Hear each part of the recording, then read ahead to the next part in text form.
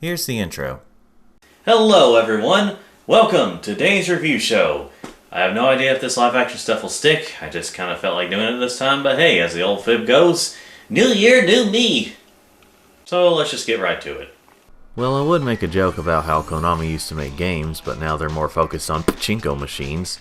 But that'll just make me sad.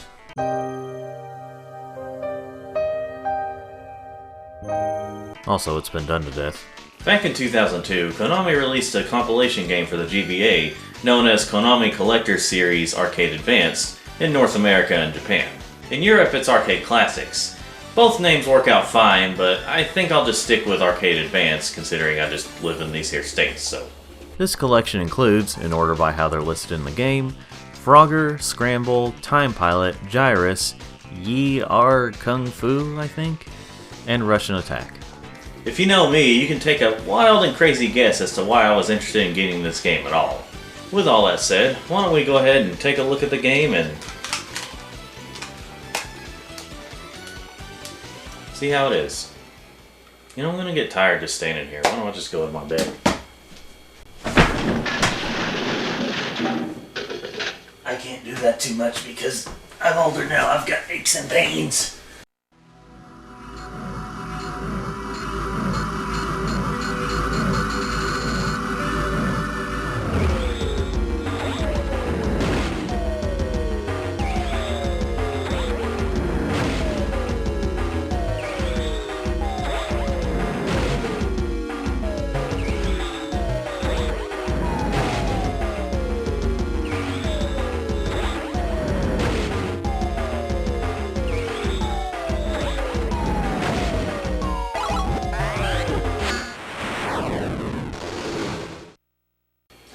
Well, I gotta let that 10-minute mark hit so I can get that mid-ad. Couldn't keep a straight face. So our first game on this list is the 1981 game Frogger, because they knew me so well. It's not even the oldest game here technically, and it's still at the top of the list. They just knew me so well. Well, yes, I am looking too far into this. This is of course the original arcade version, so if you've played Frogger, this should be familiar.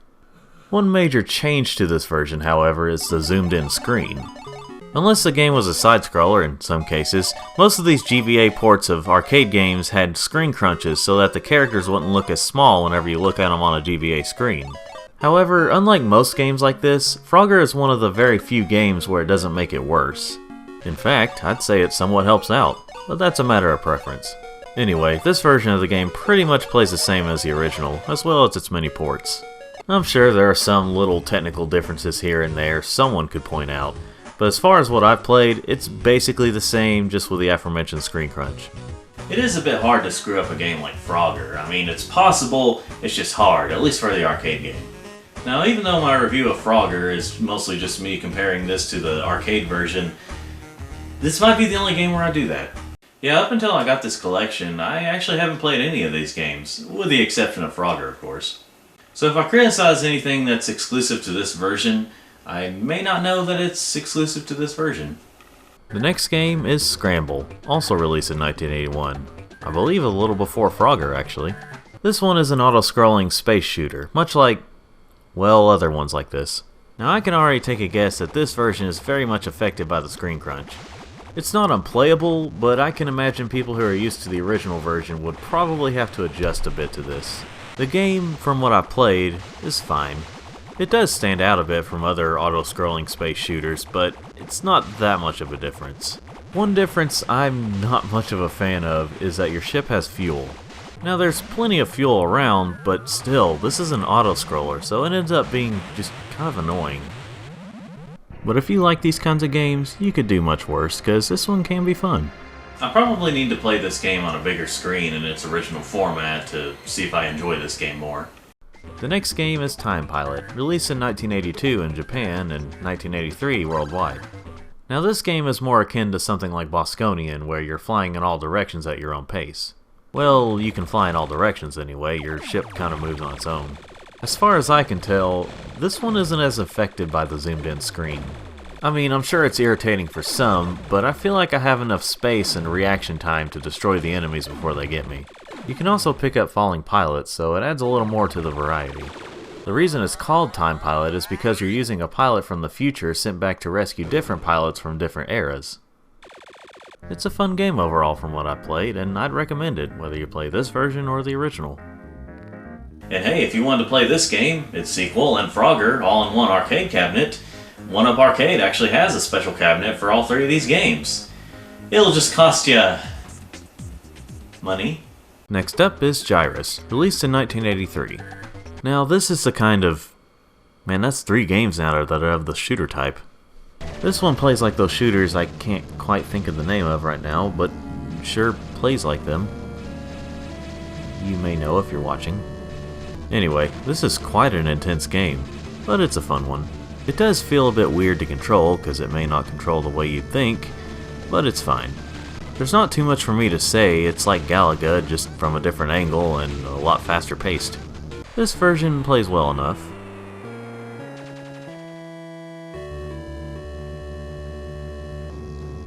I don't know how it compares to the original version, but it's fine on here. Half the freaking games in this collection are shooters. I mean, I guess if you like arcade shooters, then you may like this collection. The next game is Ye Are Kung Fu, hopefully I'm saying that right, released in 1985. Dear sweet lord, this game is hard as balls, of snow with rocks in them. This is a fighting game, but you only use one guy in terms of the single player, and face 5 other fighters. This was a couple of years before games like Street Fighter, so the lack of normal fighting game stuff is excusable. Anyway, the gameplay does feel a bit different. You'd have to play it to understand. The first guy in this game isn't so bad. He's not easy, but beatable. The second one is another story. The stupid whore skank slut thought feels way too overpowered. The game overall is fine. While I do excuse the lack of features we've come to expect from fighting games today due to when it came out, there are just much better options today. Of course, as far as I can tell, it's fine on the GBA, and I can't imagine it's that much different in the arcades. Well, we're down to our last game in the collection. While half of these games have been shooters, at least 2 aren't, so I imagine that the last one will probably balance out the collection with another shooter. Well, damn. Or should I say, shoot. I had to shoehorn in a cringy YouTuber moment. Why do we do this? I thought we hated cringy moments. Anyway, the last game is Russian Attack, released in 1985. At least this time around, it's a run and gun game and not a ship or flying device shooter. I don't have a problem with them, just a little more variety would have been nice. Anyway, Russian Attack is a fun run and gun game, and it kinda surprises me that it's allowed in this E-rated game. I mean, you are using regular type guns, a knife, and flamethrowers that, when killing enemies, shows their skeletons. I guess because there's not really any blood and not enough detail, it's not quite violent enough to receive the T rating, and this was a few years before the E10 Plus rating was around. But anyway, I do like this game. It's just a bit tough. And before anyone says anything, I know why these arcade games are hard. Well, that was all the games in the collection. But we're not quite done yet. Remember how I said this is a Konami game collection? Well, as you can imagine, the famous Konami code is here. The code is used in each game, and each one has a different effect for the games. Once you put in the code after entering a game at the title screens, you'll hear a sound and the effect will set in. For Frogger, the game's graphics are enhanced and the music is different.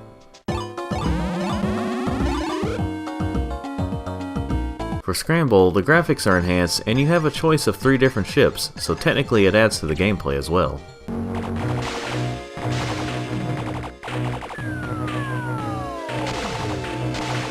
For Time Pilot, you get an extra level, which is cool, I guess.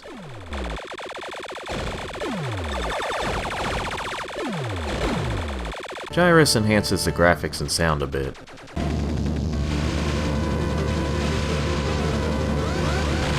Ye Are Kung Fu adds an extra character in Versus mode, so I forgot there's more to this game, but I didn't play Versus mode, so there's no footage here.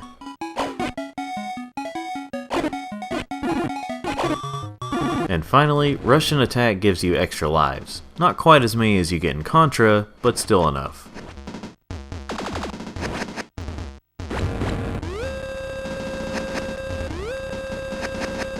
There's more to this game than one might think at first. but even if this game didn't include the Konami code, I'd still very much recommend it, mostly to 80s Konami arcade fans. As far as I know of, it's still relatively cheap these days, so if you ever thought about trying it, it shouldn't cost you too much. Now if this game didn't include Frogger, would I have still gotten it? Maybe. Well, I hope you all enjoyed this video. Don't forget... Actually, before I forget... As I was writing for this video, I found out, or was reminded, that there's a plug-and-play version of this game that was released in 2004. I haven't actually played this version, but from what I've seen on YouTube, I won't be in a rush to get it. Don't forget to like this video if you liked it, and subscribe if you want to see more of my videos, whether like this one, or any others. And thanks for watching. Now if you'll excuse me, I've got some very important business to take care of.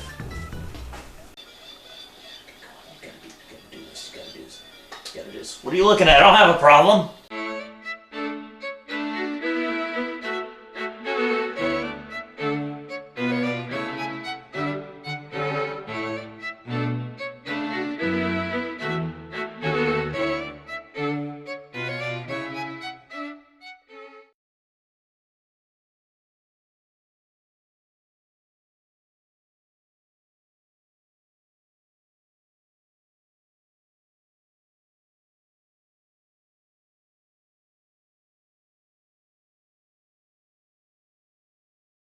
Here's the intro. Hello people watching this video, and welcome to my review show. Known as simply Danny's Review Show. I decided not to stay live action for this one. That'll just be an inconsistent thing. I mean, this whole show has been inconsistent, but anyway. You know, it just hit me recently. Pac-Man is old. Like, sometime in the year of our Lord 2022, Pac-Man will be 42. Boy, I just aged a video. Pac-Man was originally released on May 22nd, 1980 in Japan, and December 1980 worldwide. Almost 2 years later, Miss Pac-Man was released here in the States on January 13th, 1982. The thing that makes me feel old is the fact that when I was born, Pac-Man was not even 14 yet and Miss Pac-Man was only 12. So, that's cool. Anyway, let's move on to the point of this video. Pac-Man got a gray cartridge Game Boy release in 1991 and Miss Pac-Man got one in 1993. Today, we'll be taking a look at the Game Boy Color versions of these games, Pac-Man Special Color Edition and Miss Pac-Man Special Color Edition. Both of these were released in November of 1999 to my knowledge. They're both enhanced versions of the original Game Boy versions of these games. In addition to that, they also both come with an extra Pac-Man game, but we'll get to that as I talk about the games. I decided to talk about these games because I haven't had a Pac-Man specific review video since 2015 with the Dang It Show. Huh. I actually remember playing a friend's copy of Miss Pac-Man, and that was the first time I had played the extra game included. So, without further ado, I'm using that word correctly, right? Let's get to the game. We'll start things off with Pac-Man SEE, since Pac-Man obviously came out first. We might get flooded with... oh. Anyway, we're brought to the menu here, where we have a choice of Pac-Man or the bonus game, Pac-Attack. It's a basic menu, but it functions. Starting things off with Pac-Man, there's not much at all I can say. You've got a zoomed in screen, of course, and the sounds are quite different from the arcade version. There are also little details here and there with the graphics that are different from the arcade version, but all that is to be expected on the less powerful Game Boy Color. Obviously the big difference here from the original Game Boy version of Pac-Man is the addition of color. As far as I can tell, it's basically the same as the Game Boy version, just with color and updated music and sounds. So it's overall a fine version of the game.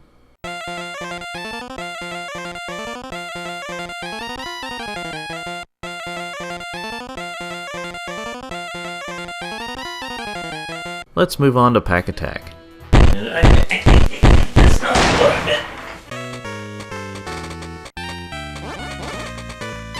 Like Pac-Man on here, this is basically an enhanced version of the Game Boy version of this game, which was released in 1993.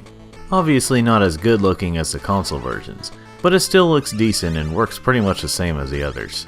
We have the usual normal mode, one that I still kinda suck at. The characters might look a tad small, but they're not too small. And of course we have puzzle mode, which can be addicting and challenging, as most of these types go. While not as good looking, there's something about these colors that look appealing to me. Not quite sure what it is, but it's a good thing it does, considering if I play through it for so long, I'll have to get used to it anyway.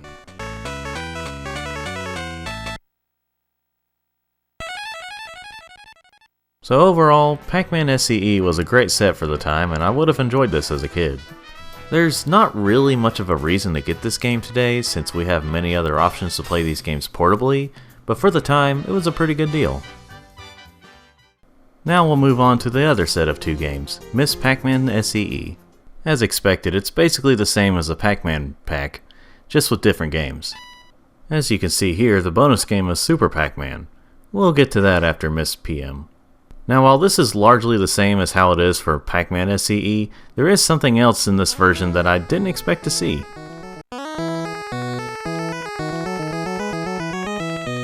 Before I get to that, I wanted to mention that in both this game and Pac-Man SCE, they have a very small room for the ghosts.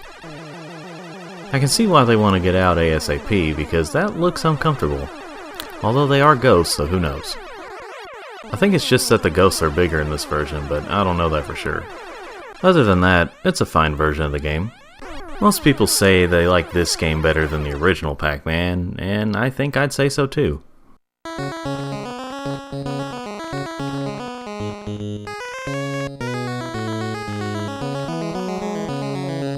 I mean, you do get different looks for the mazes as you progress, and this game overall is just more advanced than the original Pac-Man. This version, like the others, don't look or sound as good as the arcade one, but it's still a decent looking game and is an enhanced version of the original Game Boy version. Now one thing that they actually added that I didn't expect to see is the ability to play as Pac-Man. Yeah, in the 2-player mode, the second player uses Pac-Man. This isn't a huge accomplishment or anything, as it is just Miss Pac-Man without the makeup and bow, but it's still a nice addition they included. Okay, so as I was doing more research, other versions of Miss Pac-Man before this have had Pac-Man as a playable character, and even had a co-op mode in some versions with both characters. Well, I guess now this doesn't seem as impressive, it's still a nice feature that I don't think was in the original arcade release. It's still cool to me, so shut up, don't take that away from me. Anyway, now let's check out Super Pac-Man.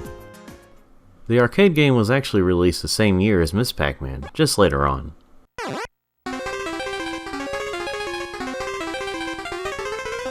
Like the others, this one's screen is zoomed in and the sounds and graphics are slightly downgraded, but it actually doesn't feel that downgraded from the original. For those who are unfamiliar with Super Pac-Man, this time around you don't collect dots. You instead unlock these gates and grab the different fruits. Like the first level has apples and the second has bananas. It's a nice change up from the original game and even Miss Pac-Man.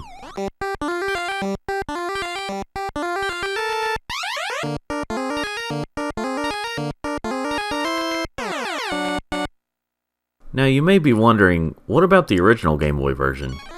Well, believe it or not, there was no original GB version of this game. So this was the only way to play Super Pac-Man on Game Boy, which makes this pack a little more special. But anyway, this game runs fine overall. I have no idea if it runs any differently on an original Game Boy, but it at least runs good on a Game Boy Color onward. Overall, this is a pretty good pack of games that I personally find better than the other Special Color Edition, and not just because of Miss Pac-Man. Again, there's not much of a reason to get this game over other options today. However, due to this being one of the only official ways to play Super Pac-Man portably, it does have a little more value than Pac-Man SCE. Now if you wanted to give either of these games a try, they are relatively cheap these days, so it wouldn't set you back too much. Well, I hope you enjoyed this video about special colored games. Don't forget to like this video if you like it, subscribe if you want to see more of my videos like this or any others, and thanks for watching.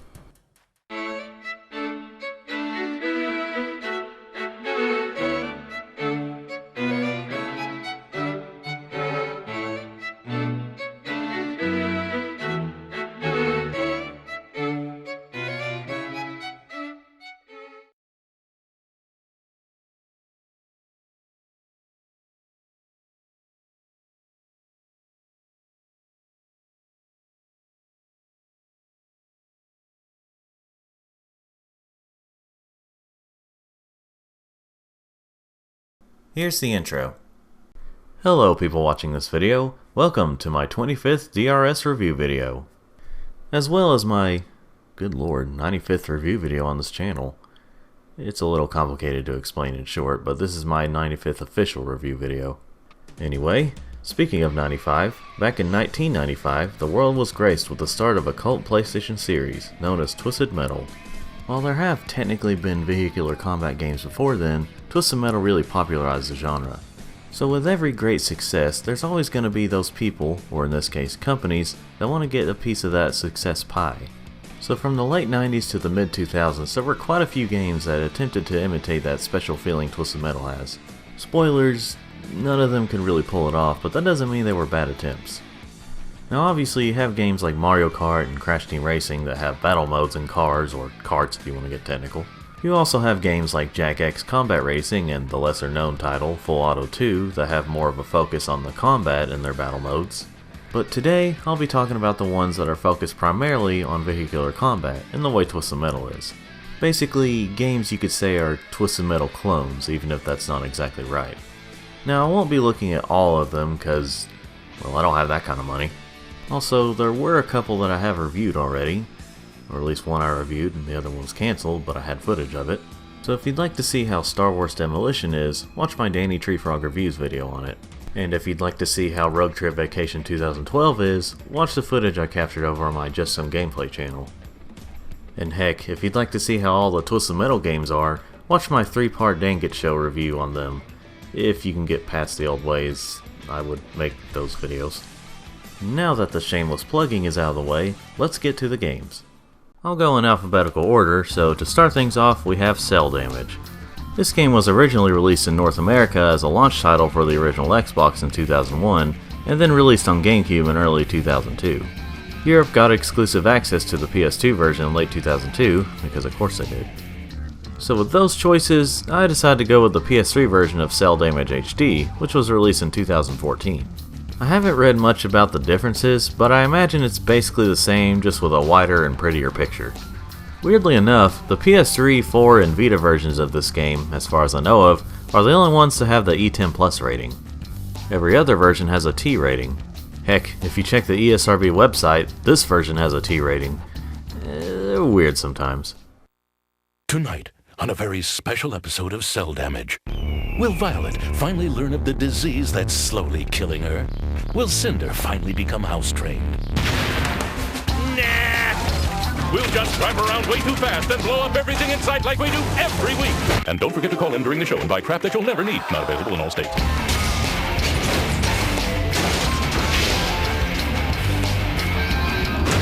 Cell Damage, tonight at 8. We've certainly got an interesting cast of characters to choose from. There are 6 from the start and 4 you can unlock. I didn't unlock any of them, but we won't be here long anyway. There are 3 different modes to choose from, but Smack Attack is the closest thing to Twisted Metal here. You okay, Buckaroo? So we're off to a great start here. The game definitely has a different feel to it than Twisted Metal. As you can imagine, everything is cartoony. The characters, the weapons, the environment, the everything. One thing this game does also have is some advanced physics for the time. The great thing is that it holds up well today. Not perfect of course, but great for a game from the early 2000s. The characters do talk and it can be annoying at times, but it could have been a lot worse. At least the characters are nice to each other. Each character has their own standard weapons. They all basically work the same, they just look different. Of course, you also have obtainable weapons that everyone can use. Another thing you can do, which is pretty nice, is flip your vehicle in 4 different directions using the right control stick. It's pretty good for getting out of being attacked and if you get stuck somewhere. The other 2 modes are fine. Flag Rally is a fun take on modes like Capture the Flag, and Gate Relay, while fine enough, is a bit messy when it comes to the way this game is. There are cutscenes for each character, so there is sort of a story mode. Whatever you want. Take it. Money, jewelry. I don't want that. You're gonna put me on the show, see? You're gonna make me a star, if you know what's good for you, huh? Oh, not you again. You're already on the show, you moron. Oh, actors. Overall, it's a good game. I'd still pick most Twisted Metal games over this one, But if you want a cartoony take on TM type games, you can play Twisted Metal Small Brawl. But if you want a good one, then play this game. Now we'll move on to a game that's kind of weird. By weird, I mean the fact that this kind of game with this kind of theme exists. The game is WWE Crush Hour. Yes, a WWE themed Twisted Metal clone is real. This game was released in early 2003 for PS2 and GameCube. I might have expected a Demolition Derby game with WWE, but not a full-on blow shit up in weapon-filled vehicles game. But it's real, and I captured footage of the GameCube version, so let's take a look at it. And by the way, I am still sticking with the alphabetical rule. I'm just counting this as Crush Hour, not WWE, you get it. Welcome to the landscape of television now that WWE owner Mr. McMahon controls all the networks. Now you can see his WWE superstars in all your favorite TV shows and commercials. And though the critics continue to protest, you can't argue with success. In fact, Mr. McMahon is now revving up for his most anticipated and some say dangerous debut to date. A no-holds-barred battle where the superstars trade in their muscle for muscle cars. Welcome to Crush Hour. Thanks to our sponsor, Mr. McMahon. Tonight, you will witness WWE superstars battling for survival behind the wheel. Let's take you to the action. And now I don't have to explain the story. Going to the character selection, good lord, there are a lot of characters to choose from, even before unlocking others. There are also many arenas to choose from. Not as many as there are characters, but still a good number of them.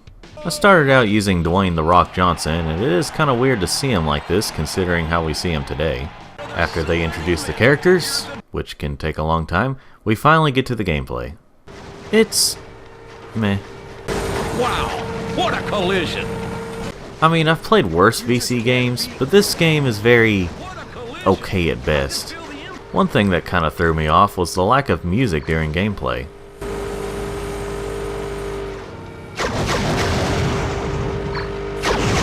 I mean, with a game like this, I kind of expect there to be like copyrighted music, but instead it's just crowds and destruction. Anyway, the gameplay itself is your standard setup for a VC game.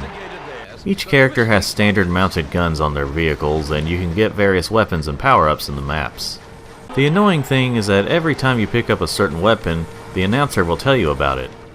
Every single time, I think. Booker T now has control of the Twisty Rockets. To be fair, you can mute that, but still. For the next map, I decided to go with Stone Cold Steve Austin. I'm not sure exactly why he comes to mind, I just decided to choose him. I do like the variety of maps in this game. What's also kind of interesting is that every map has its own gameplay mode.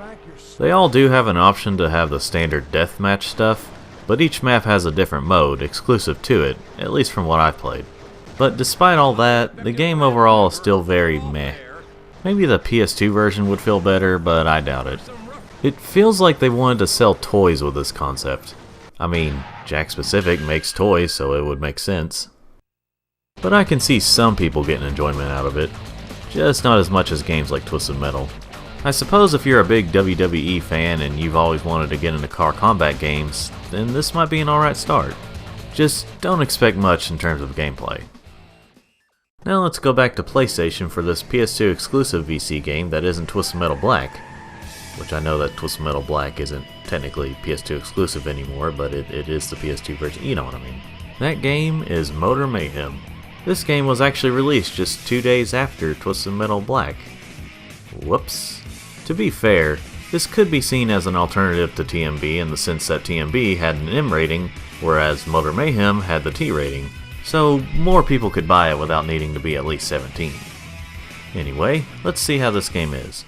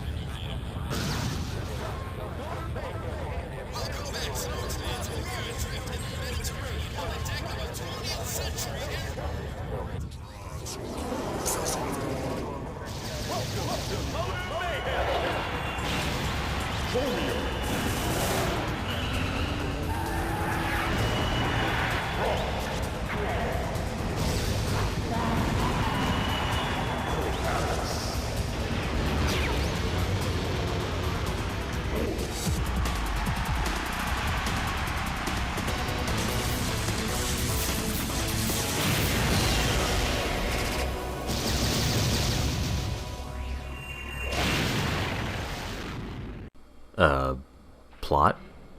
Welcome to the Vehicle Combat League. Motor Mayhem. So, this is from Vehicle Combat League. I wonder what else they've done. That's a good sign. There only seem to be 8 playable characters here, but they did try to make it interesting by having them on separate teams and each member has a rival on the opposing team. There's a good amount of maps to choose from here, and you can have up to 6 opponents. Kind of weird considering there are 8 characters, so that's just one less you can have there, but it's not a big deal. In terms of gameplay, it kind of surprised me. This probably isn't something you'd notice just watching it, but Twisted Metal has always had a certain control scheme that is different from any other vehicle-based game, with the exception of Twisted Metal 4. Typically, in nearly every game, you use either square or up on the D-pad to move, rather than the usual X to move. Again, TM4 is an exception. Well, in Motor Mayhem, you actually use square to move. It doesn't quite have the same feeling as Twisted Metal, but I thought that was pretty interesting. One major thing I learned while playing this game is, I suck at this game. Like, I really suck at this game. It didn't help that while I was recording, I was kind of far away from the screen. But even if I was closer, I feel like I still would have sucked at this game. I guess that means that the game might be quite good, right? Well, not really. Despite not really being good at the game, I can still tell that some of that was from the game's shortcomings. One thing is that the vehicles feel way too slidey at times, mostly when you're trying to do a sharp turn.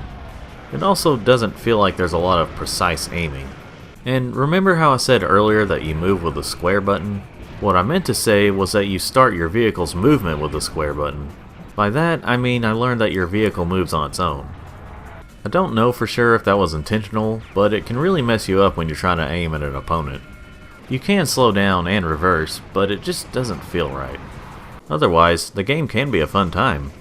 Something else I've realized about this game is I'm pretty sure it was made to potentially sell toys, kind of like WWE Crush Hour maybe. Judging from the way the characters and their vehicles look and with all the freaking ads in the game, I have a feeling they wanted this to be a big franchise for Sony. That's not to say this game didn't have any love put into it, just look at the behind the scenes stuff to see. But overall, the game is fine, just wouldn't play this over most of the Twisted Metal games. We're now halfway through the list of games that I have to play. It's not a very big list. So the last 3 games I want to talk about are part of a franchise that only had 3 games. The series I'll be talking about that was the closest rival to Twisted Metal back in the day is Vigilante 8. This was an Activision franchise, and you can tell by the feel of it. It's kind of hard to explain. Anyway, first we'll take a look at the first game, simply titled Vigilante 8, which was released in 1998 for PlayStation and then 1999 for N64 and Game Boy Color. Odd choice with an odd cartridge. I played the N64 version since I have both that and the second one on my Ed64 Plus. Also, side note, I didn't have the expansion pack when I recorded this, so if it doesn't look as good, keep that in mind.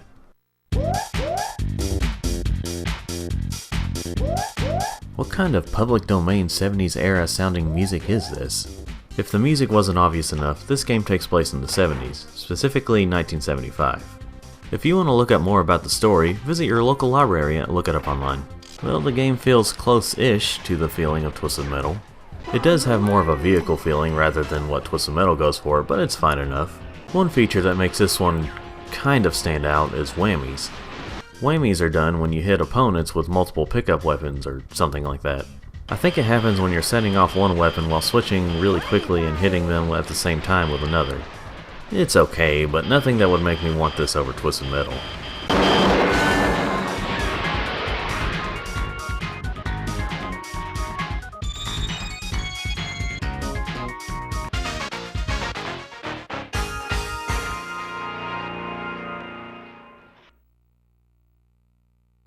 One thing that's annoying as hell is when you don't have a picked up weapon, or if it's not ready yet, you hear a loud buzzing sound each time you press the button. I mean, yes, I could just not press it right away, and it's pretty standard for some games, but it's no less annoying when you press it like I did. Anyway, you have 3 different modes here: Quest, Arcade, and Survival, in that order. I don't think I need to explain as much. You can probably figure out that Quest is the story mode for the characters, Arcade is your standard gameplay, and Survival is an endurance mode.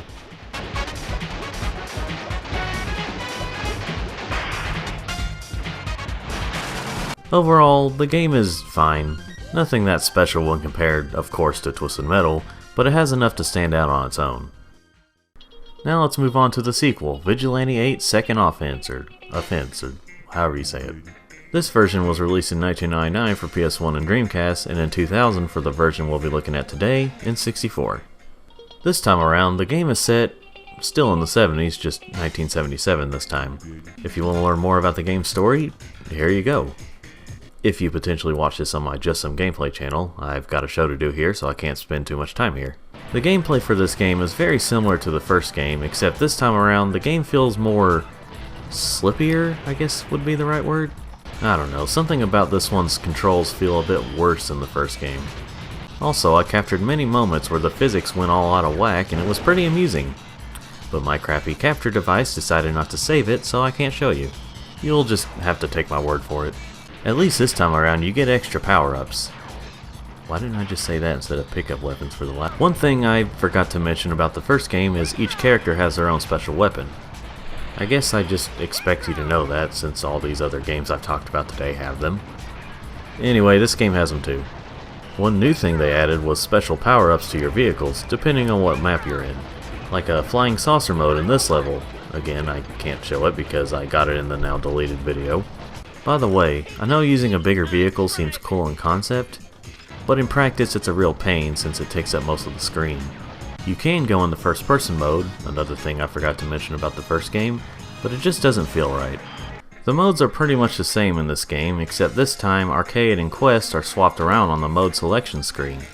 So, that's different. Anyway, I played survival mode with a garbage truck in Florida, and I was done after that. In some ways, this game is better, but with the more slippery controls and strange physics, it's worse at the same time. So I guess I'd recommend it just as much as the first. Now on to the final game in the Vigilante 8 series at this time, as well as the final game for this video. Yeah, believe it or not, Vigilante 8 had a game on a 7th gen console in 2008. That game is Vigilante 8 Arcade for Xbox 360 via Xbox Live Arcade. At first I wasn't sure if this was a sequel or not, but apparently it's a remake of the first game with some elements from Second Offense. I had no clue this game existed until I saw a Gaming Pastimes video on it. So let's see how the game is for us. Me, I guess. Well, here we go. Let's see that next gen Vigilante 8 style.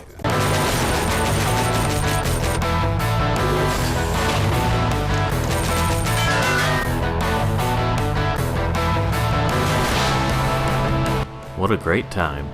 The game seems to run at a smooth 60 FPS, though you probably can't tell here. And yes, the game does have HD graphics, I just didn't capture it in HD. Anyway, the game does primarily play the same as the first two games, but in some ways it feels better, and worse. I noticed the physics for the game feels just as, if not more, wonky than Second Offense. But it's mostly only a problem when you're trying to make precise moves. The modes are pretty much the same here, except I don't think survival is here. But there is a new mode called Freewheelin', which I'll get to here in a bit. I almost made it all the way through quest mode, but the game decided it didn't want my opponent to die. Shut up and bleed, motherfucker.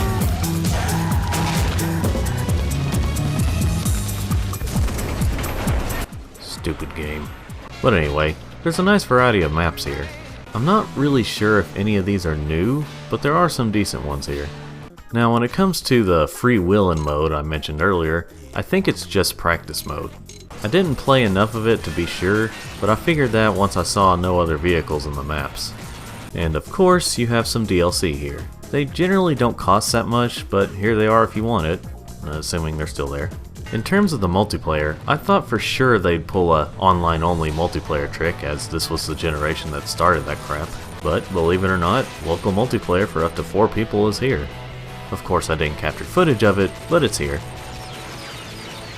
This really isn't the greatest VC game, and it's not even really the greatest Vigilante 8 game, but it's playable. If it was like this, but was released at retail price, I'd be more negative towards it, even if it included all the DLC. But for a $5 XBLA game, you could do a whole lot worse. So if you're curious about the game, it wouldn't set you back much at all to get it, assuming the game is still there when you're watching this video. And that concludes this list of VC games, ladies and gentlemen. Like I said, this is a short list compared to how many games there are that try to imitate Twisted Metal, let alone vehicle combat games. But I feel like some of these games could be nice alternatives if you want to take a break from how the usual Twisted Metal setting is. I do hope you enjoyed this video, and let me know what your favorite VC game is, whether it's like Twisted Metal, is Twisted Metal, or not. Until then, like this video if you liked it, subscribe for more of these or any other types of videos I make, and thanks for watching.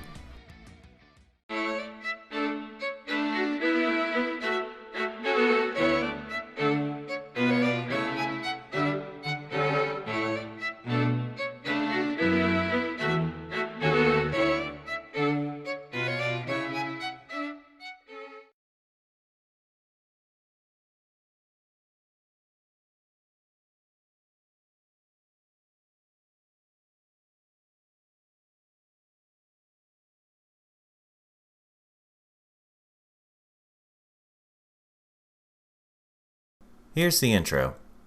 Hello people watching this video, and welcome to Danny's Review Show. You ever have those experiences where during that time you're just like, what am I witnessing? And then soon after it's over, you're still trying to wrap your head around what just happened. Well, that was the experience I got when I watched and slightly played Ace Ventura: Pet Detective: The Case of the Serial Shaver. First of all, I had no clue this ever existed until around 2020, 20 years after its release.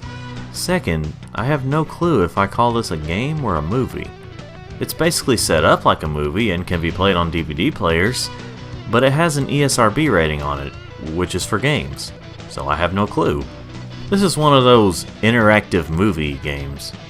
But that's not what I'm trying to wrap my head around about this movie game. So sit back and brace yourself for what you're about to see as we use our detective skills on this thing. By the way, I love the first two Ace Ventura movies, so that's why I was even interested in this in the first place. Just a little trivia for you. Now first, let's address the elephant in the room.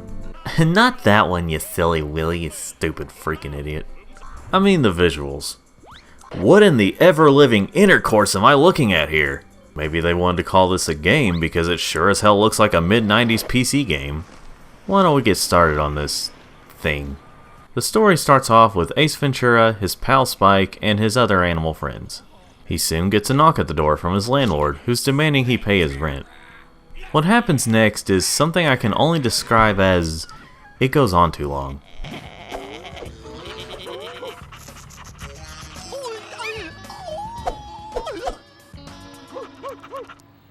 This means quiet. It's rent day, Ventura. I just don't even know what's going on. I think he's trying to signal to the animals to hide because pets aren't allowed there, but just why? You pay or you're out.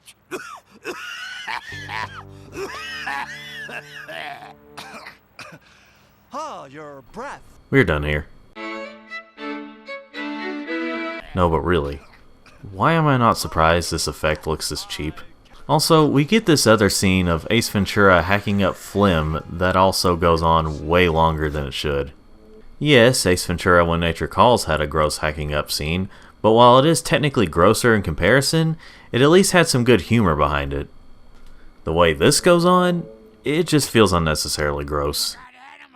After that, Ace gets a phone call from a veterinarian at a zoo who wants Ace to find out what's going on there with details we'll get into later. I swear within the first minute of this interactive thing, you can see just how bizarrely bad this game, movie, whatever is. Not only do we see how cheap the visuals and effects are, but we also see how cheap the animation is too. I could just end it here. But the video would be too short and we haven't even gotten to the interactive part of it yet. Anyway, Ace accepts the job and heads off to the zoo. Dang it, Ace. That's hot. Ace learns that the case he has to solve is what happened to this lion, whose fur has been shaved. Soon after, a lady Ace finds attractive walks up, making Ace so horny he does his weird movements again. And wouldn't you know it, we finally have an interactive moment. And it's just a scene of Spike vomiting on this lady's shoes. The next time we see an interactive moment, it's actually multi-choice. The problem is, they're just pictures. Not pictures that would hint at what to do, but very extremely vague pictures. Now you might think, well, just wait. They'll show you what the choices do eventually, right? With this multipath entertainment thing, no it does not. It chooses whatever you currently have highlighted if you don't choose before then.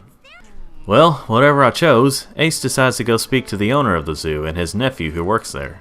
The reoccurring joke they have here is that the nephew keeps calling him Uncle Milo when he's told repeatedly to call him Sir.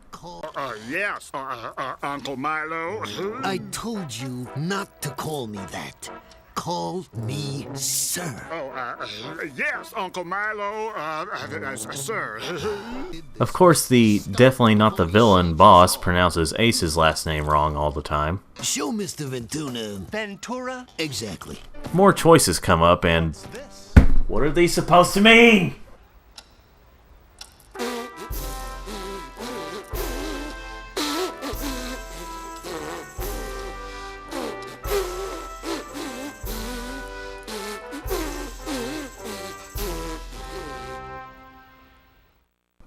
I honestly don't know how much more I can take of this. I actually did get through the whole thing somehow. Honestly, the best part of this entire movie is the voice acting. I mean, they're not all bangers. I'm sure people are split down the middle about the nephew. What's his name? Ralph? I didn't touch no liar! Anyway, I'm sure people will either like or hate his voice, but other than that, they're mostly good. I'm gonna be honest. There's so much to talk about here, I just can't do it. I'm used to babbling about games, but this is just a movie with game elements.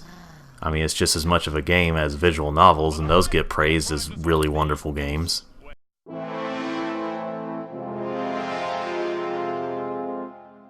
There's just so much to unpack here, including a scene where the boss has a flashback to when he was born that he somehow remembers.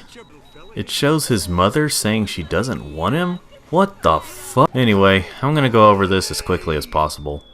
Basically, Ace takes up a job as the guy who cleans up the elephant poop and searches around for clues. He asks around for answers as more weird movement and low-hanging fruit jokes occur. Ace talks to the zoo employees, the boss, a cop who doesn't do much to help and is the love interest of the lady who is absolutely horny for him. While all this is going on, more animals are shaved as they piece together that each animal has a word that's part of the 7 deadly sins. Also, while all this happens, I have no idea if the choices I'm choosing have any real effect on the story.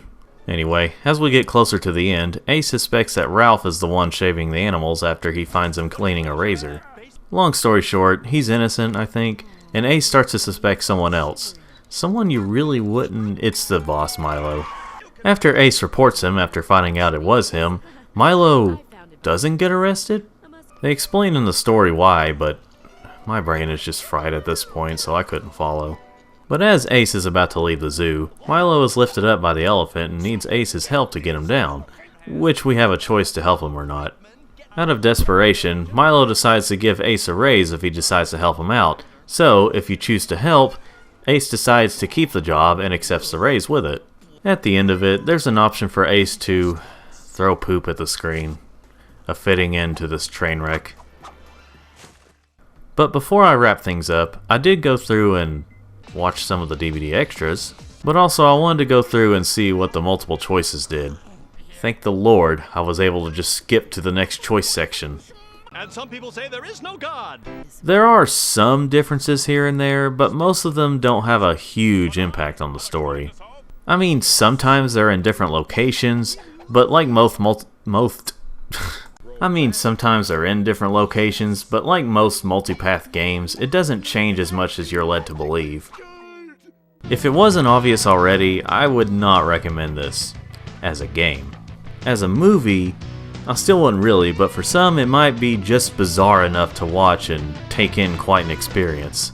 Basically, if you want a better review of this movie, try and convince SaberSpark to take a look at this piece of animation. So anyway, I hope you enjoyed this video despite how fast-paced and different it was. Like this video if you did like it, subscribe for more videos like this or any others that I make, and thanks for watching.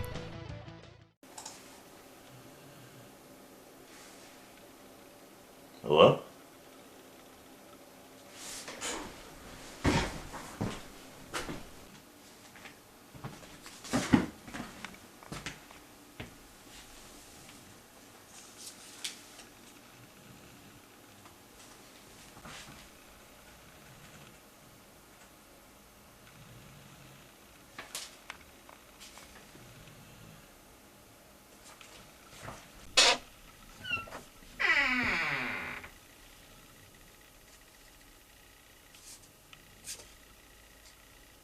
Well, that's odd. Not really long enough for me to, like, investigate anything, so... Oh well, I'll just get back to the video.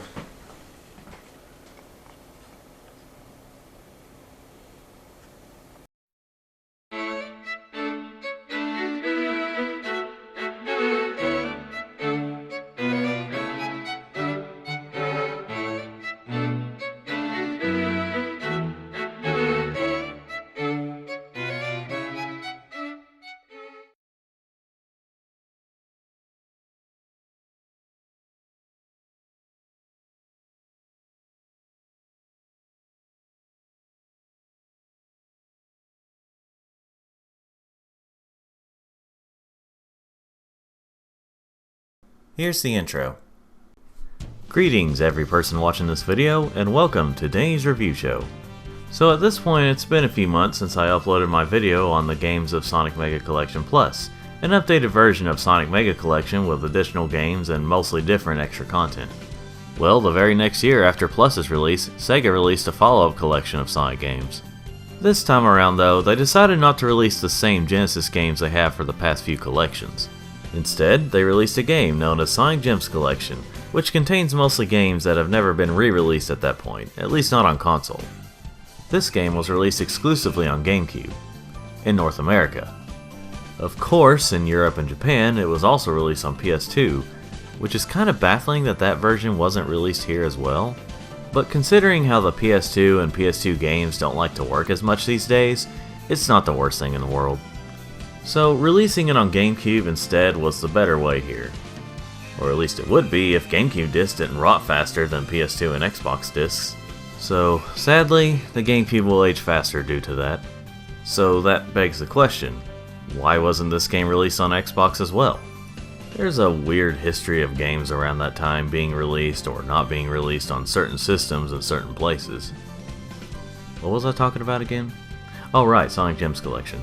Why don't I do what I did with Mega Collection Plus and take a look at the menus and extras before the games? Without wasting any more time, let's get to that. Sega!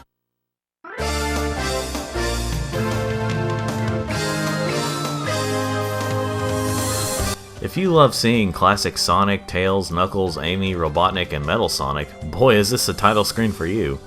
This game has a lot of pleasing visuals to the backgrounds. I mean, if you're not a big fan of a lot of things going on in the background, it might not be that pleasing, but it's still nice. The game list menu is nice, but I do kind of wish it was like Sonic Mega Collection Plus, where the backgrounds show off the gameplay of whichever game you currently have highlighted. But that's just a little preference of mine, and it's not a big deal. If you notice on the left side of the titles, they have letters like AG, SCD, SS, and most of them saying GG. I'm sure most of you already know what they mean, but for those who don't, I'll get to that when I get to the games themselves. Assuming I remember to. Of course we have a menu for the manuals for the games. What's interesting here is that they also have manuals for the PC versions of Sonic CD and Sonic R. Again, if I remember to, I'll talk about that when I get to those games. Now, the museum in this game is in some ways not as good as Mega Collection and especially Mega Collection Plus's museums, or extras menu, but it mostly gets the job done and has a few things that stand out. With the exception of a couple of games, instead of having to unlock certain games, this time you mostly unlock pictures and movies. I still wish it wasn't quite that way, but I do like that better than having to unlock a ton of games through playing nearly every game an absurd amount of times. One thing that's new about this museum is that you have a few different tracks you can play. There's not that many, and I think you have to unlock them, but I can't remember that for sure. But whatever the case is, it's a nice touch. Anyway, the museum overall is fine. Yeah, you can look up most of these images and more online, But in 2005, access to good internet was still in its infancy, so this was a good alternative for the time. Something else that's in the museum that really makes it stand out is challenges. By that, I mean you play certain sections from previous Sonic games in a certain amount of time. As of this recording, I only have 2 unlocked, but I'm sure there's more. You don't really get much for it, if anything, but it's still a cool little feature. Moving on to the last menu, we have hints. These are also things you have to unlock, but when you do, you can also see them as you play the games. They're just here for, well, I guess to show which ones you have unlocked. And we also have credits here. And that was Sonic Gems. Oops, I did it again. We still have games to look at. Starting off the list, we have Sonic the Fighters, also known as Sonic Championship, but mostly Sonic the Fighters. This is the only game out of this list that I have reviewed before on this channel. It was the 3rd episode of the Dangit Show, so it's been a while. If you're wondering what the AG next to the title means, it means arcade game. I'm pretty sure. This, at the time, was the only way to play this game at home, outside of paying a lot of money for an actual arcade cabinet. There was going to be a Sega Saturn port, but obviously that didn't happen. We have 8 characters to choose from, with 2 making their only playable appearance in the franchise. Of course, starting out, I chose Sonic. No matter what character you use, the path is the same for every character. So you start off by facing Knuckles in South Island, aka basically Green Hill. Given that this is the first fight, you can imagine that this is the easiest fight in arcade mode. Also, given that this is an E-rated game, instead of blood you have rings. The controls work relatively fine. I mean, this is a game where for the most part you just mash the punch button and you can win that way. But there are many different attacks and combos you can use to spice things up. Knuckles was a pushover since he was the first opponent, so moving on to the next opponent, we have Amy in her original design at Flying Carpet. You actually have limited blocking in this game. By that I mean you only have a certain number of barriers you can use to block your opponent's attacks. Luckily though, it doesn't pull a Mortal Kombat 2 and give your opponents the advantage, so they have a limited number of barriers too. I rarely ever block in fighting games, so I set it to just 1 barrier to knock out the opponents a bit quicker. The next fighter is a very iconic character in the franchise. I'm kidding, it's Bark the Polar Bear in Aurora Icefield. It seems like he should be stronger, but of course he's not, at least not here since he's only the 3rd opponent. The graphics at the time were pretty good. Yes, they look pretty dated by today's standards, given that everyone is very polygonal looking, but for an arcade game in 1996, they're pretty good. The next fighter is Espio from the Chaotix and Mushroom Hill from Sonic & Knuckles. The sound design is also pretty good. It's mostly cartoony sound effects with some boxing bells thrown in. The music is also decent, not my favorite in the series, but still a decent soundtrack. I don't really have an opinion on the voice acting, probably because there pretty much are no voices in the game. There is a slight chuckle from Robotnik, but that's about it. Next character to fight is our best friend, Tails on the Canyon Cruise. This is where the game is noticeably more difficult, not unbeatable, but harder. Tails feels a bit overpowered here, but I'm pretty sure it's due to the AI knowing when to attack more. The next fighter is Fang the Sniper / Knack the Weasel in Casino Night. He's been playable in about 1 or 2 other games, and the rest he's been in have been cameos. Of course he's gonna have an advantage, he's got a freaking gun. It's a pop gun, but still, in fighting games, they're pretty much cheap to use. So you better believe I spam the crap out of those moves whenever I use an armed character in fighting games. But like Tails, he may be harder, but he's not unbeatable. And the next opponent is another iconic character. I'm kidding. It's Bean the Dynamite in Dynamite Plant. Is there a bird called Dynamite? No, apparently he's a woodpecker. Then why did you call him Dynamite? Anyway, the difficulty is a tad higher here, as expected. I did set the game to easy mode, so that's probably why I've made it this far. But I will say I do like the difficulty balancing in this game, as it only gets harder as you progress, as fighting games should. Not adaptive difficulty, but the next level getting harder. Before I move on from Bean, I should mention that when it comes to characters that use weapons, Amy, Fang, Bean, you can actually use their weapons against them. I don't have footage of it, but when you use the right moves at the right time, you can grab their weapons and use them against their owners. Like tossing Bean's own bombs into his mouth. Now of course your opponent can do the same to you if you use one of those characters, but hey, fair is fair. And the final opponent, out of all the playable characters, is none other than Sonic himself in Giant Wing from Sonic 2.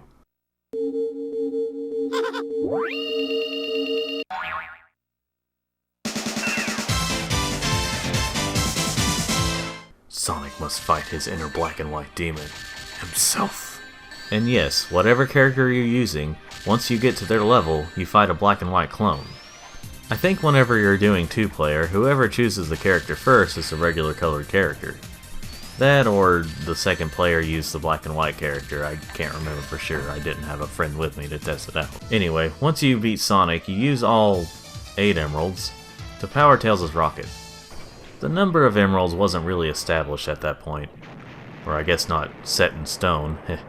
Anyway, the character uses the rocket to go to Robotnik's Death Egg 2. And here, we start off fighting Metal Sonic in the Death Egg Eye. Well, there goes the fair difficulty progression. Metal Sonic is an overpowered piece of crap. You can tell he has different moves from different characters, and boy does he use them. He also takes way too much health from the player.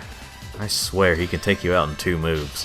This is one thing I can't stand about mostly older fighting games, making the semi-final fight extremely difficult. I get why it's so hard, but this isn't fun, it's frustrating. In these kinds of fights, if you win, it doesn't feel like you overcame a challenge, it feels like you got lucky. Metal Sonic is to Sonic the Fighters what Goro is to the original Mortal Kombat. But once you finally beat him, you get to the last fight, Dr. Robotnik himself. Well, Robotnik in a mech suit, but still. Now this fight will be incredibly easy? Not saying it can't be hard, but I feel like Metal Sonic is the real final battle, whereas Robotnik feels like a quick win-or-lose challenge. There's only one round, and Robotnik is definitely a pushover. Well, once you beat him, the Death Egg 2 blows up and you win the game. While the credits play, you can actually see short replays of your victories at the bottom left of the screen. Before we go, let's take a quick look at some of the other fighters. I'll be using Knuckles as the punching bag. Sorry, Knuckles. All the characters have some similar moves, but each one has some unique moves as well. It can be pretty fun to try and pull off some different combos. I used to think this game wasn't all that good, but now I think it's a decent little fighting game. There are definitely better fighting games, but this is still a good one. Now, if you want the best version of this game on console, it's currently downloadable on PS3 and Xbox 360 for only $5, I think. And the 360 version is compatible with Xbox One and Series X and S. That was a mouthful. Apparently it's also playable in the game Lost Judgment, which is random but awesome. Also, like I mentioned in my Dang It Show video, the arcade machine is in Wreck-It Ralph, which in the story is why Sonic is in that movie and the sequel. Anyway, I would recommend this game. Now let's move on to the next game on the list, Sonic CD, or Sonic the Hedgehog CD if you want to get technical. Now, given how much this game has been reviewed, I won't be here too long. Now, since there's an SCD next to the title, you can take a wild and crazy guess that this is the Sega CD game. Though if you guessed that, you'd be wrong about this version. This is in fact the PC version of Sonic CD, which is why the PC version's manual is included in the manuals menu. After seeing how the actual Sega CD version of this game is, this was the better choice. Not that it's bad, but you know. Anyway, this is one of those games where you have to wait a few seconds at the title screen before seeing the opening cutscene. After that, we can finally start the game. But if you can wait a few minutes, Sonic, I'll be right back.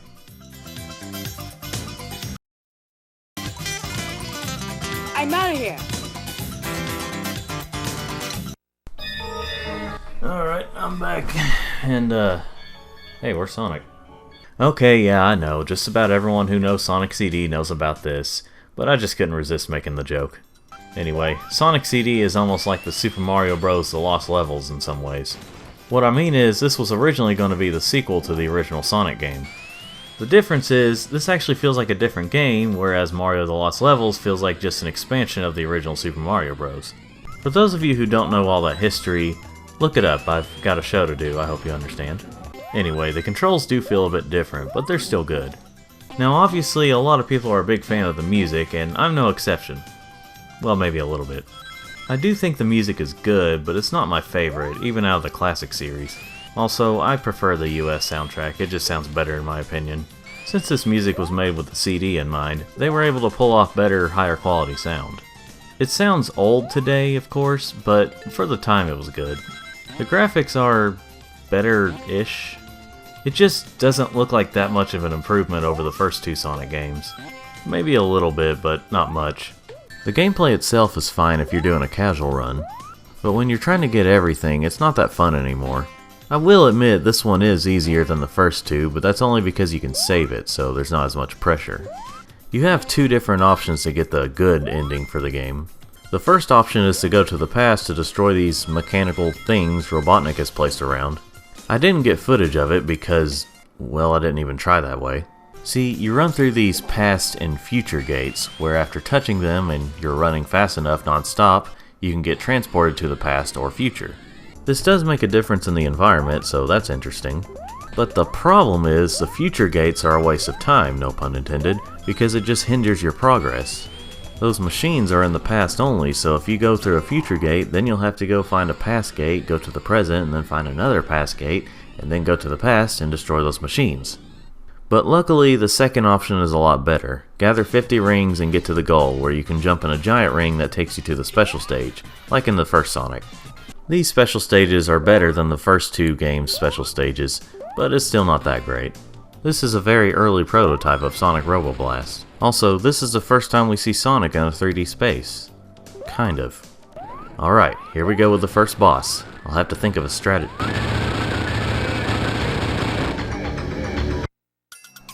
Never mind. The next stage is where we first see Amy. Actually, not really, but most probably see her here first. This is also where we first see Metal Sonic. And this is where I'll end the review of this game. Sonic CD overall is okay. It controls well enough and the music and sounds are good, but the game just doesn't have good level design for what you need to do. I won't claim to be in the minority when I say that this game isn't that good, because after this game's Christian Whitehead release, I think a lot of people saw that the game isn't as great as they once thought. I remember everyone putting this as number 1 on their top 5 best Sonic games lists. So for a while, I did too, but when I formed my own opinions on things more, I realized this game isn't that great. Not at all bad, but not great either. Now let's move on to the only other 3D game on this list, Sonic R. Yes, this one has been reviewed a lot too, but I might have a little more to say about this one. Now like Sonic CD, despite the logo saying SS for Sega Saturn, this is actually the PC version of Sonic R. If you know how the actual Saturn version of this game is, you'd understand. Traveler's Tales made this game. Only they didn't change their logo to the 2 T's until like 2005. Alright, this collection came out in 2005. Still, that's kinda weird that they would change it, but whatever. On to the title screen with the interactive 3D R. Of course we have, 9 characters to choose from. One extra from Mario Kart 64's character selection. Yeah, take that! Sonic is way better than Mario! Now doesn't that sound stupid, people who still compare the two at this day and time? Anyway, 5 of them have to be unlocked, but just ignore that and let's head on to the gameplay.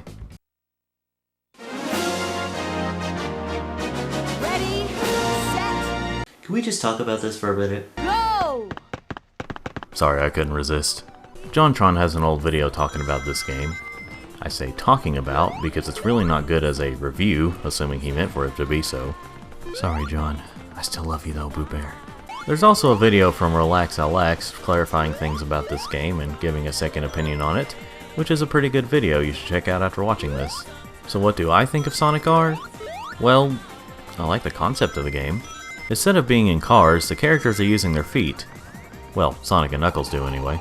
Tails gets a running start with his feet, but then uses his tails to move after going fast enough. Otherwise, all the others either float or move by other means. My point is, I like that it's not just everyone being in cars, and the game has a tad bit of platforming. Not to mention the added detail of having different weather in the levels at random, and said weather can have different effects on the levels is neat. There are also a few different game modes to play around with, so it's not just racing. The execution of the game? A lot of us know about the infamous controls of the game, how stiff they are. The graphics have most certainly aged. The way you have to collect the emeralds and unlock the characters can be frustrating. And there are only 5 levels in the whole game. As for the music, I'm kind of split down the middle about it. All of this just makes the game not fun to play. For the most part. For the time, I'm sure it was fun, and as a joke, it can be fun today. But as a racing game altogether, it's creative, but not well executed. But again, I do like the concept and I would be interested in seeing another 3D Sonic racing game where most of the characters race outside of their vehicles. That isn't a mobile game. We did at least get a couple of side-scrolling Sonic racing games via Sonic Rivals 1 and 2, but I would like to see another on-foot Sonic racing game sometime, maybe something similar to Rayman Rush and Rayman Arena. Anyway, this game is okay if you're in the right mood. It's definitely not worth getting a Sega Saturn for, but if you can find Jim's Collection or a PC that can run the game, if it's cheap, then it might be worth checking out. Now as for the rest of the Sonic games, we'll be taking a look at the Game Gear titles. Starting off the list is Sonic the Hedgehog 2. This is even less like Sonic 2 on Genesis than Sonic 1 on Game Gear is compared to Sonic 1 on Genesis. Anyway, let's check it out. Boy, I sure can't wait to go on this adventure alongside my buddy.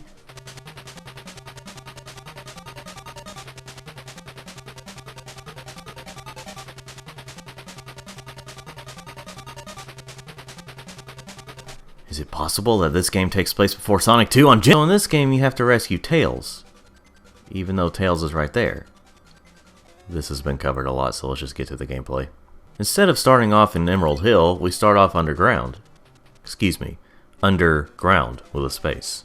Anyway, you can tell right away that there will be some screen crunch issues. Also, a lack of the spin dash is a good sign, but at least I found the secret room with a life in it. I won't be too long here, but I can tell you that Sonic 2 on Game Gear is I've never really gotten past the first third of the game, but that's because of the screen crunch. There are too many hazards in the way, but there is something that makes this easier. The Game Gear games in this collection have an option to use save states, and new to the Sonic Compilation games, quick saves. Quick saves let you save and load your games quicker. They're only saved for as long as you're playing the game, but they are pretty useful. They're pretty common these days, but this was a nice new feature that I never really used as a kid.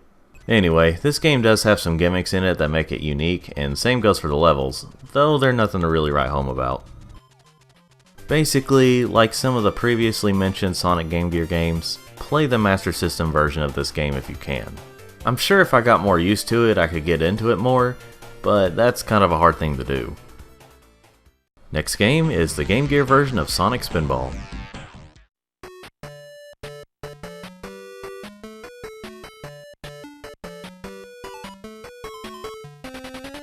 I'm sure some compromises were made to get this game running on Game Gear, but I'm sure it's a nice little... Oh dear. Yeah, this version is a bit infamous for how bad the physics are. Like, if the Genesis version made you want to pull your hair out, get ready to get addicted to them cigs. There's really not much else to say. It's basically a downgraded bootleg feeling version of Sonic Spinball. Although the bonus rounds are quite interesting. In the Genesis version they were set up kind of like a regular pinball machine, but here it's not that. You collect rings by using your pinball physics, but ultimately it's not a very good game. I'm not really sure if there is a Master System version of this game, but I can tell you that if there is and it's like this, just don't even bother. It's too bad because it would have been nice at the time to have a unique pinball game on the go. Oh well, we have other ways to play the Genesis version on the go these days.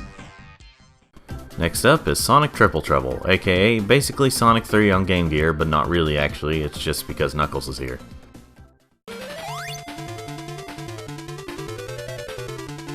Let's start up Sonic Press Start Triple Trouble. This is very similar to Sonic Chaos, where you have a choice of using Sonic or Tails. I mean, I know you could use Tails in games before this, but you know what I mean, the menu here.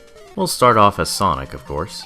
Speaking of Sonic Chaos, this feels a lot like that game.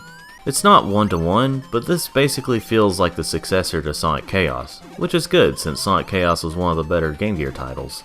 You have a similar look, you have some gimmick crates or TVs or whatever, and it just uses so much from Chaos. But of course, the one thing that kind of brings it down is the screen crunch. It is understandable why they did that for the Game Gear, it didn't exactly have the biggest screen. But I still wish something better could have been done. Well anyway, Tails also pretty much plays the same as how he did in Chaos. I have played quite a bit of this game, but I still haven't beaten it. That darn screen.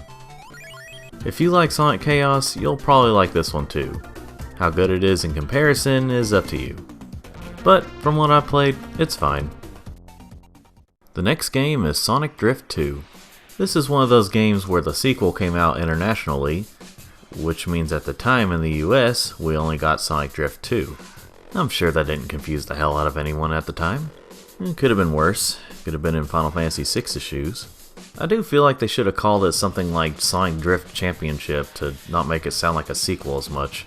Or they could have gone with Europe's title, which is Sonic Drift Racing. I mean, what the heck, Sega of America? Now, the previous game wasn't really good unless you like games like Pole Position, and this one plays similarly to the first game. So, I was prepared to rip into this game as well. But instead, this game surprised me. Somehow, it just feels better to play.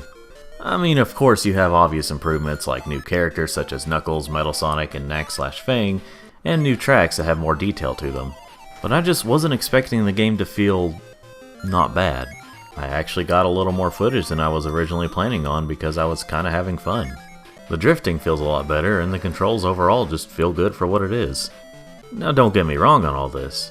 There are definitely better racing games out there, even from the time. But for what it is, it's a surprisingly decent game. It kinda felt like going from Sonic Rivals to Sonic Rivals 2, which if you know me, you know I find Rivals 2 to be a huge improvement over Rivals 1. The difference being that I still feel like going back to Rivals 1 time to time, whereas Drift 1, I don't feel like going back too much at all. Anyway, Sonic Drift 2 is a big improvement over its predecessor. It's not really a huge accomplishment, but still, it's a good game. So now it doesn't bother me that only Drift 2 came out in North America as much. Now onto a game that, like Sonic Drift, was originally released exclusively in Japan. Tails Sky Patrol. Or I guess it's actually meant to be Tails' Sky Patrol, like Knuckles' Chaotix. Yeah, I'm not doing that. This game is very Japanese, and it kinda has an old cartoon vibe to it. Embarrassingly enough, as a kid I never got past the tutorial, at least as far as I can remember. But when I recorded this, I had an adult brain with me, so I did a lot better. It definitely takes some getting used to, but once you have it down, it can be fun. It's an auto-scroller, so you have to make sure to dodge things and grab things with the ring Tails throws around and also attacks with said ring. I did so well this time around that I actually made it to the second boss. Couldn't really figure out how to beat him, but hey, I still got to him. This game is pretty hard, and you better believe I spammed the crap out of the quick save. But like I said, if you can get used to everything, it can be a fun game. If you live in the US, I wouldn't really recommend going out of your way to get a Game Gear that can play this game unless they're both really cheap. But if you want to play this game in general, whether it be like that, a ROM hack, or in this collection, it can be fun. Now on to the last Game Gear title, as well as the last Sonic game on this list, Tails Adventure. Yep, just a few years before Sonic Adventure, we had Tails Adventure. Or I guess technically it's Tails... Oh wait, it is just Tails Adventure. This apparently takes place just a few years before Sonic and Tails met. So was Tails like 2 here? The game itself is surprisingly big for a Game Gear game. Not like that it's got huge levels, but there's just a lot to it.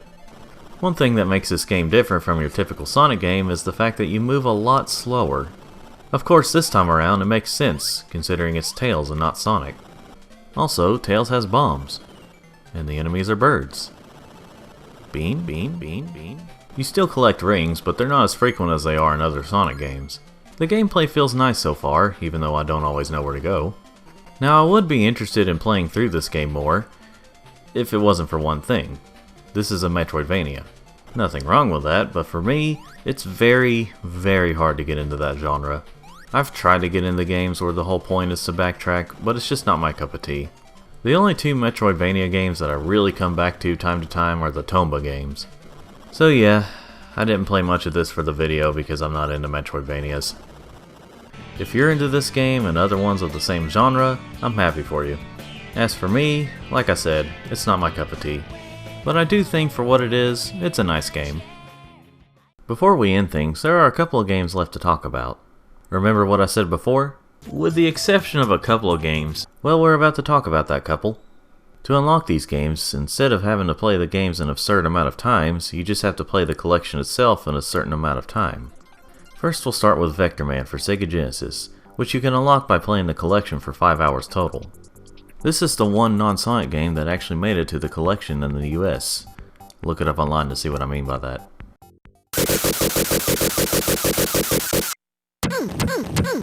Trust me, I know what I'm doing. Actually I don't, because the secret cheat didn't work.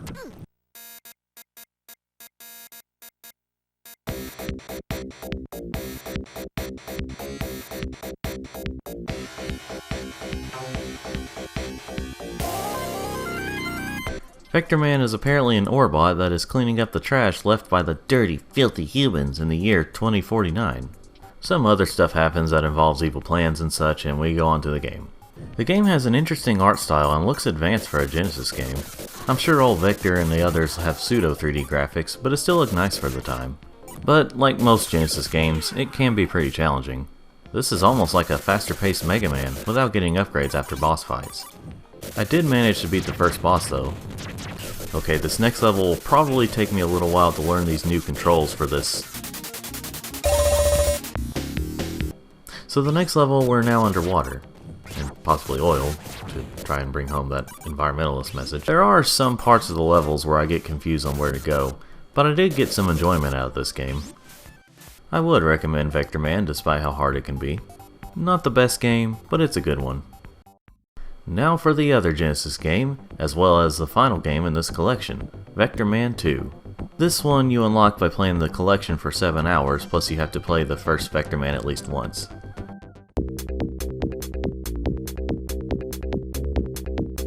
Vector Man is taking the trash off. I think maybe, I don't really remember. Something about the way this looks is slightly unsettling, I guess is the right word. It may just be me, but something about the colors and the lighting just kinda rubbed me the wrong way. Anyway, the first level has Vector Man slowly helicoptering down from space. It's a bit of a drag, but it doesn't last forever. The next level, aka the real first level, is where you get back to those Vector Man roots. And tree roots. This game doesn't have the best opening levels. I'm okay with how the first level was, but the next level I have a few issues with. For one thing, it's way too dark and a lot of the environment blends together. Another thing is that it already starts out confusing me on where I need to go. I didn't get very far in this recording, but I do know that the game does at least change up after the first few levels. It primarily plays the same as the first game. If there are any major changes, I didn't really notice them in terms of gameplay. You shoot the same and move the same. Maybe there's new power-ups, but that's all I can think of. But that doesn't mean the game is bad, it just mainly feels like an expansion of the first game. Overall, I'd probably recommend this one just as much as the first game. Like I said, not the best, but still good. And that, folks, was Sonic Gems Collection. While it doesn't have the greatest Sonic games in it, it is a good collection of games to play when you want to take a break from the same few Genesis games. While now I wish it would have come to more systems than just the GameCube in the US, that didn't stop me from having a good time. Nostalgia may be clouding my judgment a little bit, but I would recommend this game if you have a GameCube or Wii that plays GameCube games. Just make sure the game is reasonably priced. I hope you enjoyed this, ladies and gentlemen, and I would like to see what you think of this collection as a whole, or just any of the games I talked about today. Don't forget to like this video if you liked it, subscribe for more videos like this or any other types I make, and thanks for watching.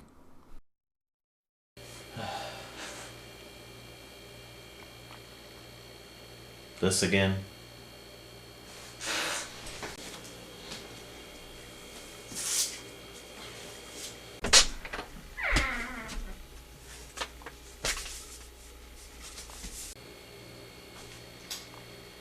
This is weird.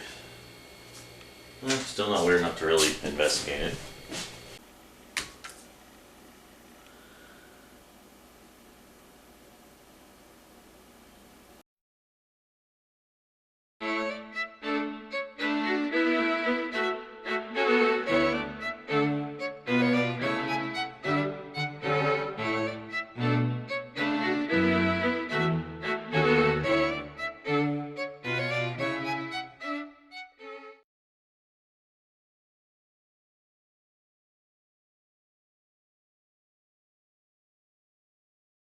Here's the intro. Hey yo, what up my peeps? It's your boy Danny's Review Show, here with another Danny Bennett. What the heck am I doing?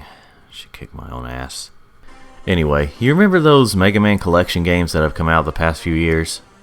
Mega Man Legacy Collections 1 and 2, Mega Man X Legacy Collections 1 and 2, and Mega Man 0/ZX Legacy Collection. As of this video, the latest upcoming one will be the Battle Network Legacy Collection. With the exception of 0/ZX and Battle Network, the other Legacy collections have been separated into 2 different games each.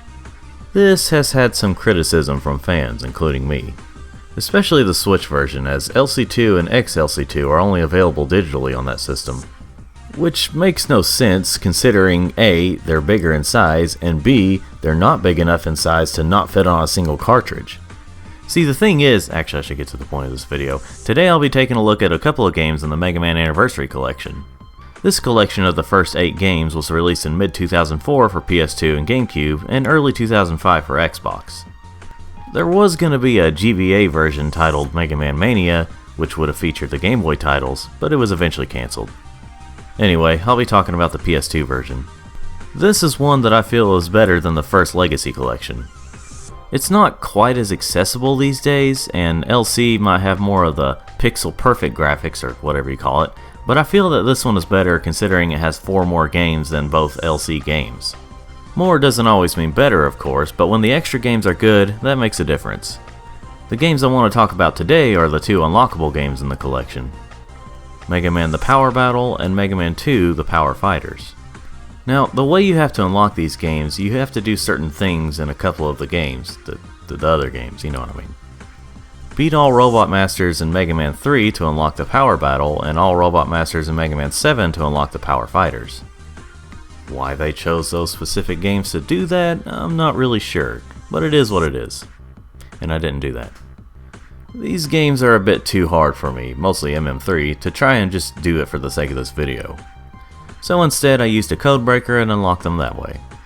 And just in case you're wondering, no, they don't stay unlocked if you turn it off and turn it back on without the cheats, even if you save it.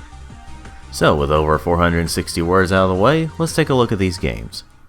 Okay, so before I start, I did some research on these games and I found out that they're part of the Capcom Arcade Second Stadium collection on Switch, PS4, and Xbox One. Wish I would have known that beforehand. Oh well. The first game we'll be talking about is Mega Man The Power Battle, which was released in arcades in late 1995 in Japan and on GameTap in mid-2006 in North America. And you want to remember GameTap? This game was released not too long after Mega Man 7. So let's check out the game.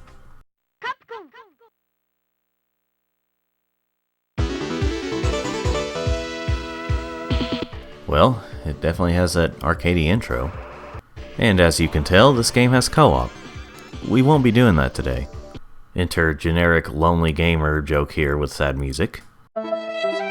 Anyway, we have a choice of playing as either Mega Man, Proto Man, or Bass. I'm sure they wanted me to pronounce it Bass, but they shouldn't have spelled it like the fish name. I went with Mega Man for the first run of the game. There are actually 18 Robot Masters in the game, they're just in different sets.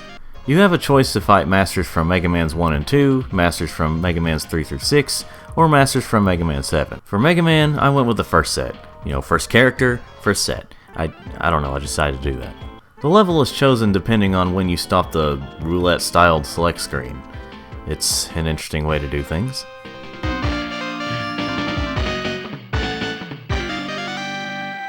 But instead of going through a level, like most Mega Man games, you go straight to the boss. So this whole game can be summed up as a boss rush. That's actually a pretty good way of making an arcade Mega Man game still feel like Mega Man. Also, like most traditional Mega games, every boss has a weakness to other bosses' powers. The only thing is, unless you know exactly when to stop the roulette thing on the right place, you're probably going to have to mostly rely on the Mega Buster and whatever Proto's and Bass's standard weapons are. The way you control the characters pretty much feels like the way you've controlled Mega Man in the other games. You can run, jump, and use your Buster, as well as acquired moves. The thing that's kind of annoying about switching to different weapons is you can only use one button to switch. So if you're looking for the right one and you accidentally pass it, you have to cycle through them again. It's not a huge problem, it's just slightly annoying and can waste a couple of seconds of your time. Like most Mega Man games, after you defeated all the Robot Masters, you go through Dr. Wily's fortress, castle, whatever. Only instead of being stupid hard, there's only one boss before fighting Wily, depending on what set you've chosen. Or what character, I can't really remember. The Wily fight isn't too bad. It's not too easy, nor is it too punishingly hard. Obviously, had I been playing this on an actual arcade machine, I most likely would have not made it this far without having to pay more money. But still, for an older Mega Man game, this isn't too hard. After defeating Wily's 2 forms, you have a chance to defeat him again in his little escape pod thing. I had a short time though, so I couldn't do it in time, but I think it's pretty much just for extra points. Once you finish that, you see the character's ending. Mega Man's is your standard ending for these games. And that was Mega Man the Power Battle, when using Mega Man on the first set. Now let's see how the other characters are in this game. Well, to make it short, they pretty much play the same. There could be some differences here and there, but they basically play the same as Mega Man. I played through the Mega Man 3 through 6 bosses as Proto Man and Mega Man 7's bosses as Bass. A lot of the stages are basically the same, but they do feel different with different lighting and colors. So there is some replayability here, but you will mostly see what this game has to offer in around half an hour. Obviously, Proto Man and Bass have their own endings to the game too. Proto's is the whole "who is this guy" ending, and Bass's is him pissing off Wily by telling him he's better than all of Wily's creations. While Wily tells him he's making a new robot. I wonder who? I'm not sure how the endings work when you play through this game in co-op mode, but I'm sure there's not a huge difference. And that was Mega Man the Power Battle, for real this time. For what it is, it's pretty fun. It's nothing amazing and it can only keep my attention for so long, but I still enjoyed it. Now on to the other game, Mega Man 2, The Power Fighters. This game was released shortly before Mega Man 8 in 1996. And once again, it was also released on GameTap in 2006. I'm sure a lot of you youngins don't even know what that is. I'm not really sure why they didn't call this one the Power Battle 2 or something like that, but alright.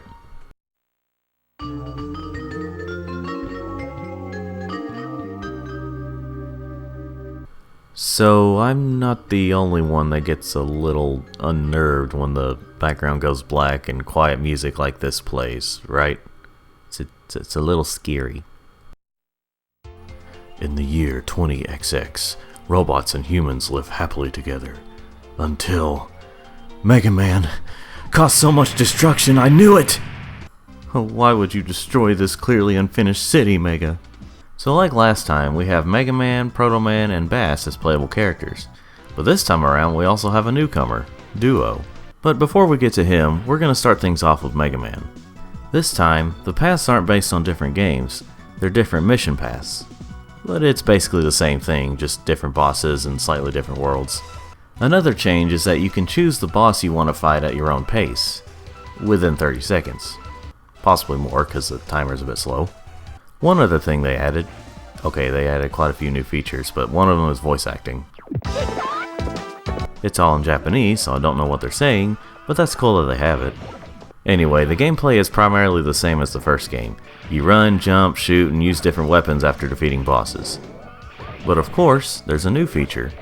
I don't entirely know how to trigger this, but my guess is whenever your health is low, Eddie will appear and give you something that will make a supporting character appear and help. What character appears depends on what character you're using. For Mega Man, it's Rush. After defeating bosses, they'll drop a ton of items that you can collect within a time limit. Usually about a quarter or midway through the boss battles, you reach your goal. When it comes to finding Wily, it's a fake robot of him. Like the first game, once you beat all the bosses, you'll head to Wily's Place of Evil I don't remember the name of. You'll face a boss, which is different with every mission, and then you face the good old doctor himself. This time, he has only one phase, so in a way it's easier. It's also slightly easier to beat him in that countdown minigame thing, though I didn't get him with Mega Man. And like before, each character has an ending. This time though, it seems like they have a little more depth, I guess you could say. Like, the writing feels a little more deep this time around. You know, for a Japanese arcade game from the 90s. Now on to the other characters. Again, they pretty much play the same as Mega Man, but their support partners and powers do differ. Proto Man gets help from Beat and makes his power shots more powerful. You saved me, Proto Man. You're always there to save me. Yeah, you might be a little colorblind there, Roll. Proto's ending is the whole "I don't need no help cause I'm a strong, independent robot" thing.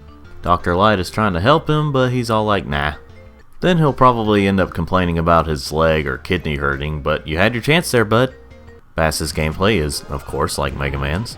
Bass's partner in crime is his Robopup, Treble. Bass's story ending might be my favorite out of the four. He once again gloats that he is the best robot Wily ever created, but Wily reveals the new robot he's been working on.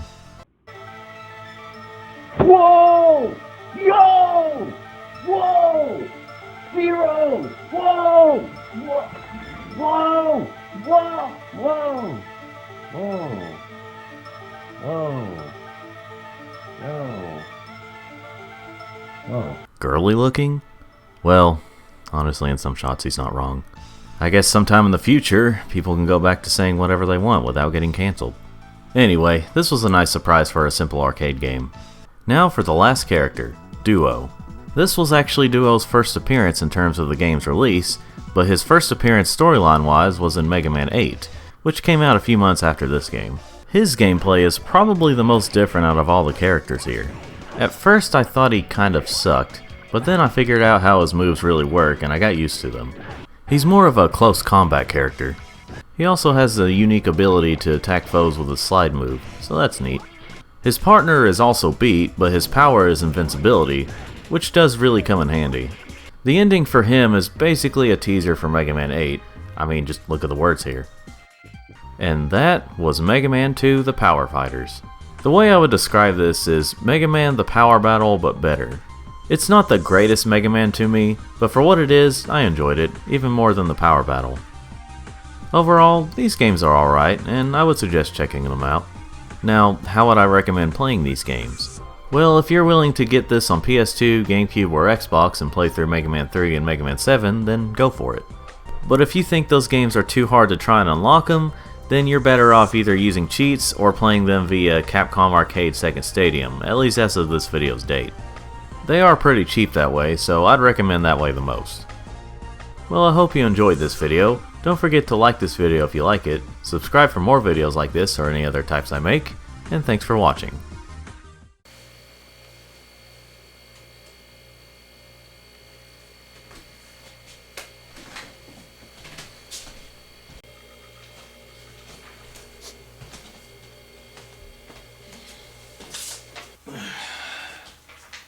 Look, whoever's doing this, can you just stop? I've got things to do. It's getting really irritating.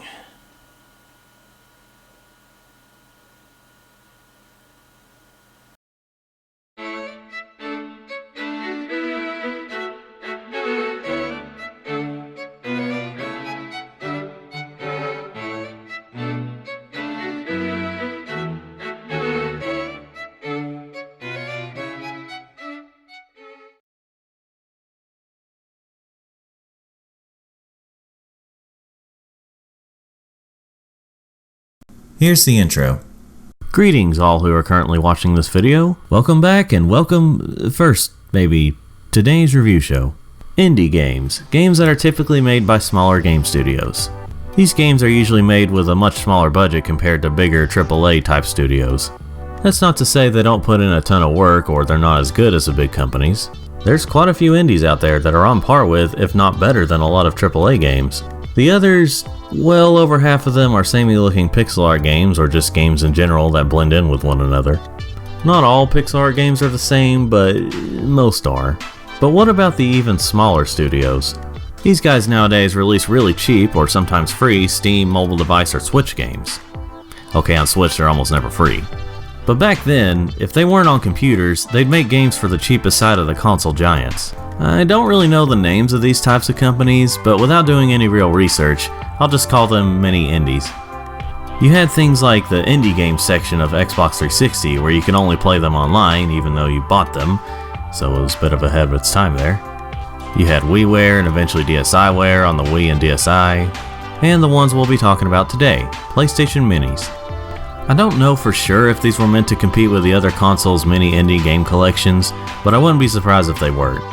These PlayStation Minis, or simply Minis, are compatible with PSP, PS3, and PS Vita.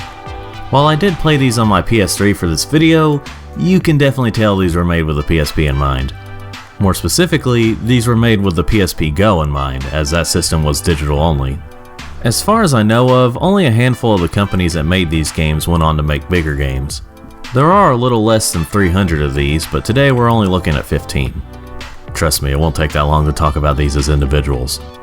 Some more than others, but you understand. The first game we'll look at today is 5-in-1 Arcade Hits, which was released in 2010. A lot of these were arcade-like games, with some having arcade in the title. As you know, this character here is the main star. I'm kidding, she's literally just on the cover and in the menus. Yeah, they're not even hiding the fact that this was made for PSP.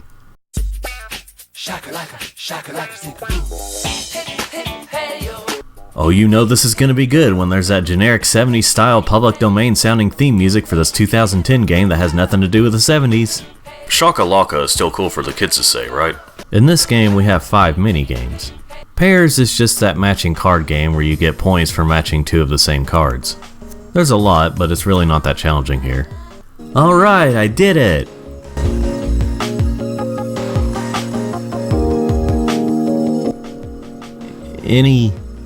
Anytime you want to move on. Anytime now. Yep, it just stays there until you hit a button. 15 puzzle is... I hate these types of games. Slide the numbers into the right spots in a very annoying way. Pool is just... pool. To be specific, it's 8-ball pool, but there's nothing really special about it. Solitaire is just solitaire. If you like solitaire, then you should like solitaire. I never could get into this game, it's just boring to me. And the last one is Tetroid, which I really thought was going to be a Tetris clone. But turns out, it's a sideways breakout. At least it looks and somewhat plays unique, but overall, it's okay. There's not really much else to do. I mean, you do have achievements to unlock, but other than that, there's nothing else. This game is doable. I mean, this game is pretty cheap, but it does kind of feel like you get what you paid for. If this is, for some reason, your only option to play these types of games, then it's passable. Otherwise, you're not really missing much if you skip this one. Now it's time to talk about a tiny game that went nowhere and is mostly forgotten about. It's a little one-off game known as Angry Birds. Haha, see, fold ya, tee. Anyway, this version of the game was released in 2011, I think? Well, when I look it up, it says it was released in 2009, but the copyright year on here says 2009 through 2011, so I'm not sure. Maybe this version had updates up to 2011, but that's weird for a minis game to have updates.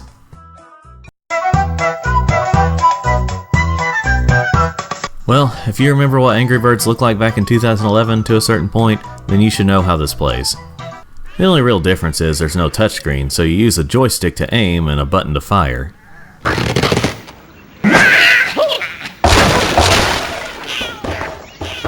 Other than that, and the fact that there are no ads, it's the same 2011 version of the game.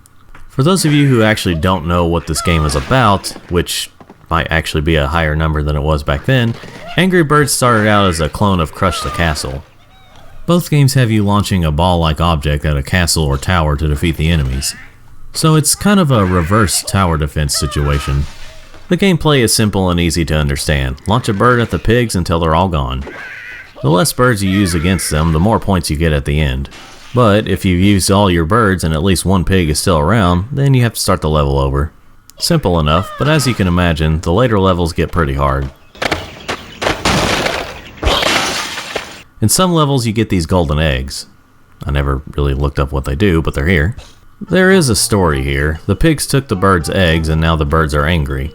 So that's why you're launching these pissed off peckers, to save the eggs at any cost. Eventually more types of birds are introduced, which have more abilities, but I only got to the small blue birds level before I quit. Like I said, these levels get pretty hard. I'm sure I could have won eventually, but I have a show to do, so I couldn't take forever. One more thing to mention is if you watch the credits all the way through, you get another golden egg. That's special. So yeah, that was the PlayStation Mini's version of Angry Birds. This isn't really the best version of the game, but it is still fun to play this way. While this was the only Angry Birds game to get a Minis version, some of the other games came out on various consoles, including PlayStation systems. In fact, there's actually a PSVR exclusive game based on the second Angry Birds movie. But anyway, Angry Birds Minis is fine. The next game is Arcade Air Hockey and Bowling, 'cause why not? This one was released in 2009, as a lot of these were, considering minis were launched in 2009. I'm just so confused. Wow, someone really needs to check on this clock. Let's select our avatar, featuring these beautiful renders of humans. There's just so many of these wonderful men and women to choose from. So I chose the alien. We have a few different modes here, but I just went with the basics. There are some customization options, mostly for air hockey. Ah, what a lovely scenery that we mostly don't see when playing. Well, if you've played almost any bowling game on a console that didn't have motion controls, then you've basically played this game. I mean, it's somewhat different, but it's just basic bowling.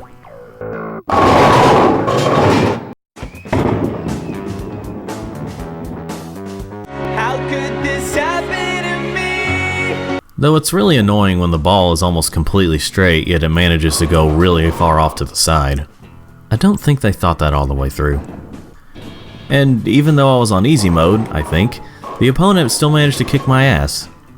I don't think it's just because I suck at bowling, I just think that they didn't seem to know what easy was.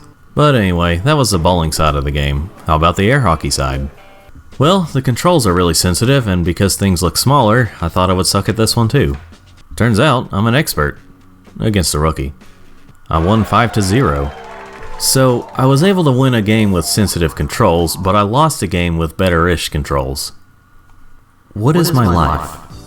Well, other than being able to change the environment, unlock new stuff, and play with others, there's not much to this game. What you see in the title is what you get, air hockey and bowling.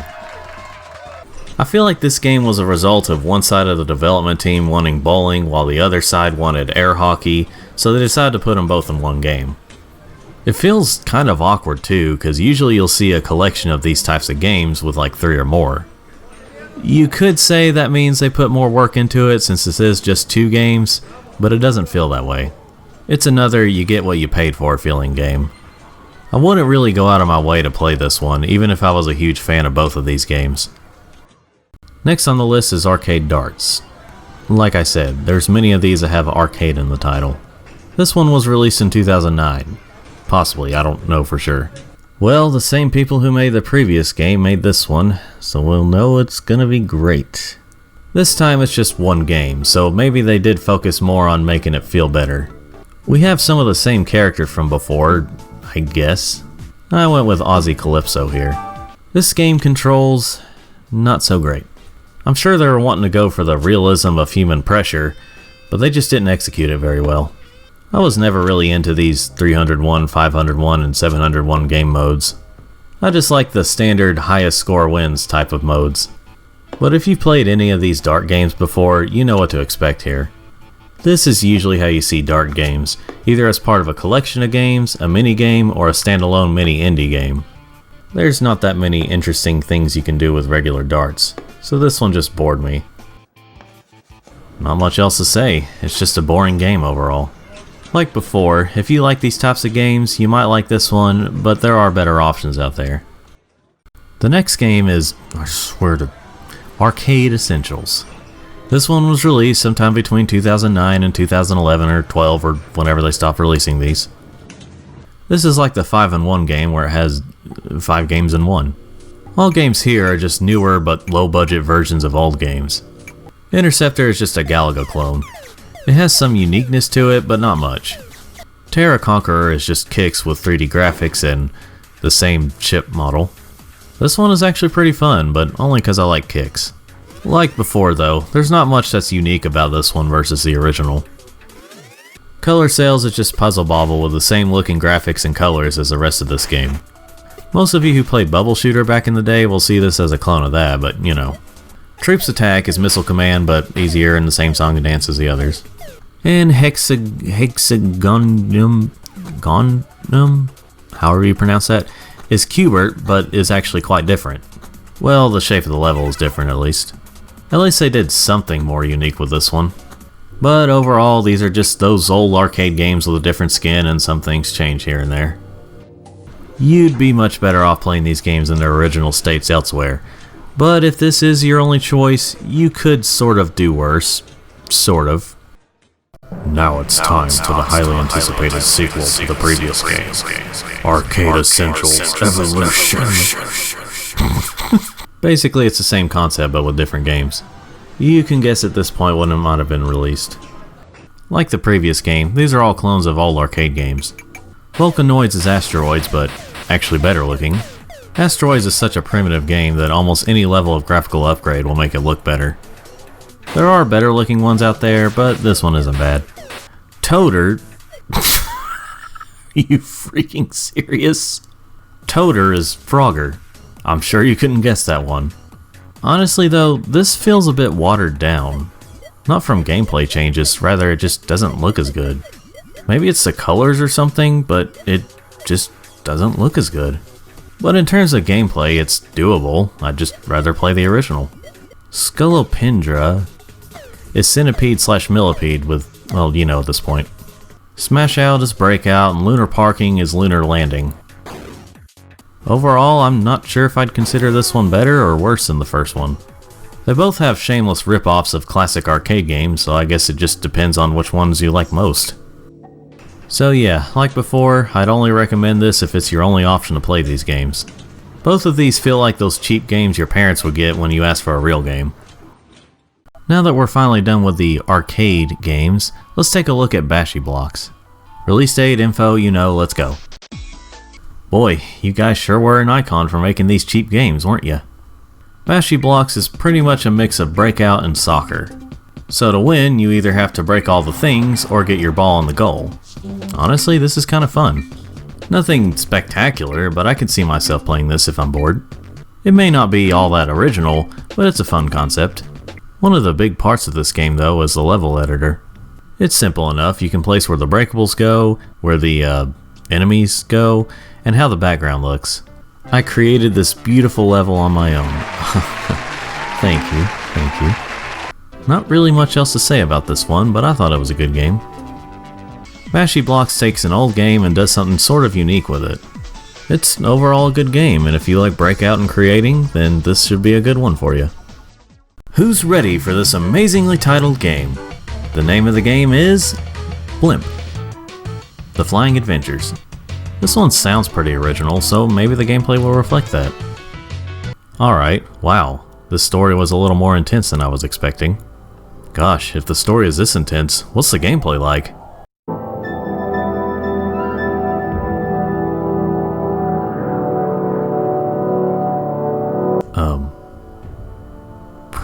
Pretty sure I'm supposed to move in more directions.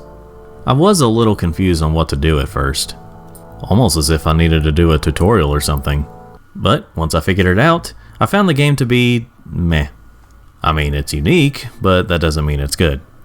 You go back and forth through the level, delivering these guys to different locations while trying to avoid bumping into things.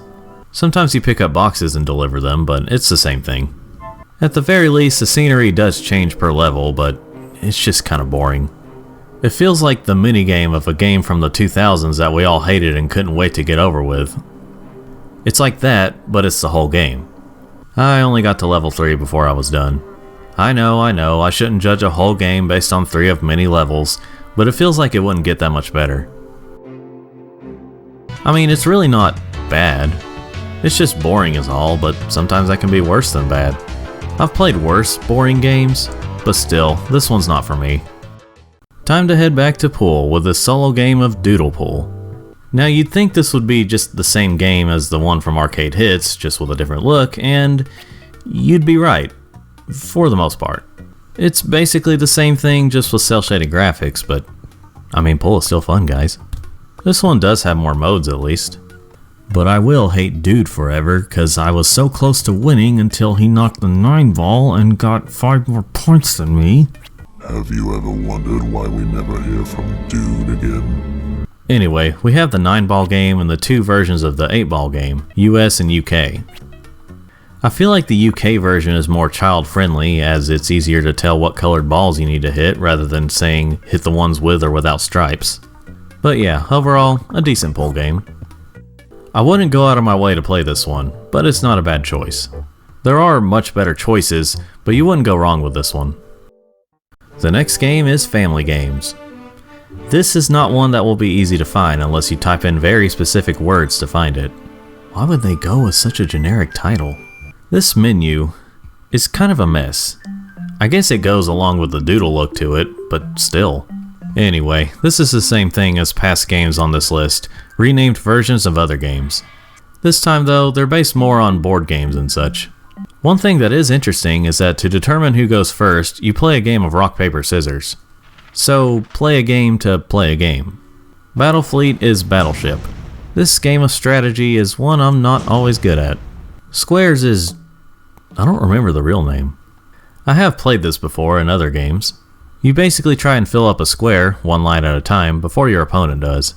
Matchsticks, I didn't know what the heck I was doing. I think I was just tired at that point. Now, if you don't know what Hangman is, you probably don't exist. They do actually have some categories on different subjects and words, so at least there's that. You can also create your own. 4 in a row is connect 4, but you have a choice of how many you want to connect in the settings. Morris, I don't like Morris. Every version of this I've played, it feels like the AI always has the upper hand. Noughts and crosses. Wait. Noughts and crosses? Why would they ever call tic-tac-toe noughts and crosses? What the hell is a knot? They could have chosen so many other names like X's and O's or something. Why noughts and crosses? Well, I'll tell you why. That was the original name. Anyway, you may not know what tic-tac-toe is if you're from another planet. Safecracker, I understand how it plays. Kind of. I just suck at it. Guess the right combination before the numbers reach the top. And the final game here is... multiplayer? Like I said, this menu's a mess. Safecracker was the last one. This game is harmless enough and it could be enjoyed by the family. I wasn't a big fan of all these games, but it was fine enough overall. Now that we've finished one family game, it's time to move on to another. Some other time, because now we're looking at Hysteria Project. This is quite an interesting one because it's not your typical minis game. I'll explain when we get there. If you'd like to skip this one for some reason, I'll explain it like this. This is a pretty cool old YouTube video with QuickTime events. There's a tad more to it than that, but it's still pretty interesting. This is one of those FMV games where you have to select the right choices to progress. The story is hardly there at first. All you know is you're a dude who's been captured and duct taped up by this guy who's in a Grim Reaper type outfit. So picking the right choices helps this guy escape. For the most part, the only gameplay there is these QuickTime events where you have to press circle or X at the right time. And these moments where you have to select the right option to progress.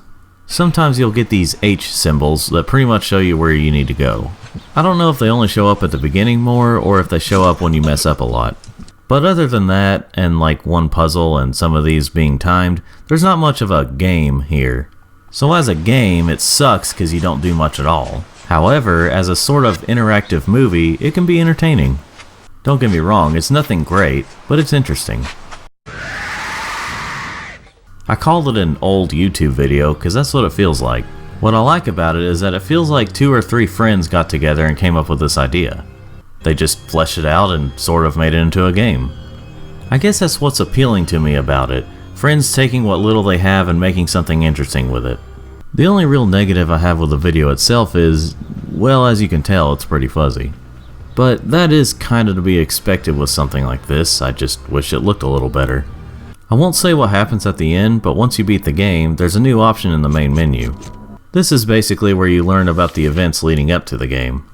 This was really cool and a nice reward for playing through the game. While this kinda sucks as a game and there are better options for games like this, I still really liked it. T-rated horror games are kind of hard to pull off, but this one is nice. I still wouldn't really recommend trying your best to play it, but I would definitely give it a watch. If you can get past the fuzziness, it should be fine. Well, that game did so well we ended up with a sequel, Hysteria Project 2. There was a to be continued message at the end of the first game, so that was to be expected. Spoilers for my overall opinion of this game? I don't have one for the whole game. I'll explain when I get there. This game definitely had a bigger budget than the previous game. It also has an M rating this time, so it's a proper survival horror game.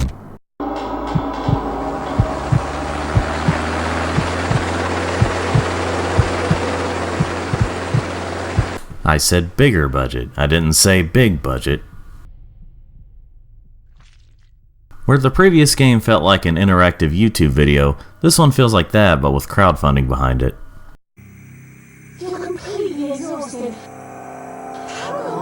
This time around we actually see faces and hear voices, other than just grunts and breaths and demon sounds. What's also different this time around is the gameplay. This time it has point and click gameplay with puzzle elements. There are still FMV cutscenes of course, but there seems to be more of a focus on actual gameplay. It's not super engaging gameplay, but it's there. The story this time has you trying to escape what seems to be a mental hospital. Now, why do I keep saying seems, and why do I say I don't have an overall opinion of this game? Well, that's because I got stuck on this moment here and I couldn't figure out the whole password to open this door. So because of that, I didn't play enough of the game to see what all this had to offer. Again, I have a show to do here, so I didn't want to spend too much time here. I do think the opening is quite interesting. If you want to know what the critics thought, well, they weren't too fond of it, according to Wikipedia. As for fans, well, I'm not too sure because I couldn't find much of that in the few seconds I searched. As for me, I'll have to play more to really judge it. Sorry if this one had a disappointing conclusion, I just wanted to include it because I played the first one. Now let's look at a more lighthearted game. Kind of. That game is Mini Squadron.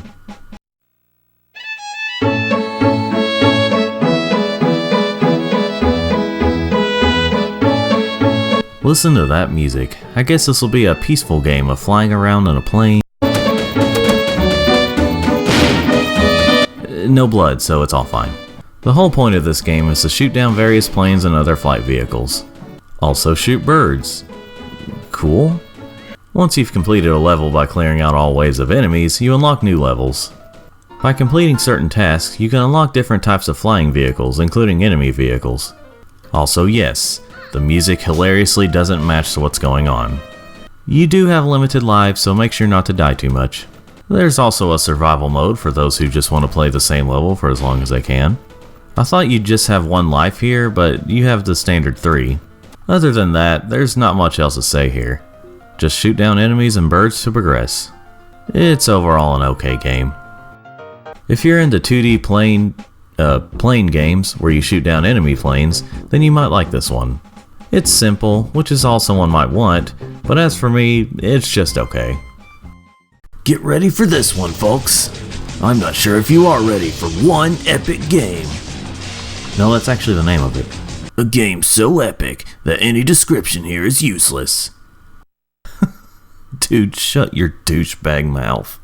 Oh man, I sure am hyped now. This is gonna be the best thing ever. It's an auto-scrolling platformer/shooter. Radical. Yeah, this game was made by first-time developers. Maybe. I mean, I guess you could say the name is ironic. I mean, they do break the fourth wall a lot after all. All you do in the game is run, jump, shoot zombies. That's it. Probably a little more to it, but I got kinda bored after the first few minutes. I did see where there were more levels, but I basically know what to expect. If you like this sort of thing, that's great. As for me, it's just there. And now, ladies and gentlemen, our final game of the video. Get ready for the impossible game. This is another one with a title that some have used before, but this one should be easier to find. Unlike One Epic Game, this name actually matches more. What kind of game could this be? Well,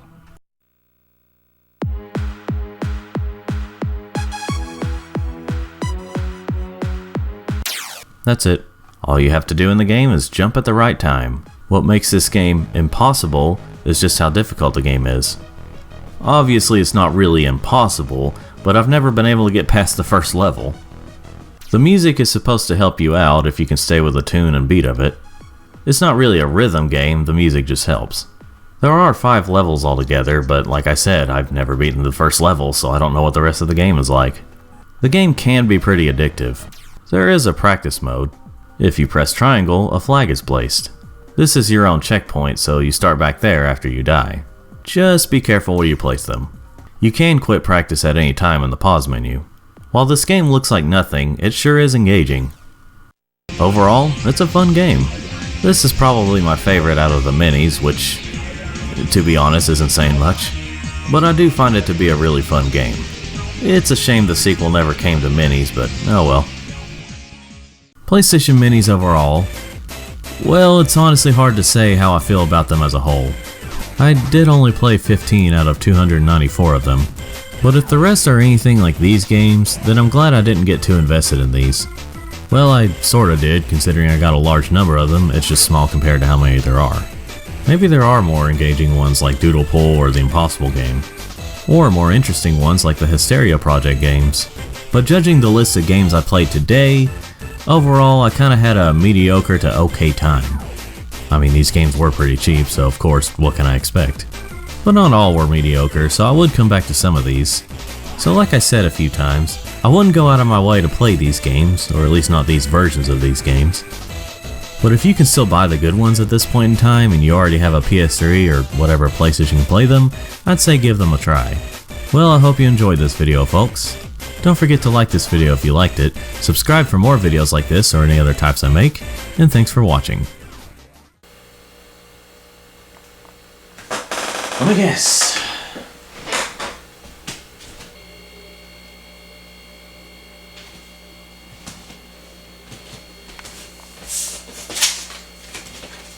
I don't know how much more I could take of this. It's just...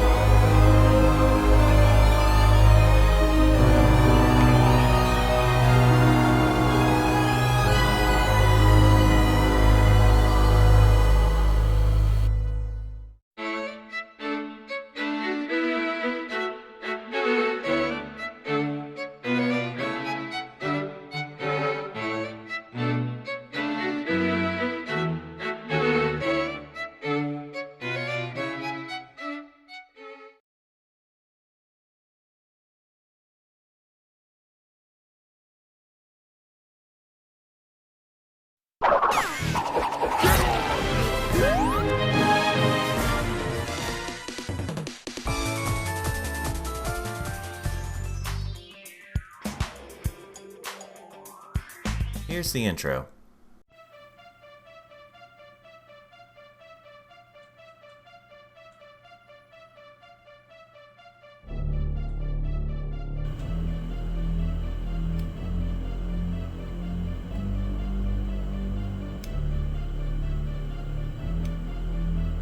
Look to the past.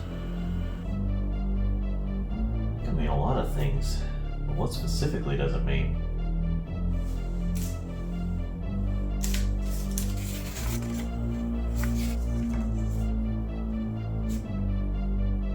Oh yeah, there's stuff on the back.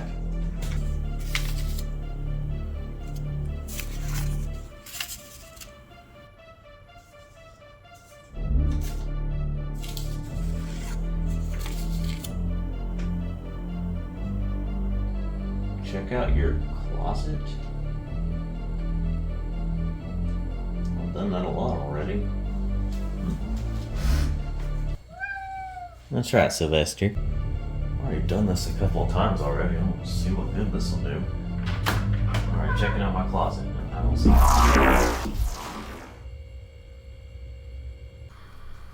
That wasn't at all necessary. Wait. What is this place? And why is it all in text? Well, if it isn't the man of the hour, Daniel the man himself. It's finally nice to meet your acquaintance. Who are you? I'm known by many names, by many different colorful people, but for simplicity's sake, I'm just going to ask you to call me James. Alright, the name of every other YouTube game reviewer. Did you bring me here? Yes, I sent those notes under your closet door. Alright. Any particular reason? My land here is in danger and I need your help. What land? There's nothing here but text. Well, weren't you the one that changed the script, genius? I was just trying to simplify it. I didn't mean to simplify it this much. Well, anyway, my land is in danger and you're the only one that can help me. How can I help? Through the powers of your review skills. I don't know how it works either, but it does. Please help me out. Well, I guess so. Thank you, Daniel. What should I review, though? Well, this is your 100th review video, correct? Wow, didn't realize that. Maybe you could review every single game that you've reviewed on your channel so far. Oh, no, before I forget, including the games from your previous review shows. Yeah, that's gonna take way too much work. Plus, I don't currently own all the games I've reviewed in the past. So, I see. Well, how about all the Frogger games then? Including mobile games? No. Yeah, I could do that. Fantastic! I'll make sure you have some help along the way, by the way. Help from who? You'll see. Alright. So your land is really in danger? No, not really. I just got bored. What? So anyway, good luck.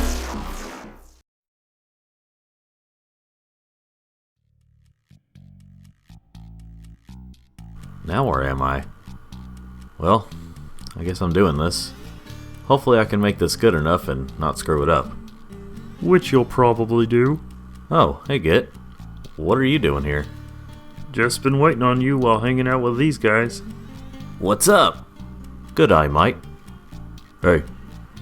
Hey, Sonic, Pep, and Untitled? So basically, one character from each of your review shows, excluding Showtime Review Show. Cool. So, not that I'm not happy to see you here, because I'm thrilled, but why are you here, Sonic? Well, you didn't really have an established character in yet another review show, so it was a choice between me, Mario, Crash, or Master Chief. Ah, I see. Characters from the intro. Well, I guess I have some Frogger games to review. Ah, and that's where we come in. James gave us each games and such of the various decades of Frogger to give to you. I don't know what is in here, but the box he gave me for you is heavy as can be. Yeah, would have been nice to have a visual of that box, wouldn't it? Alright, yeah, that's on me. I guess we'll start with you, Git. Well, of course you'll start with me. I'm meant to be the first one, at least according to what James told me. Let's see. Looks like everything Frogger from the 80s. Well, let's check all of it out. Just start with the first game. No, I thought I'd start with Frogger 2, Git. Of course I'm starting with the first one. Just start the review, smartass. Very well then. 1981, the year that saw the release of an all-time classic, Donkey Kong. Another all-time classic was Frogger, which is what we'll be talking about today. Wasn't that your first episode? I'm talking about the original arcade game, Git. Oh, right. That gets confusing sometimes. Which is why we normally say Frogger He's Back when referring to the 97 game. Got that, folks?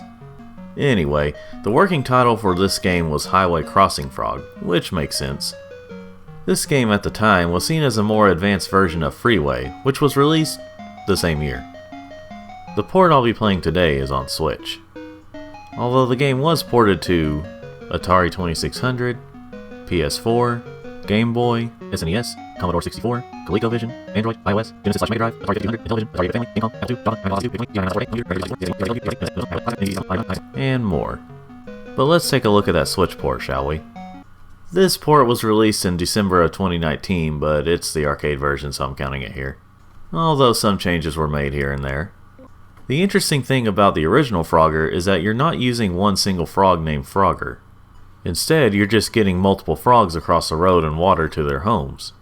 Doing this is considered a game of Frogger. Or did the term come from this game? I don't remember for sure, but yeah, that's the goal of the game, along with getting the highest score, of course. It is a pretty interesting setup. First, you cross the road and watch out for vehicles. But when you reach the water, it's the opposite. You dodge the water and try to hop onto logs, turtles, and eventually alligators. So you start by hopping onto the big area and avoid the small things, and halfway through, avoid the big area and hop onto the small things. And no, I don't know why Frogger can't swim, even though he's a frog. Or why these frogs can't swim, even though, you know what I mean. You get bonuses by either rescuing these pink frogs or eating flies at goals that haven't been filled yet.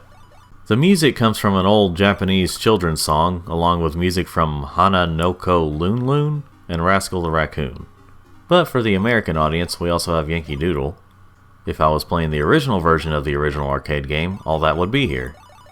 But as I played the Switch version, I forgot the music is mostly different. Apparently this has to do with copyright stuff. As far as I know of, this game has 5 levels altogether, with each one getting harder and harder. More hazards come in as you progress. I can't remember for sure if after you beat level 5 the stages start over, or if you repeat level 5 over and over. So yeah, that's the original Frogger. It's a fun game. It's not my favorite, but it can be addictive. But before I get done talking about this game, let's take a look at the Atari 2600 ports. And I'll explain what I mean by ports for one system. Now ladies and gentlemen, don't be mad, but I used an emulator for the Atari games. Danny broke the rules! I'm sorry everyone! This is about what I'd expect from an Atari 2600 version of Frogger. You still get 5 frogs to their homes per level, you still have to avoid traffic and other hazards. It's still Frogger. It's just obviously downgraded from the arcade version. For the time, this was doable, but only because there wasn't much of a choice. Actually, there was. This one is the official 2600 Frogger game. But this one actually does feel more official than the other one. I can't remember which one came out first, but this one definitely is the better version. It's still not as good as the arcade version, but it's closer. You have the music, the better graphics, it's overall a better port. Now these days, that's like saying getting stabbed by a thumbtack is better than getting stabbed by a kitchen knife. It still hurts, but a lot less. Dan, what the fuck? Both of these were doable, but the official one is the better way to go on Atari 2600. The best way to go, though, is the original arcade version, which has been released many times. It has been released to various levels of quality, but most are still good and playable. This game was a great way to start the Frogger franchise. Now let's move on to the next game. Frogger... Actually, the next thing is that cartoon. Really?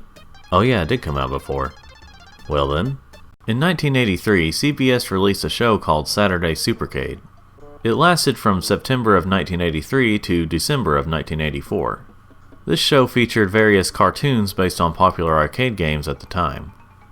Well, one of those cartoons was based on Frogger, so that's what we'll be talking about today.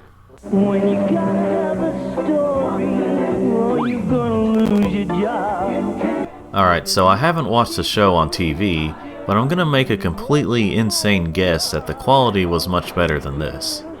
I borrowed this from a YouTuber. Thanks, Game Pain, please don't sue.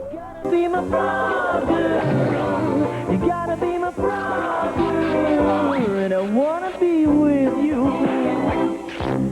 The cartoon screams Hanna-Barbera, but surprisingly, it wasn't made by them. I guess it just took heavy inspiration. Gold robberies at 3 high society charity auctions. Gee, that's a good story. That's a great story. So what's the problem, Tex? What's the problem? This isn't our newspaper. We'll have to take care of those meddling reporters. Come on, guys. We got a story. You know, the classic Frogger plotline, ace reporter for a paper. Okay, to be fair, Frogger had been out for around 2 years at that point, so there was no real plot to go off of. Wouldn't have been as interesting just seeing frogs cross roads and water. The main characters are Frogger, of course, who wears a yellow turtleneck shirt. Fanny Frog, who helps Frogger with his stories and is his girlfriend. Maybe, I don't know. Why they call her Fanny, I'm not really sure. Shell-Shock Turtle, or Shelly as they call him, also helps Frogger. He serves as the easily scared character and often hides in a shell. And Tex Toadwalker, who's the gruff boss of Frogger and his friends. There's also a mouse character I can't remember the name of, and that's about it for the reoccurring characters, from the few episodes I watched. There are certain elements from the arcade game that are here, such as Frogger getting flattened by things. That's mostly it. Frogger does make use of things that he would use in future games, such as his tongue to get around. A lot of the humor, animation, and sound effects are about what you'd expect from cartoons from the time. Not saying it's bad, it's just a little predictable. I guess this is due to them being ace reporters, but this show feels very much like Scooby-Doo. Part of that could also be that the show looks like it came from the 60s and not the 80s. At times when I see it, I forget it's an early 80s show. But despite that, I did enjoy the show enough. This is mainly only Frogger by name, but it's still fun to watch. I wish these cartoons would get re-released one day. Though I sorta doubt it'll happen, seemingly due to lack of interest in the copyrights and the such. But, while not in the best quality, I would recommend giving the show a chance on YouTube. Now it's time to move on to the next game. Nothing else before it, right? Not that I can see. Just being sure. Frogger 2 3 Deep was released in 1984 for Apple II, Atari 2600, 5200, and 8-bit, Commodore 64, ColecoVision, and IBM PC. I'll be talking about the 2600 version today. Unlike its predecessor, this game wasn't released for arcade. This game has also never been released on a system I had growing up, so I never played it until I learned how to work emulators. But why has this one never been re-released? Let's see what it's like.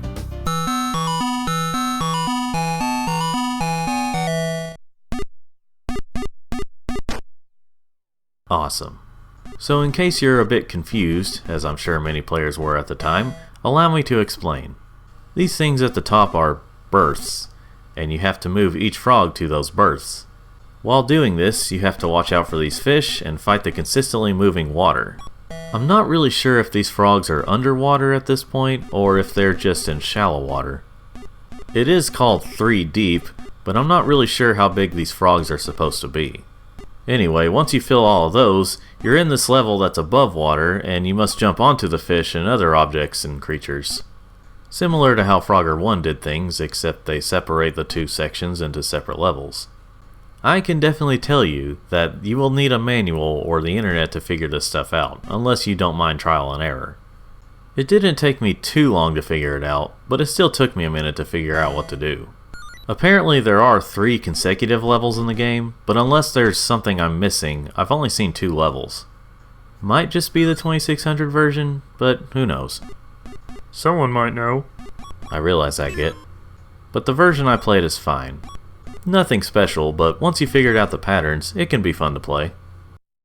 I would rather play the original game over this one, but this one isn't bad. It takes the gameplay of the first game and made some creative changes that can be fun. Unless you're a hardcore fan though, I wouldn't go out of my way to play this, at least not if it's a lot of money. But it is worth trying out on an emulator. Well, that's everything from the 80s for Frogger. Well, technically there's the board game, but... Let's just move on. Thanks for the help, Git. No problem. Didn't really do anything to help that much, but anytime. So, what's next? I think Sonic's here to help you with the next part. Got a case of 90s Frogger stuff over here. Oh, way past cool. Please don't say that. Okay. So I guess I'll start with the 1997 Frogger game then. Actually there's something before that. Why don't you take a look? Oh hey, there is. I'll just start with that then. Back in 1991, there was a Frogger game being made for Game Gear. It was being developed by S-Plan and was set to be published by Sega. The game was eventually cancelled, possibly due to licensing issues. But thanks to whoever leaked the prototype of the game, using the good old internet, we are able to play it through emulation. So, why don't we see how the game is, as far in development as it got.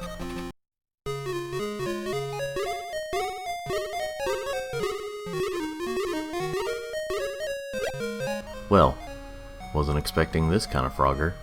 Now as you can imagine, this will probably just be a port of an original game.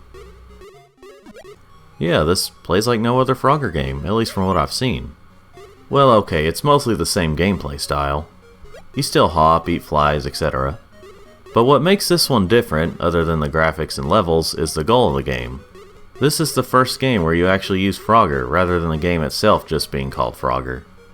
This time you rescue other frogs, but that's not the end of it. After collecting all 3 per level, you take them back to a house. This is actually a really interesting way to change things up while still feeling like Frogger. It's like they took the pink frog mechanic, added 2 extras, and made that the goal of the game. The next level has more of your usual hazards. Water, snakes, skaters, tanks, all that stuff. You can actually ride the tank's guns, so that's amusing. One thing I was also kinda surprised by was the fact that the level themes do change up a bit. I mean, it's mostly color changes, but I thought for sure that the music would stay the same. But nope, it changes, and it's very appreciated. Speaking of, the music is pretty nice, albeit a little repetitive, which is why I'm glad it changes with every world. Seems to me like this game was mostly finished before it was cancelled. Wish I knew for sure why it was cancelled, cause this would have been a great game to play officially. Probably wouldn't have been my favorite Frogger game, but it would have been up there if the finished version of this game would have been like what I played. I wish Konami would release an official way to play this game, cause this is great. I would definitely give this a try if you can learn about emulation. From what I played, it's really fun. Now I can talk about Frogger He's Back for the 4th, or depending on how you look at it, 6th time. If you've been on this channel, you basically know how I feel about the PS1 version of this game, assuming you watch those videos. This was the first game I ever reviewed. Then I reviewed it for the 20th anniversary, and then again to start DRS.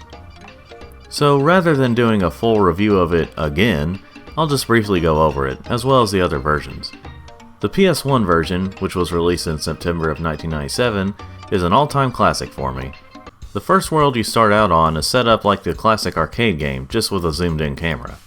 But other worlds completely change up the patterns you may have been used to with the first game. And rather than guiding frogs to their homes, you instead rescue baby frogs. Though the main goal of the game isn't really gathering all the different colored baby frogs, that's just how you beat the levels. Well, okay, you do have to get them to progress, but the real main goal of the game is to gather all the golden baby frogs. These unlock more worlds, which also gives access to find more gold frogs. You can beat the game if you've unlocked the final level and beat it, but to get the true ending, you must get all the gold frogs. The rest of the game is mostly for high scores. Now, of course, this game is far from perfect, as it seems mostly only people like me who grew up with the game still find it great. It is clunky, the controls don't always work, the graphics, while colorful, aren't the greatest, and the camera can be a real pain at times. But even if you're not a Frogger fan, I do think it's still worth checking out. If you're wondering about the PC version, it's the same as the PS1 version, with minor differences here and there.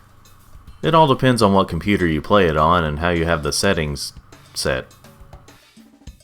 Now as for the other versions, they're just the original game with various forms of graphics and sounds. The SNES version is probably the weakest. It really feels like something you'd find online, not an officially released version. It has almost no music, if any at all, and the sound effects and graphics are kind of mediocre. Now the Genesis version is a bit of a different story. This was just a straight up port of the arcade game. You could kind of see this as a lazier port than the SNES version, but really it feels more faithful. Like they knew they didn't have the biggest budget, so instead of half-assing it, they took the classic game people love and ported it to the Genesis. Interesting fact, these two were the last officially released games in North America for those systems, both in 1998. Why they didn't just make this for the Nintendo 64 and Sega Saturn is beyond me. Okay, I know why with the Saturn at least. Now as for the portable scene, we have the Game Boy versions. For some reason there's a gray cartridge version, but the version I've played more is the Game Boy Color version. It's the same game, just with more color. Not much to say, it's the original game with different graphics and almost no music, but more than the SNES version. What made this one good at the time was the fact that it was the first official way to play Frogger on the go, as far as I know of. It's not needed as much now, but it's still fun if you want to give it a try. The only other version I can think of is the one on the Tiger Gamecom. I haven't played this version of the game, but I'm not going out of my way to play it. It looks like it's just the Genesis version but without color. If you count these, there are the Tiger Electronics toys. One of them is like your traditional Tiger game, and the other being in the shape of Frogger himself, the latter of which I have played and still have to this day. It's interesting because you use Frogger's legs to move in the game. The first version is probably more practical, but the version I have can be used as a regular toy if you wanted to.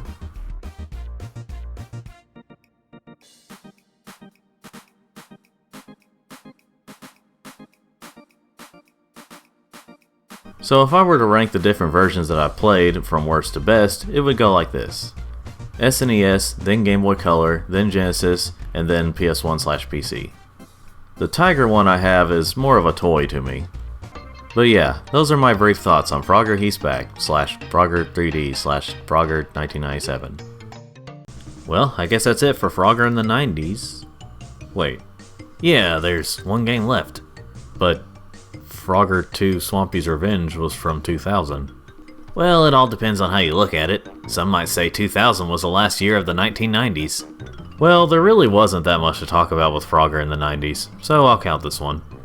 I have already reviewed this game before, but it's been a long time, so I'll go over it again. Frogger 2 Swampy's Revenge was released in September of 2000 for PS1, PC, and Game Boy Color, and October of 2000 for Dreamcast. There was a planned N64 version of the game, but it was cancelled. More on that later. Let's take a look at the PS1 version first. We start things off with a cutscene showing why the subtitle is Swampy's Revenge.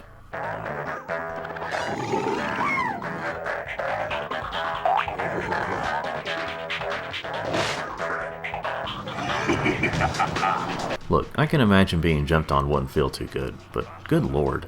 The plot of this game is simplistic, but it does give enough motivation to see what the rest of the game is like.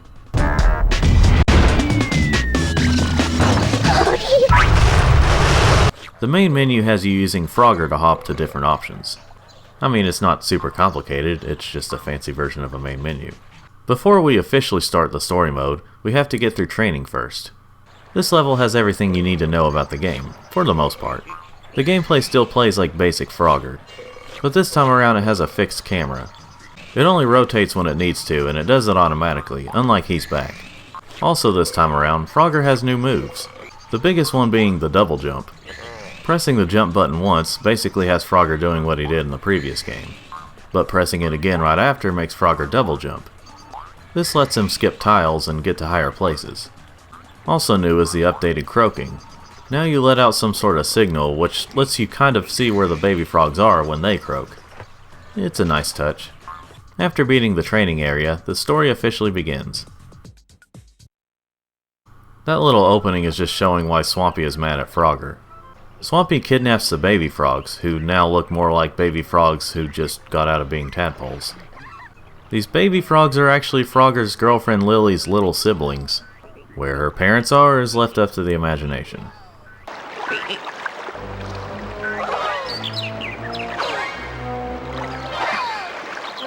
Yeah, good babysitting skills there, guys.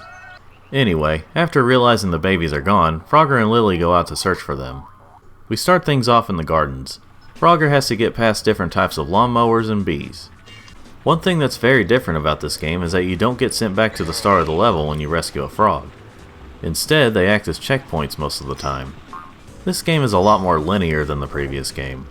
The goal is still to collect all the baby frogs, but for a majority of the levels, it's done in a very linear fashion. There are also no gold frogs to collect, but that's alright. Boulder Canyon changes things up by having us use Lily. Lily plays just like Frogger. The only differences are the looks and the voice. You may have noticed that I've been collecting these coins. There are 25 of these per level. But what do? Well, I'll explain later. The lives still work the same. They still come in the form of flies, they just look different. How could this happen to me? I made my mistakes. The gold mine has us using Frogger again. Something you may have noticed is the video is kind of fuzzy. Well, I took this from my Just Some Gameplay channel, straight from YouTube.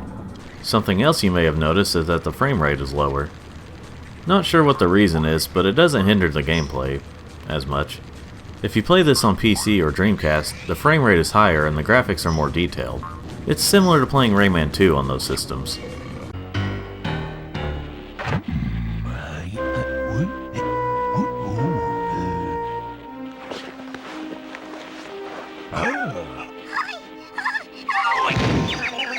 You're going straight to hell. Why, you little... Grindstone has Lily going through a jungle with weird looking enemies. Pyramid Climb has us climbing a pyramid. It has fun slides. Something I forgot to mention earlier is that if you hold the jump button after the second jump, you'll do this little glide. It can come in handy if you're about to run into an enemy or almost miss a tile. The ant's nest has you navigating through the nest of ants. There are the little ants and the questionable ants. There's also a secret room that's full of these lives, so that's neat. Lava palaver is a bit on the tough side. You have to watch out for, you guessed it, lava. As well as fireballs and these spawns of Satan. Seriously, what are these creatures?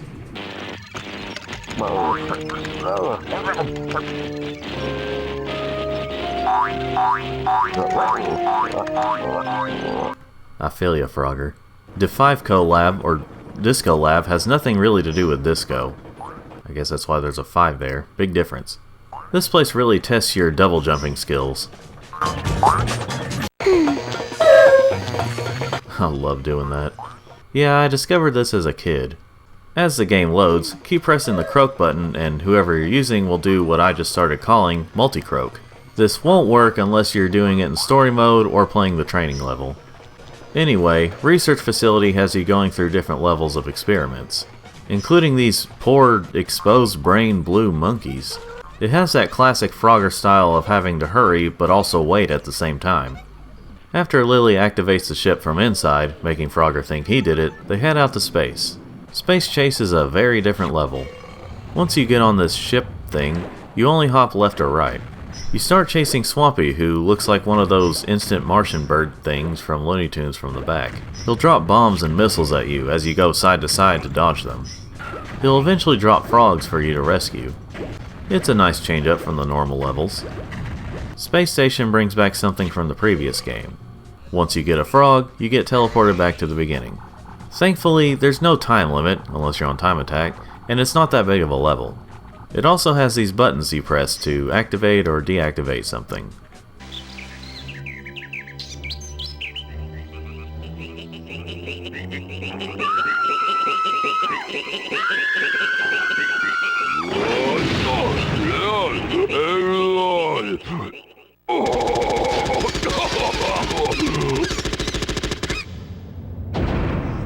A bit too much hype there. Infernal Machine is another level that tests your jumping and double jumping skills.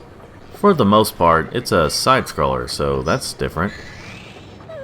Space Suckers has a similar setup to Space Station, where once you get a frog, you're back at the beginning. Only this time you do get frogs in a certain order, so it's more linear like most of the game. Something you might have noticed is that Frogger and Lily have been eating different types of bugs. Where the previous game had you eating bugs mostly for points or time, this game has you eating bugs that give you power-ups, such as Quick Hop and Auto Hop, which, well, the names basically say what they do. Just be careful when you're using them, cause the camera isn't always great at catching up with you. In this kind of intense scene, Frogger reads Swampy's plans and goes after him, like he's been doing this whole time.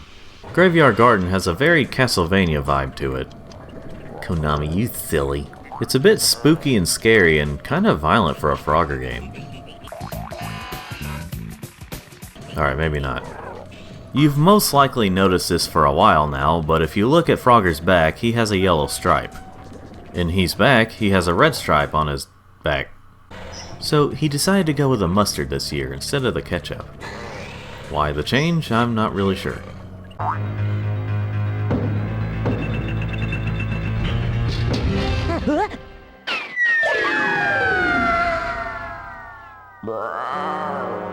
You're a real romantic, Frogger. Haunted House. I mean, the name says it all. What do you expect, Family Matters?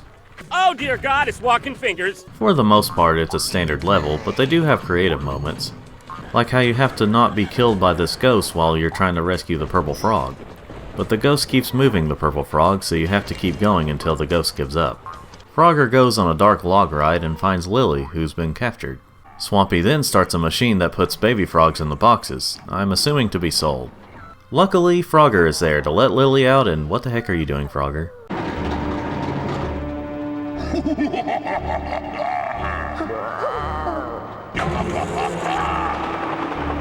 You're a real romantic, Frogger. But as luck would have it, a little blue frog named Tad escapes the machine. Then you go on to the last level of the game, Wind Up, where you use Tad. This one is a simple make it to the end kind of level.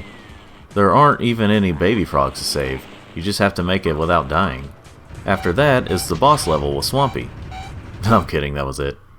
Tad messes around with the machines, rescues Frogger and Lily, and shows them where the rest of the captured frogs are. They escape, Swampy doesn't, and the sun comes up. That was sort of anticlimactic, but it had some action for the ending. So how about those coins? Well, after you collect all 25 coins per level, you unlock bonus levels for the time attack mode. These come in the form of levels that look like they're from the arcade game. After unlocking all levels, you start unlocking characters. And after that, you unlock cheats and a concept art movie. So it's definitely worth getting all the coins. Now allow me to go over all characters that aren't playable in the story mode. Treevee, whose name for years I pronounced as Trevi, is a green frog who sounds like the Goofy of the group. He's the only character who isn't used in the story mode that is unlocked right away. Wart is a toad who sounds like the old wise man of the group, or at least like the Cranky Kong of the group. Tank's 2D picture makes him look like a mummy, but he's actually a robot frog who looks nothing like that in 3D. Were we catfished by Tank? Anyway, he's the robot friend of the group. Ruby is a female kangaroo that sounds like... I'm not even gonna open that can of worms. And the final unlockable character is... Swampy. On one of those rideable bouncy ball things. I mean, sure, why not? Well, before I wrap things up, let's look at the multiplayer. The multiplayer mode has enough content here to have at least half an hour of fun. There are racing levels, where you try to be the first to make it to the finish line. There are these levels that play like Tron, where you move automatically and try not to run into the opponent's blocks or your own blocks. And the rest are like the previous one's multiplayer, whoever gets the most wins. Previous one had flags, but this one sticks with baby frogs. The multiplayer is not a must-play for this game, but it is kind of fun with a friend for a little while. I very much enjoyed Frogger 2 Swampy's Revenge on PS1. Unlike Frogger He's Back on PS1, I feel like this one could be more enjoyed by people today, even if you don't have nostalgia for it. Don't get me wrong on that, I love the first one, but I will admit it is mostly nostalgia. Swampy's Revenge, while pretty short, does improve in many areas. So how about that Game Boy Color version? Well, this one is just called Frogger 2 without the Swampy's Revenge part. But unlike the previous game, this one is completely original. Not like the arcade original nor the PS1 version. It just uses Swampy's Revenge artwork. This one is a lot more focused on getting to the goal and collecting gems. This felt like an early version of where the Frogger series would go in future games. You don't even rescue baby frogs until the end of each of the 5 worlds. There are 32 levels altogether, so there's enough content here to get by. You can also switch between Frogger and Lily at any time in the pause menu. Like the PS1 version, they both play the same. These levels are pretty challenging, so be prepared for that. The only real negative I have with the game is the music. The music you hear right now is the only track in the whole game.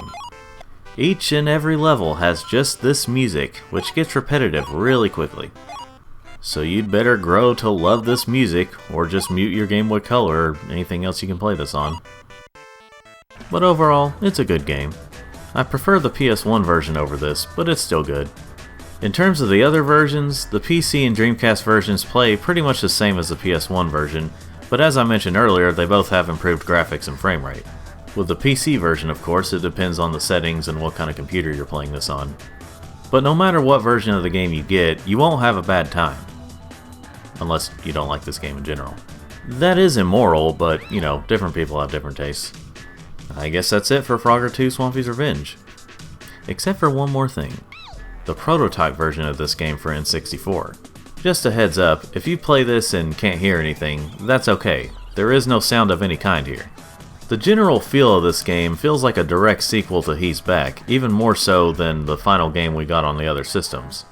This feels like they took a cancelled prototype of the 97 game for N64 and started to rework it into Frogger 2, but this version was also cancelled. Anyway, it is really interesting to mess around with what they worked on up to this point. You can move the camera closer to Frogger. I mean, a lot closer. Also, it's not a fixed camera, another way this is like He's Back. Now you can't actually finish these levels, at least from what I've tried, but it's okay here since it's a prototype. I don't know if this was the latest version of the game on N64, but it's the only version I could find. Now while I know this is just a prototype, since I've said that many times already, but I'm glad they abandoned this idea. As much as I love He's Back, it didn't age as well for any newcomers, so it's a good thing they changed it. There were a few things here they kept, such as these rats here. The docks were reworked into a multiplayer map, and Frogger's stripe is yellow. I can't really think of anything else they kept, if any at all, but those were the ones I could think of. The only other thing you can do in this game is look at some of the models and play the semi-prototype version of the arcade game. Other than that, there's not much to talk about.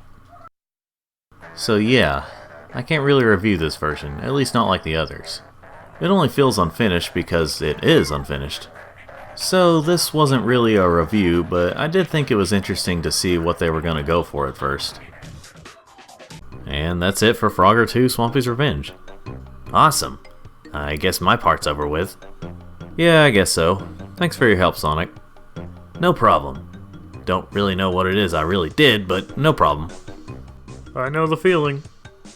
Look, you guys were here for moral support, and to look after the stuff I needed to review. Now Pep's gonna help me out with moral support. Well, after this, I'll need some chiropractic support. You know you didn't have to hold that box the whole time, right? Yeah, Pep. You could have put it down at any time since Dan came. Really? I don't know why I didn't think of that. Shoot, I wish I'd known that too. Well, thanks for holding them, guys. Alright, Pep, where do I start with the 2000s Frogger? Well, since you've already talked about Swampy's Revenge, now you're looking at a real winner of a game. Ah, crap.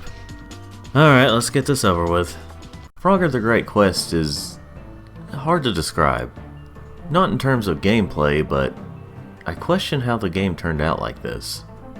This game has been reviewed on the Dang It Show, but like Frogger 2 Swampy's Revenge, it's been so long I'm still gonna go over a lot about it. It was released in November of 2001 for PS2 and September of 2002 for PC, in North America only, I think. For the PC version, I mean. There was also a GBA version of the game released in May of 2002, but we'll get to that later. When the PS2 version was released, it was met with pretty much negative reviews from both critics and fans. They didn't give it the lowest possible scores, but they were bad. The only ones who really enjoyed this game were kids that haven't played that many games before or just didn't know any better. I was one of the latter. But enough talk on the talk screen. Let me show you what the game is like. Well, here we go. The story begins with Hello, Frogger. Whatever Lumpy said. So this is the first appearance of Lumpy. Poor soul. Frogger is pretty much bored of his life at the swamp and wants to change things up. And quit getting needled by that mosquito gang. Frogger overhears these kids talking about the story of the Princess and the Frog and gets ultra horny and decides he wants that. Soon after, he sees a shooting star. I wish I may, I wish I must find a princess before I bust. Sheesh, stay patient, Frogger, good lord. A fairy frog mother comes along and grants Frogger his wish and sets him off on his great quest trademark. And here it is, folks, the first ever Frogger 3D platformer. With freer movement, I mean. Almost immediately, you can feel the problems with this game. To get one compliment out of the way, the game does have nice visuals for a 2001 PS2 game. I mean, don't get me wrong, there were much better looking graphics on the PS2 that year. But still, they look decent. Now that the positives are out of the way, let's talk about the game itself. The movement feels alright, but when you're trying to platform in this game, you'd better hope luck is on your side. Precise platforming is hard to do in this game. It feels like you can slip and slide on just about anything, which can get quite annoying. And it feels like you either overshoot or undershoot your jumps. You do have this glide move where Frogger inflates his croaker, something that feels dirty when saying for some reason, and he floats down. The combat in this game, yes there is combat, it sucks. When you're far away, you shoot at enemies with Frogger's spit. When you're up close, the melee attacks... oh boy. Like, it works, but sometimes it's hard to tell if you're actually attacking the enemies. This alone just shows how unfinished this game is. One new thing they finally introduced, for the first time in Frogger history, Frogger can swim. Don't think about 3D. But yes, our frog boy can swim now. And it sucks. Just think of some of the worst underwater controls in video games, and you have a good idea of how this feels. The only good thing I can say is at least when they remembered that frogs can swim, they also remembered that they can breathe underwater too. Those are the basics of the gameplay. As for the other stuff, they ain't much better. Most of the characters look really ugly. I can tell what they were going for with the artwork, something you can buy in the shop, which is what the coins are for. But man, it did not translate well into 3D, at least not for 2001. Not every character looks bad, but most do. The voice acting, it all depends on which character it is. The fairies are very annoying.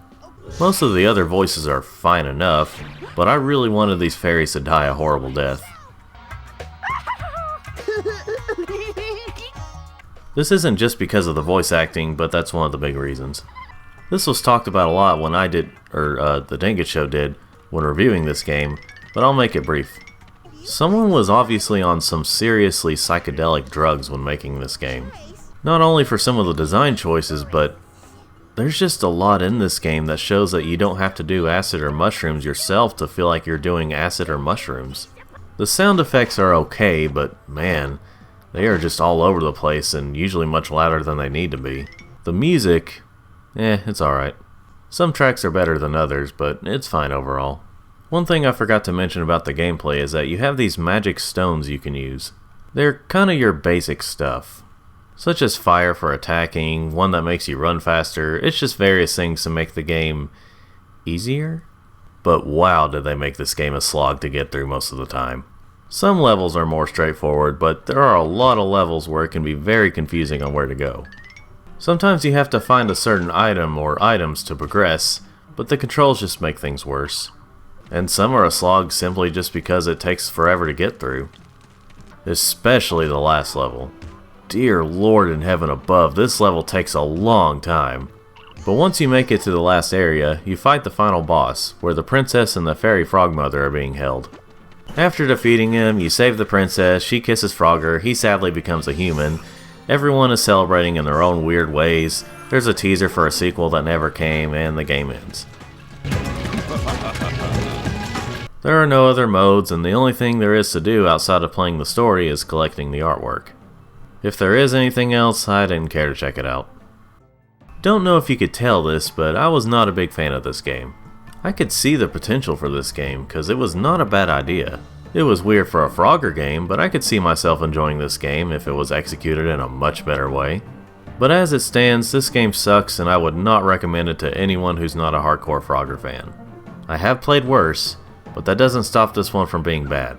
I haven't played the PC version, so I don't know how I'd feel about it, but since it's like the PS2 version, I can't imagine it's any better.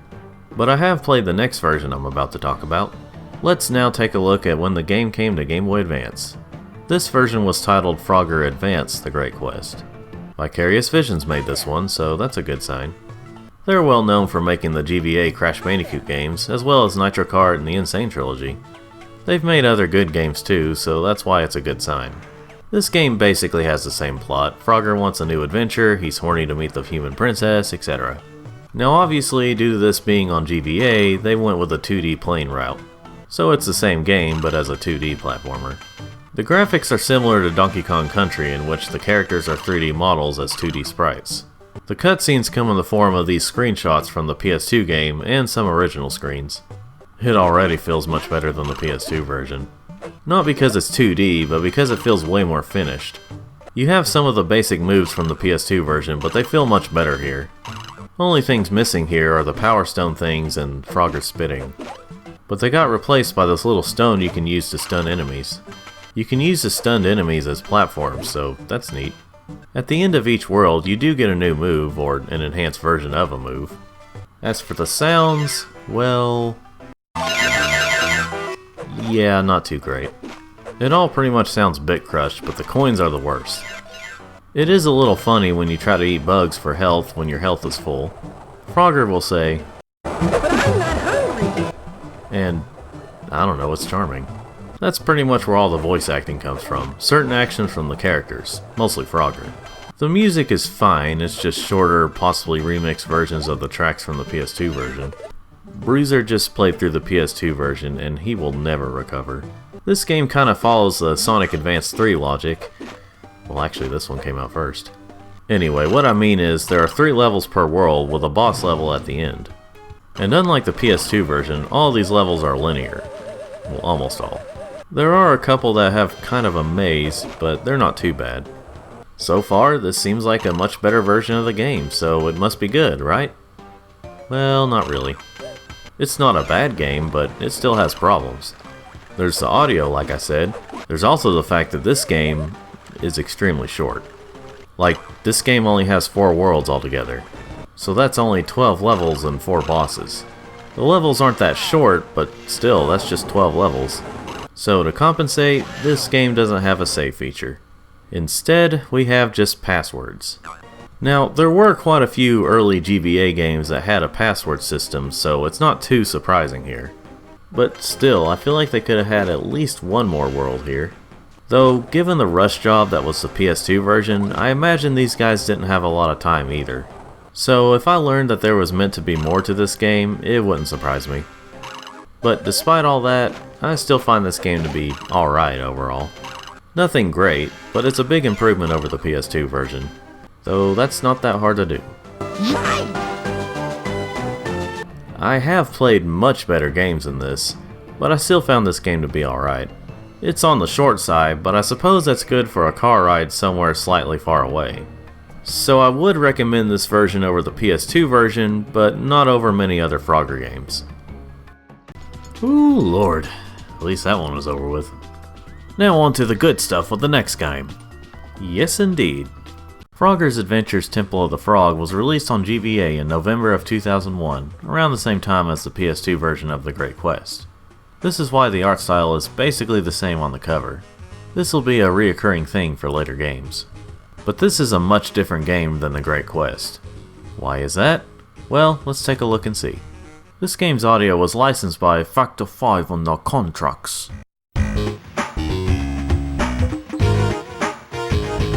This game is much different from The Great Quest because it sticks with Frogger's normal gameplay.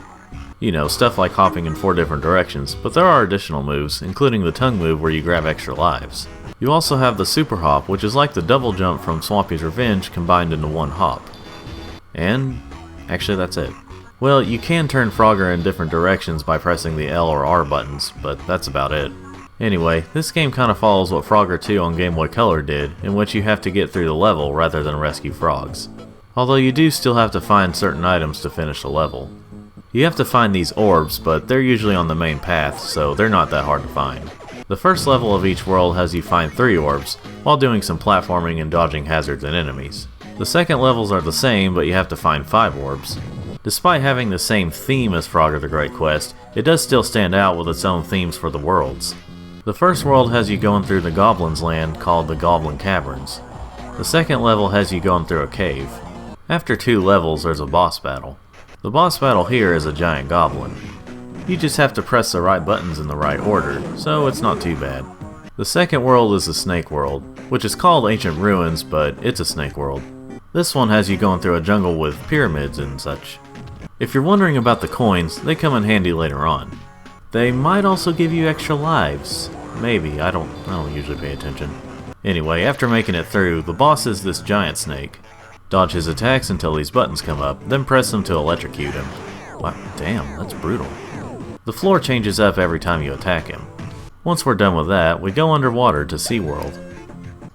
Did I just say SeaWorld? SeaTown is what I meant. SeaTown. But while you're technically underwater here, you don't swim around. So it's not as big of a moment as when you got to swim in The Great Quest. Well, since Frogger is underwater, he has an air helmet on. This is seawater, so it makes sense. But I mention that because now Frogger can't use his tongue move. It's all good though, cause you can also hop on the butterflies to get the lives. Well, after you get past all the sharks and crabs and eels, you face off against this giant shark. All bosses in this game seem to be giant. But instead of fighting the boss, you have to watch out for him. The real challenge comes from pressing these buttons. See, you have to break these ropes by pressing each of the same button, but they're on opposite ends of each other. And while doing that, the shark will come by and deactivate the buttons. Or activate them, I guess. I don't know, it's something to do with the ropes. The annoying part is having to find the right whirlwind portal to get to the right sides. It's not too challenging, but can still be annoying. The next place is Sky City.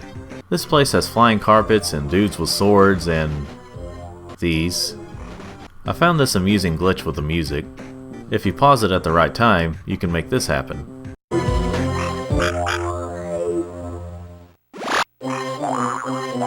Fun times. Speaking of music and sounds, they're definitely better in this game than they are in The Great Quest on GBA. A lot of the music does sound samey, but it's still decent. The boss for this world is a jewel thief, and you have to collect more blue jewels than him in time for 3 rounds. It's one of those sometimes hard, sometimes easy challenges. The boss can't kill Frogger, but he can stun him for a couple of seconds. After that, we head to the last world of the game, Temple of the Frog. Remember those coins? Well, you have to pay this guard a certain amount of coins to get through. While this is a cheap, last-minute grind moment, it's honestly very easy to get the amount he wants throughout the game. This temple has what you'd expect in a frog temple. You know, spikes, closing walls, dudes with axes, slugs, ghosts, platforms. There are also these statues of bipedal Frogger. So is this Temple of the Frogger then? Does this take place many years after the Great Quest and we're actually using Frogger the 50th? These levels are relatively challenging, but not too hard. They are fun enough. Now we've reached the final boss, the freaking Grim Reaper himself. He goes by Mr. D, but we all know what that means. Death, guys.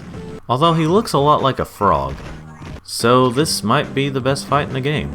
You have to dodge all of his attacks from various elements. Then, while you have time, you collect these orbs. After getting through all of these elemental attacks, there's a next part, because of course there is, it's a final boss. This time, you fight him head on, and press buttons. You have to press this middle button, and then whatever element comes up, you have to make sure he's on one of the panels. Then you press that button, and that attacks him. After beating him, he says, "You haven't seen the last of me, Frogger." And that was the last time we ever saw Mr. D. Frogger goes home to celebrate with his friends I completely neglected to talk about. You know, Lumpy. And the turtle. Credits roll. And that's it. That's the game. Nothing else to it.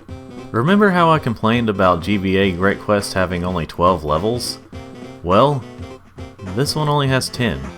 It has one more boss than GBA Great Quest, but this game is also very short. If you know what to do, you can beat this game in less than an hour. But despite that, I still found this game to be better than Great Quest GBA. Despite how short it is and lacking in content, I still like this game. Definitely not up there with the best Frogger games, but it's not far down either. So I would recommend this one, partially because it's usually very cheap, but also because it's good. 3 down, many more to go. What's beyond this point, Pep? Funny you should say beyond. Well, back to the not very good stuff. What do you mean, mate? You'll see. Frogger Beyond was released in December of 2002 for GameCube and Xbox.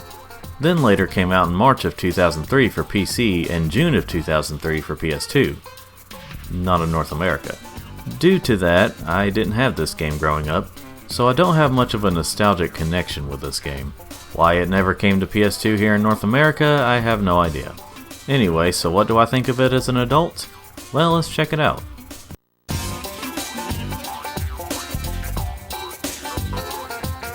Well, this is some upbeat music.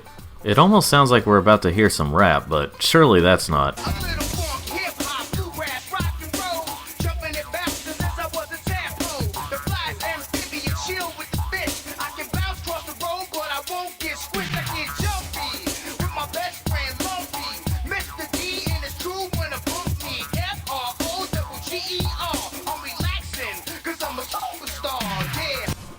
Well then, for some reason they found it necessary to have cringe rap music. Moving on. You know what, Lumpy? What's that, Frogger? I never thought I'd be so happy to see this place. That animation is a bit weird. They went for this slight cel-shaded look for the graphics, but the animation for these scenes are odd to say the least. This is also where they decided to make Frogger a kid, or at least give him a kid voice. Yeah, but I've been to tons of places. I'm tough now. I'm large. I'm the biggest frog in the swamp. I still don't see why companies still think that kids just want to see kids do things in games and other media. Anyway, the story now takes place after Temple of the Frog, instead of the Great Quest. For obvious reasons. Frogger's big boy birthday is coming up and he's looking forward to it. Some birthday party. Funny thing about Frogger in this game onward is that he's voiced by Kathleen Barr, the same one who voices Kevin from Ed, Edd and Eddy. I'm not gonna be able to unhear a younger Kevin with Frogger now. Anyway, let's move on to the training area. Please don't look at us like that, Lumpy. So I thought my disc was messed up when I was playing through this level, since there's no music. But it's fine, there's just no music in the training level. So as you can tell, they went back to basics with the gameplay. It now plays like the DBAG games. Only this time, you have a few new features. One of them being where you hop upward to grab things, such as coins. One thing that did kinda carry over from Great Quest are these special power moves. They aren't the same as in that game, but you get the idea. One gives you the power to hop faster. Another basically gives you the feeding frenzy ability from Swampy's Revenge. And the last makes you invincible to enemies and certain hazards.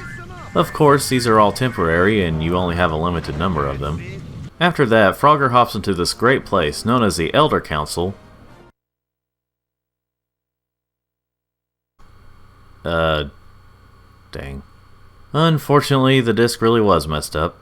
Well, anyway, here in this hub world, I guess, is where we enter levels, save the game, and go to the item shop. Here's where you can buy the items and extra lives, if you have enough coins. So let's go into the first official level.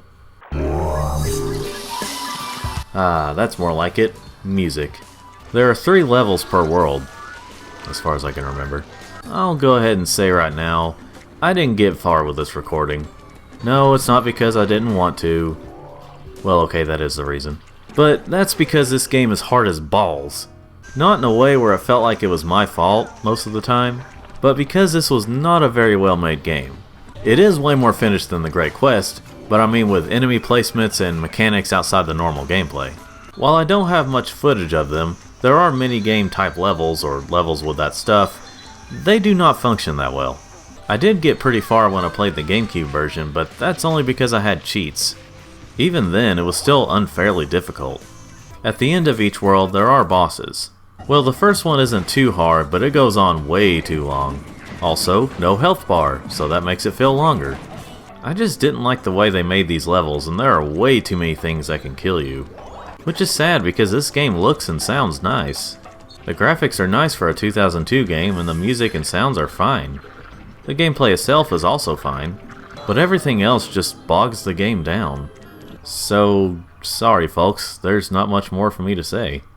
There is a time attack mode, but that's about it in terms of extra modes. And that's all I've got to say. I don't know how I'd feel about this game if I played it as a kid, but as it stands, I was not a big fan of this game. It's just too stressful to get through the levels. Though it is better than the Great Quest, and is pretty cheap these days, at least on Xbox. So if you were curious enough to try it, I'd say give it a go, if it's not too expensive. Sorry I couldn't give a better review of this game. Honestly, if you want a fuller review, watch Nitro Ride's video on it. As for me, I'm moving on. Frogger! Hey, what is this? Metal Gear Frogger? Oh, that's why. Yeah, disappointing really. Well, perhaps this next one will be better. You know, I bet it just might be. Frogger's Adventures 2 The Lost Wand was released in November of 2002 in North America for GBA. It's a sequel to Temple of the Frog but takes on the art style of Frogger Beyond for the cover. But like Temple of the Frog, it may share the same art style as Beyond, but the story is completely different. This feels like it could have been its own storyline entirely, even separate from the first Adventures game. But I'm getting ahead of myself. Let's look at the game, shall we? Whoa now, you're giving me too many options here.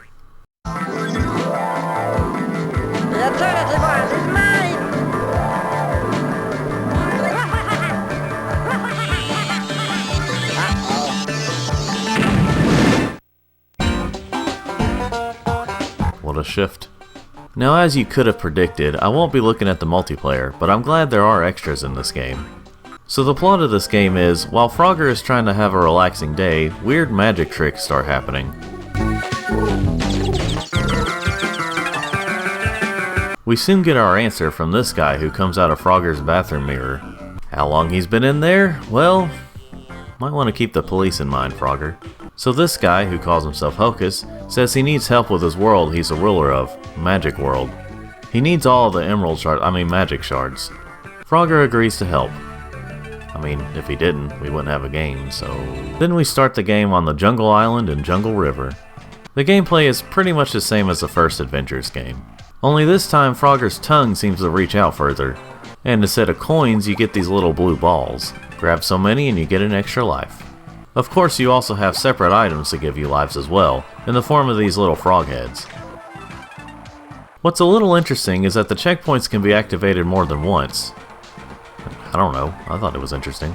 What's also new in this game are these cards. There are 4 in each level. If you get all 4 and reach the previously locked portal, you'll be transported to a place with many blue balls and lives. Collect as many as you can within the time limit without dying. It's a neat reward.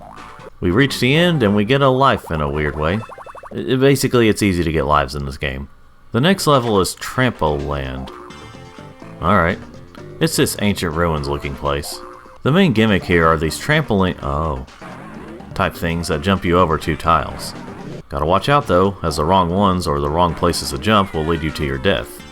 And like the previous game, each world has 2 levels and a boss fight. Dozy Dragon is an epic fight of having to keep the dragon asleep. But these birds keep trying to caw! So you have to slap them with your tongue to keep them quiet. For good. After beating the boss, the dragon turns out to be a regular lizard or salamander or something. And we get the fire shard, which is what caused it to become that way. That world was fine enough as a starting world. Next we head on to the Snow Island, starting with Snowy Peak. They put a little too many snowmen here, but otherwise it's a fine level.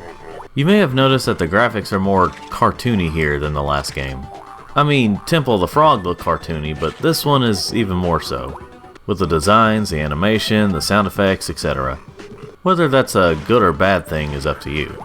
I personally think it looks good, although Frogger looks a bit weird with the way his cheeks puff out. Ice Mines is pretty much what it sounds like, a mine with icy stuff in it. As you can imagine and, well, see here, the gimmick is making it across parts of the level while riding minecarts. Don't forget anything, because if you do, you'll either have to ride the carts again or you'll have to start the level over. But it's not a big deal if you don't get everything, because all the collectibles really just lead to lives. The boss for this place is a giant snowman robot thing called Frostbite. This battle is done by pulling these bombs into these pits. Once he's done throwing them, you have to hop on the fire shards that appear, thus attacking him. Do this 2 more times and you'll beat him. Just hope you're quick enough and can avoid pits.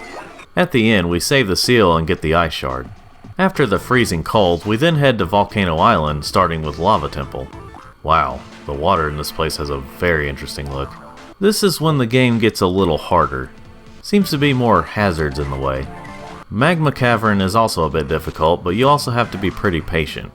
The game's soundtrack is a bit on the weird side. Each track has similar sounding instruments, but they all stand out enough.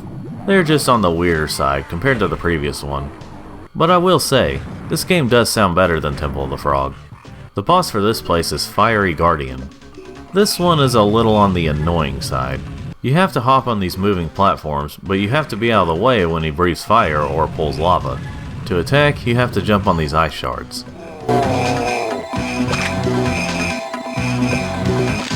After beating him, no one was inside or changed back.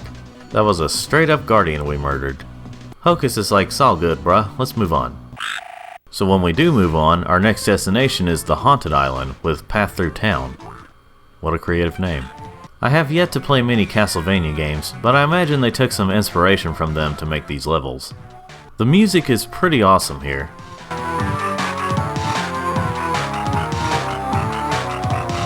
There's also randomly a secret area here, which this game doesn't have much of outside of the ones the 4 cards unlock. Creepy Castle, as the name implies, is kind of confusing. What? Don't worry about it, Pep. It's kind of a maze-like level where there are multiple rooms and multiple doors. You have to try and find the right way to get through the level.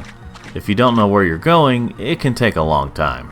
There are a couple of puzzles here to spice it up a bit, but man, what a sort of annoying level. The boss for this level is Fright Flight.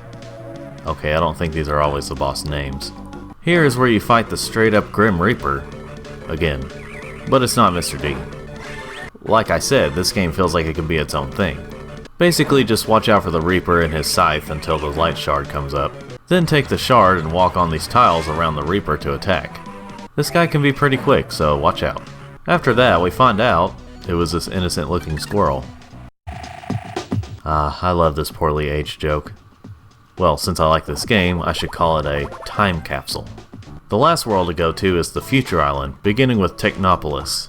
Well, we already start off by making the joke about Frogger confusing computer bugs for actual bugs.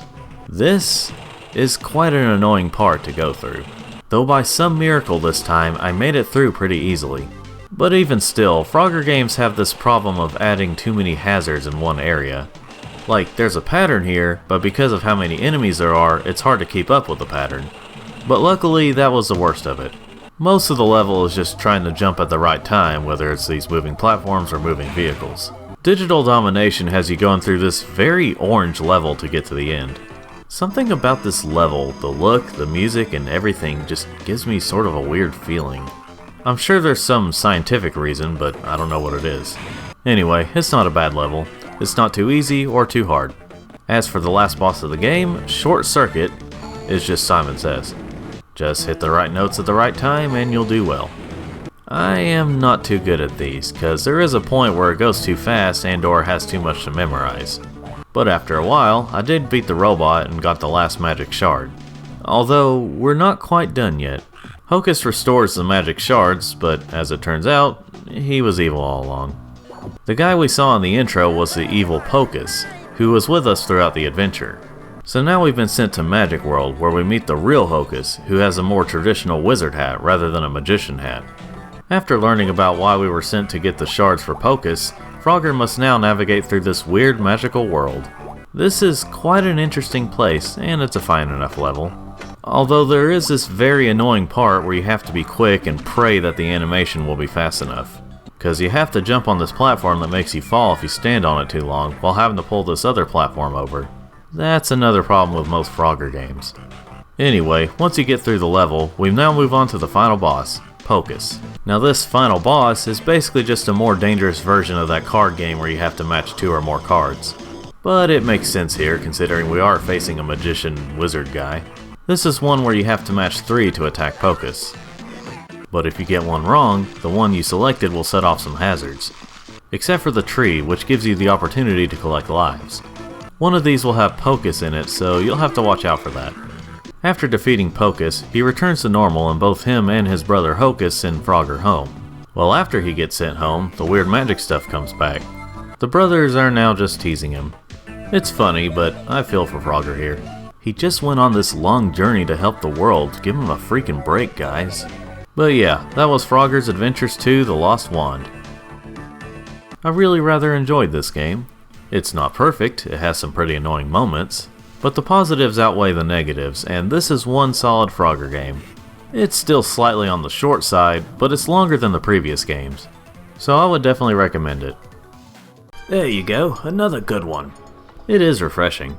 And this next one is also an adventures game not for GBA. I know which one you're talking about, and it's also a good one. Spoilers. Frogger's Adventures: The Rescue is the only adventures game to come out on consoles instead of GBA. It was released in October of 2003 for PC, PS2, and GameCube.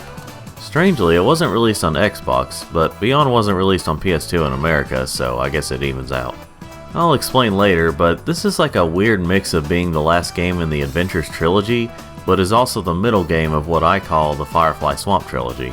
But enough talk, let's play the game. I grew up with a PS2 version of this game, but I played the GameCube version for this video.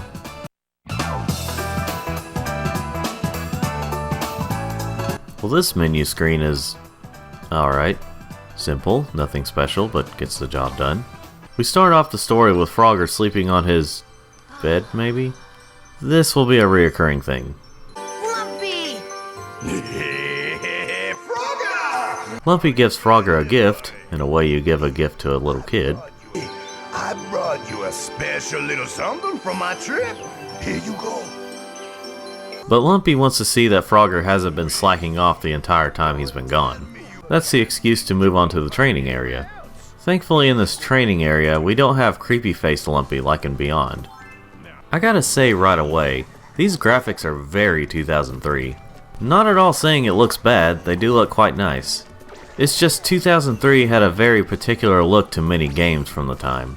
The gameplay is mostly the same as Beyond in the GBA games. Kinda feels like a mix of the two.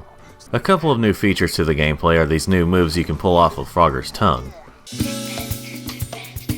You can push or pull certain objects.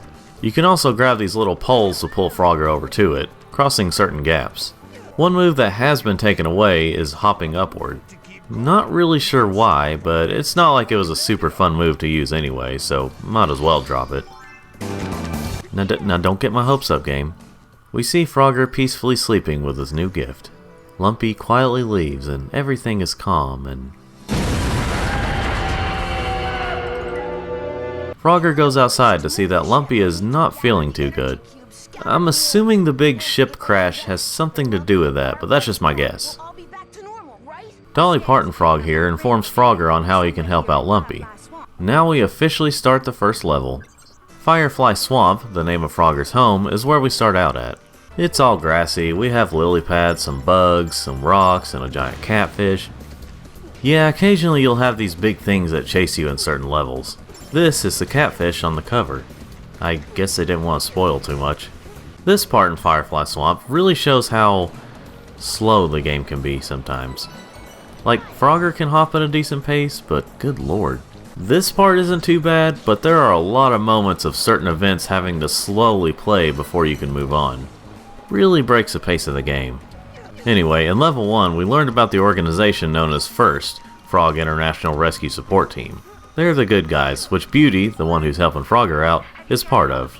Well, in level 3 we learned that the enemies are called Trip, tyrannical reptiles in power. They are responsible for all the kidnappings in the game, and we have to go rescue them. Oh hey, playing through this game, though a bit slow, does feel better than playing Beyond.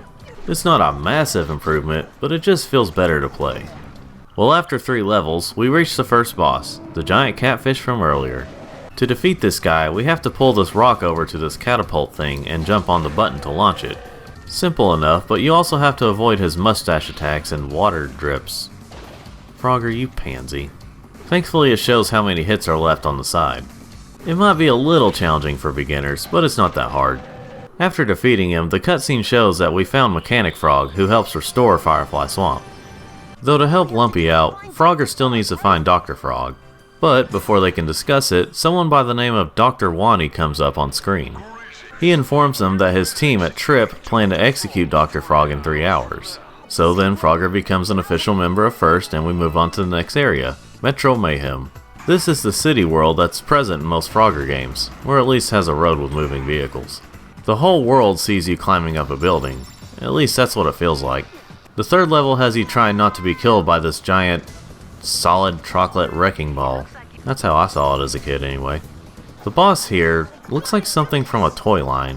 What you have to do to defeat it is, once it spits out these gears, you have to place them in the right place. You have to get them all while dealing with its attacks and minions. This demonstrates how slow the animation is for Frogger pulling stuff. It wouldn't be so bad if it didn't lock you for a couple of seconds. And even after the animation's done, you're still locked for almost a second. Yet you're still vulnerable to enemies and hazards. I know I'm talking about seconds, but in these moments, it can feel longer. This is not the worst of it, but it can be bad. But thank God the gears stay in once you've got them in, even after you die. Frogger rescues Dr. Frog, but the building starts to crumble at the top. Luckily, 2 of the escaped FIRST members and Beauty come to help out. Ranger Frog helps Frogger, while Ninja Frog helps Dr. Frog. These have got to be the agent names and not their real names. Well, later in the scene, we're informed where Army Frog is, and now we're headed off to help him escape the Molten Island. This is our lava world for the game, and it's almost purely lava and rock, with a touch of machines. But looking around, we see that there were living beings here, and if you skip the dialogue, you might think that these people died or something. Well, they've been rescued because this is a kids game that would probably still get an E rating even if it were ever re-released. Frogger, we're counting on you. But apparently people have been kidnapped because they're trying to find the key person to activate the ultimate weapon. Army Frog will tell us more once we've rescued him. But before we do that, we must battle this robot dragon. This has got to be the easiest battle in the game, possibly even easier than the first. All you have to do is sit on these buttons until the water fills up, and that attacks it. Sure, you have to dodge it and its attacks time to time, but it's not that hard at all. The water doesn't even drain once you get off the buttons or something, it all stays. So yeah, after beating a very easy boss, we've rescued Army. Both of you, this way! After narrowly escaping the volcano, we set course for the Forgotten Island. I don't know how someone could forget this place. It has freaking living prehistoric creatures. We got dinos and other creatures. Though the music didn't realize what kind of place this is. The game does get a bit more difficult here. One thing that's gotten on my nerves about 3D Frogger games is it seems like not everything that moves is lined up evenly. So sometimes it can be hard to see the pattern and the opportunity to jump. Well, this has been an uneven franchise so far, so that makes sense here. The boss for this place, naturally, is a T-Rex. This one is doable, it can just be a drag if you die. You don't really do any kind of attacking.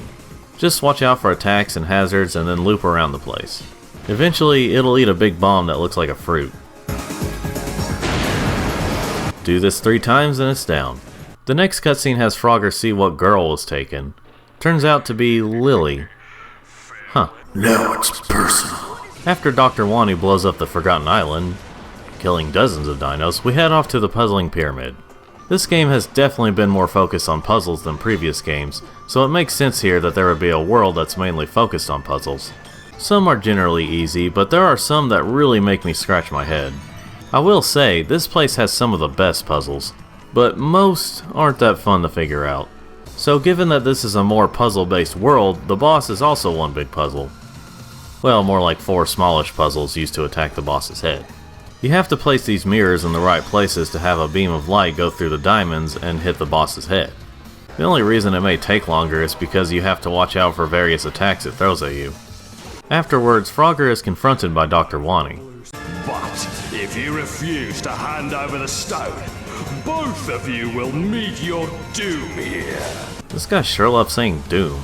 Frogger is forced to give up his gift from Lumpy, and then we head to where the weapon is at, the Sunken Temple. The game from here on gets really frustrating. Those puzzle elements amp up from here, and there's just too many things that can kill you. Seems to be a running theme. This is one of the worst puzzles in the game, having to navigate these walking things into this room. But don't touch them or you'll die. These just give me a headache. Only positive thing I can say about this world is the music is wonderful. Now, the boss isn't too bad, at least compared to what we've been through already with this whole world. You have to wait until the boss throws these little diamond things at you, but then you need to get into the right position for it to attack the boss in the right places.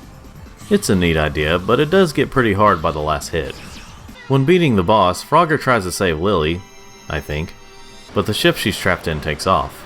But Army Frog encourages Frogger not to give up, which makes Frogger grow a thumb. This cutscene misleads us into thinking we'll be using other characters as well, but we still only use Frogger. Then we move on to the last world, Nebula Nemesis. This place has its frustrating moments, but it's not as bad as the Sunken Temple. Until you get to the last level. Good golly lord almighty, this place is super annoying.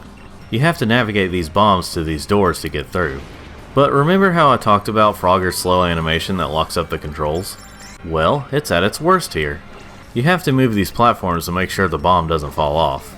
It's quick enough to hop around, but due to the slow animation of pushing and pulling, it's hard to keep up, despite how slow the bombs are.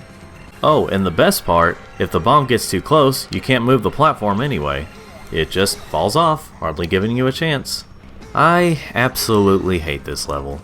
I understand the last level should be the toughest, but it didn't need to be this way. Well, after that hellhole, we make it to the last boss, a giant robotic frog. This is probably the best boss in the game.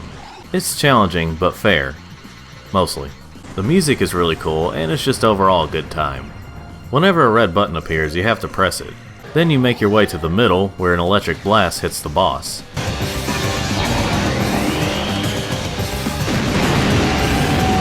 Do all this while avoiding missiles, confusion rays, and these little robotic frogs. To destroy the little bots, you have to get them to run into each other. They somewhat mimic your hops, but they go in different directions.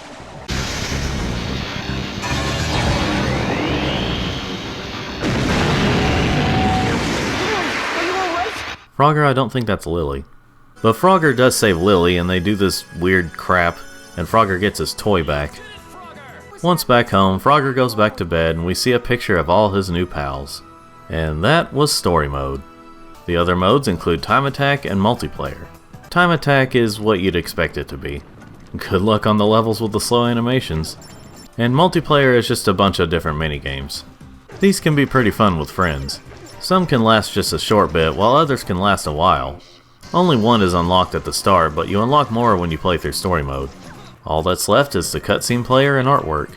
So there's enough content here for a full game. And that was Frogger's Adventures the Rescue. While some of this could be just nostalgia, I really rather enjoyed this game. Don't get me wrong, it's far from being amazing due to the slow and frustratingly slow moments, but I do still think it's a good game overall.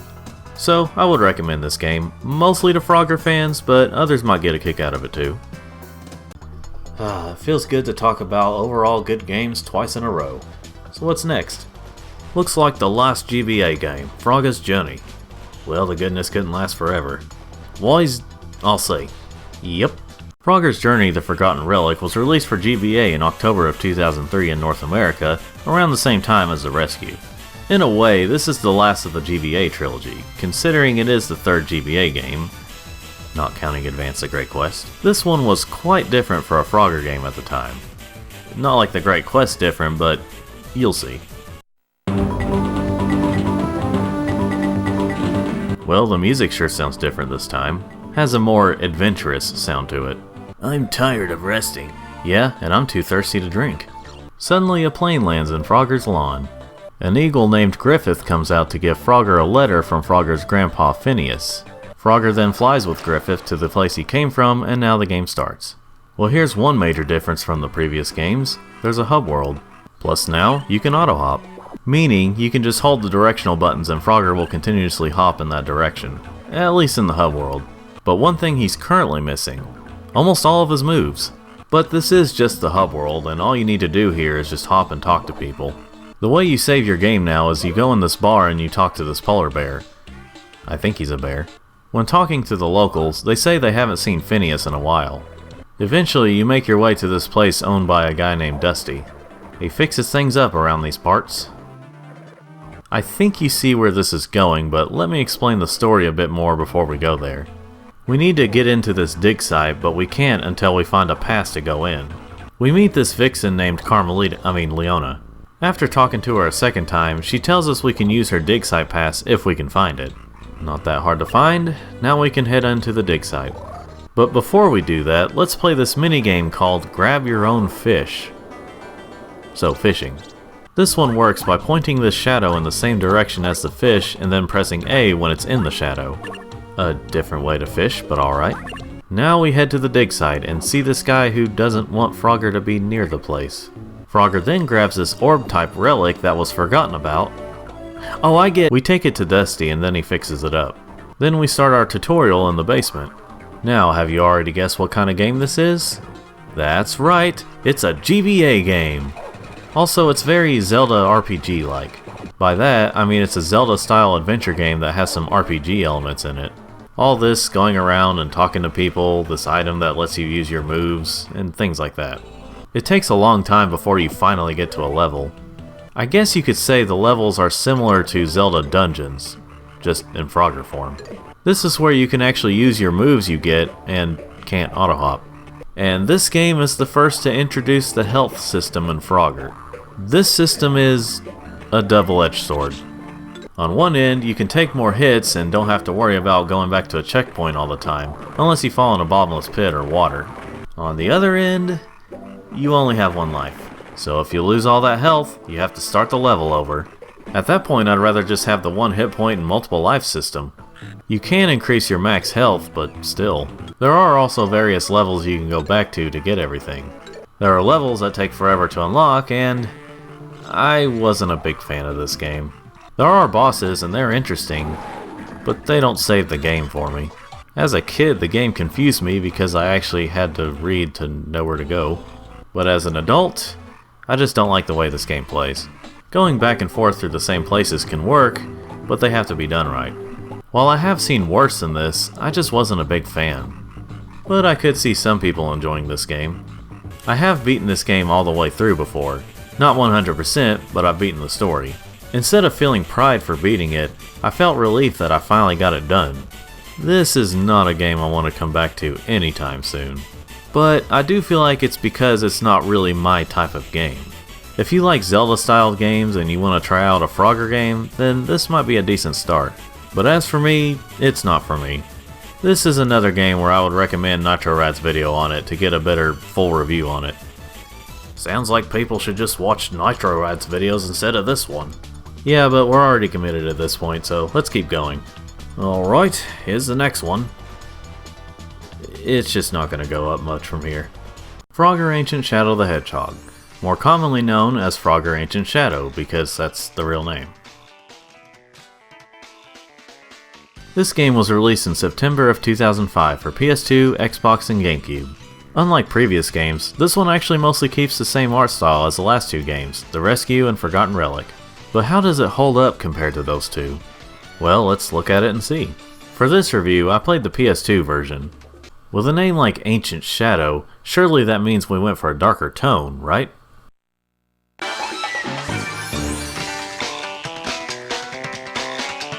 Okay, well that's just the theme music. I bet the tone will be a lot darker.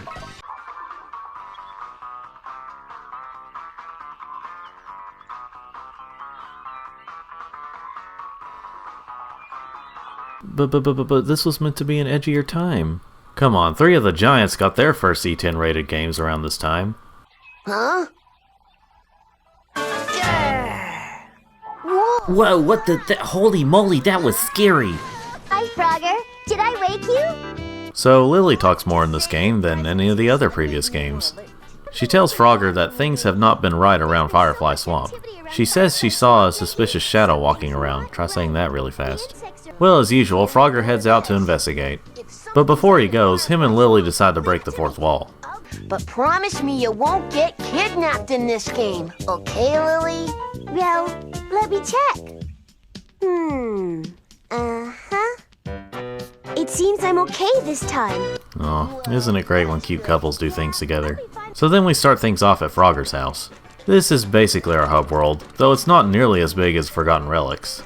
Going into Frogger's house, we have a few things to look at, like unlockable letters from various characters and developers. Check how many coins we have, go to the load save screen, and that's pretty much it. Okay, there's a little more, but we'll get to that later. Now let's finally go into a level.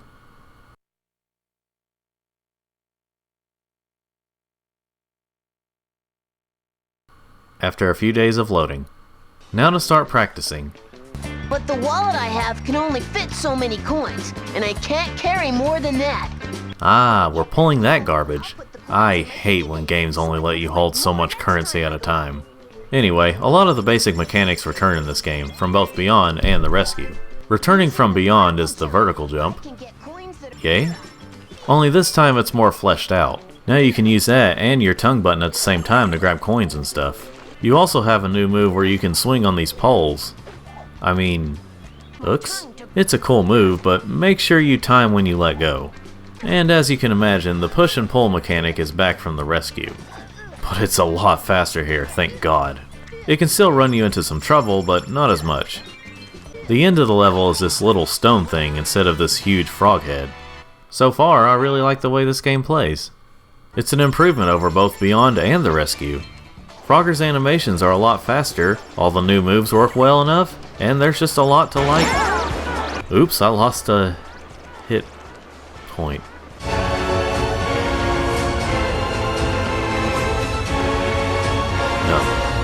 No, it can't be.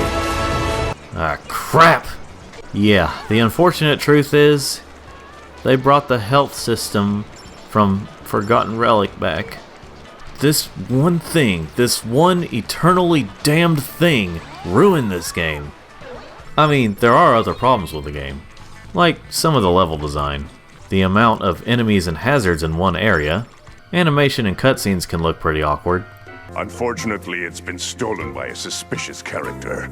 I cannot apologize enough to our ancestors. And they brought back some puzzles that can be too hard at times, but that's mostly on me.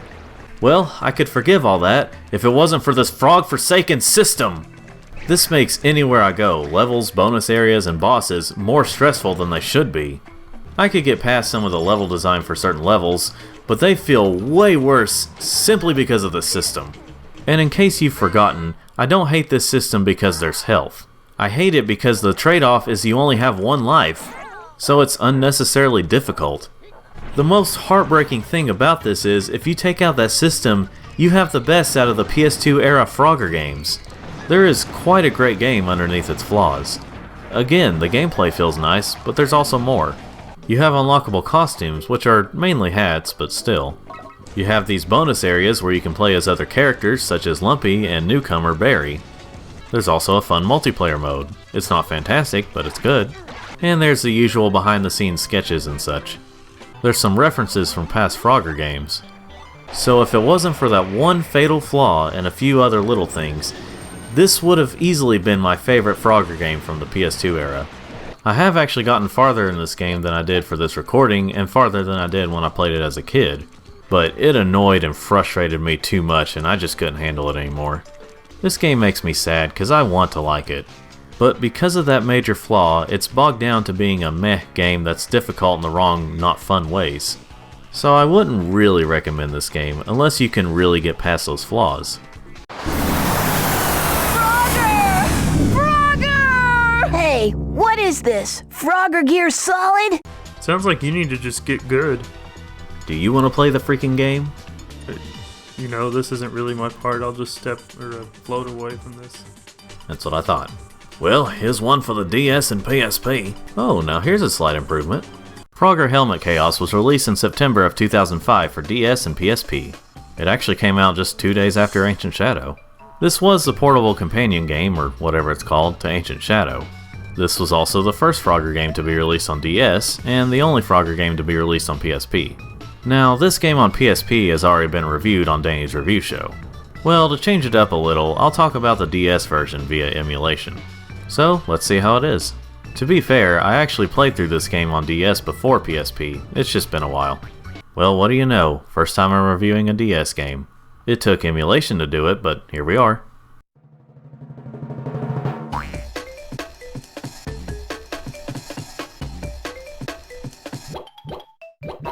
Now this whole setup feels like this is a little kid's game, like even more so than the previous games. And starting out the story, it sure as heck feels that way at first. Our story begins, as most stories do, once upon a time in a swamp, where there lived a frog named Frogger and a toad named Toady. Hey, that's Lumpy! But as we go on, it gets a little less like that. It becomes less like a kindergartner's game and more like a second grader's game. Anyway, the gameplay is pretty much the same as the PSP version, of course, just with downgraded graphics. And the gameplay overall is identical to Ancient Shadow's gameplay. So we have both a good and a bad sign. The good sign is that means it feels good to play. The bad sign is, well, if the game is like this, then that means... Yep, the health system is back. Good golly. So, as you can tell, the bottom screen is where the action is for the gameplay. The top screen shows off your health, coins, time, and points. I can't really remember if you can change that or not. Anyway, something seems different about the level design in this game. It feels better than Ancient Shadows. Well, if you have seen the DRS video about some PSP games that never made it to the PSN, you'll know that I find the health system to be much better in this game. So maybe the level design feels better due to that. But I think it's also better due to not having as many enemies and hazards around.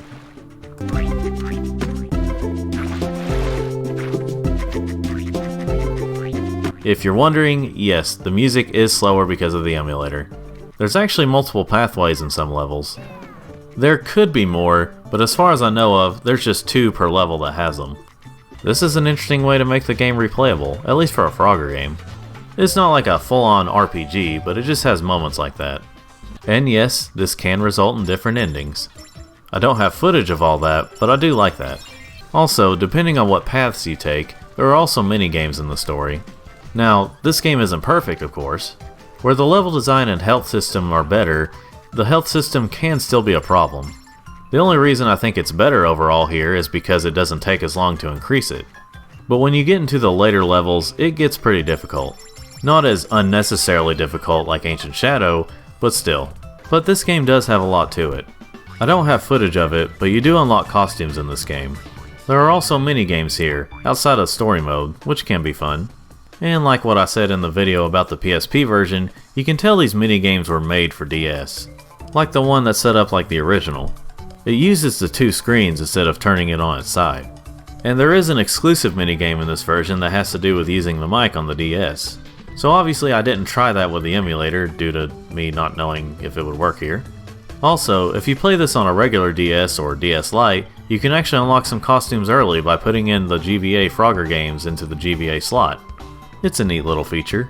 Also, I'm not really sure if anyone else has tried this yet, but there is a glitch where if you select a minigame with a touchscreen, they'll start up even if you haven't unlocked the minigame yet. So it seems like the DS version is the superior version, right? Well, in some ways, yes. But if you want better graphics and more voice acting, then go with the PSP version. Really, either way you play this game, it's gonna be fun. It's not my favorite Frogger game, but it is up there with my top favorite ones. So, I would recommend this game on either system. And if you use an emulator, make sure it's a good one. Good that was another good one. Yes, was good indeed. Doing alright there, mate? You seem tired. Just a lot of games. What's next? Toy Trials? Well, at least it's gonna be another one I don't have much to say about. My Frogger Toy Trials was released in November of 2006 in North America for DS. This is the only Frogger game that's exclusive to the DS. Also, it's the only other Frogger DS game. Physically. I didn't really play this game until I was already an adult. It never really looked appealing to me as a teen, so I never tried it until later on. But now that I've tried it, what do I think of it now? Well, let's find out.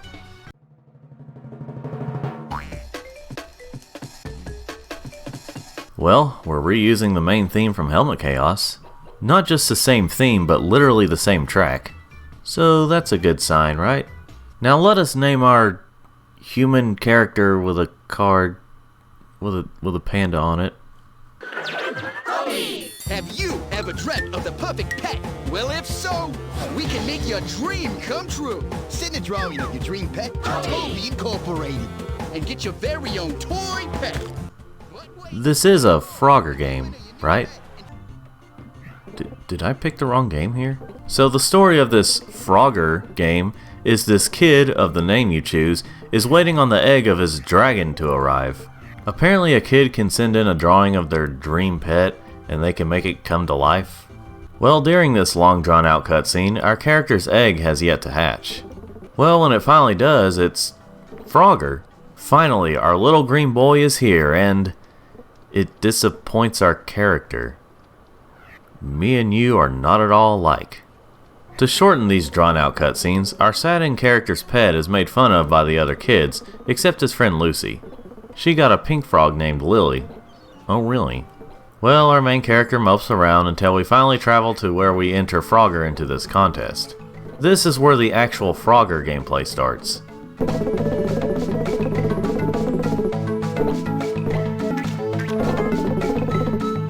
Why do the screens have to switch each time someone speaks? This is really confusing and annoying. It would have just been so much easier if they had just had words on one screen and then the gameplay on the other. Anyway, the gameplay is, of course, the basic Frogger gameplay we know at this point. What I'm trying to figure out though is how these levels would be designed at all for a dragon. Some elements from the previous games aren't here, but some are, such as the 8 coin system and some of the sound effects. So the Frogger gameplay is the trials part of the game. The rest of the game is going around and talking to progress. I guess you could say this is similar to Pokemon or something like that, but with just one creature. And instead of a turn-based battle, it's Frogger. There are of course stores where you can unlock new moves and get more health for Frogger. Because of course they brought back the health system. I am not a fan of this game. I get what they're trying to go for, but this is just not my thing. Now, had this game been executed better, then I don't know. I mean, the gameplay works well enough and the Frogger gameplay is fine, but it just kind of bores me. There is way too much talking in this game. I don't know if this is because I'm just so used to Frogger just being level to level, or at the very least games where the normal gameplay is most of the game, but I just don't like this setup. Also, the music kinda sucks in the game. They have very short loops, and when it does loop, it takes it a few seconds to start back up. Some tracks are only like 10 seconds long, at least in the parts where you play as the kid. Anyway, I got to this point where you have to roll Lumpy around with the touchscreen and I couldn't get past it. I'm pretty sure if I wasn't playing this on an emulator, I would more easily get past this part.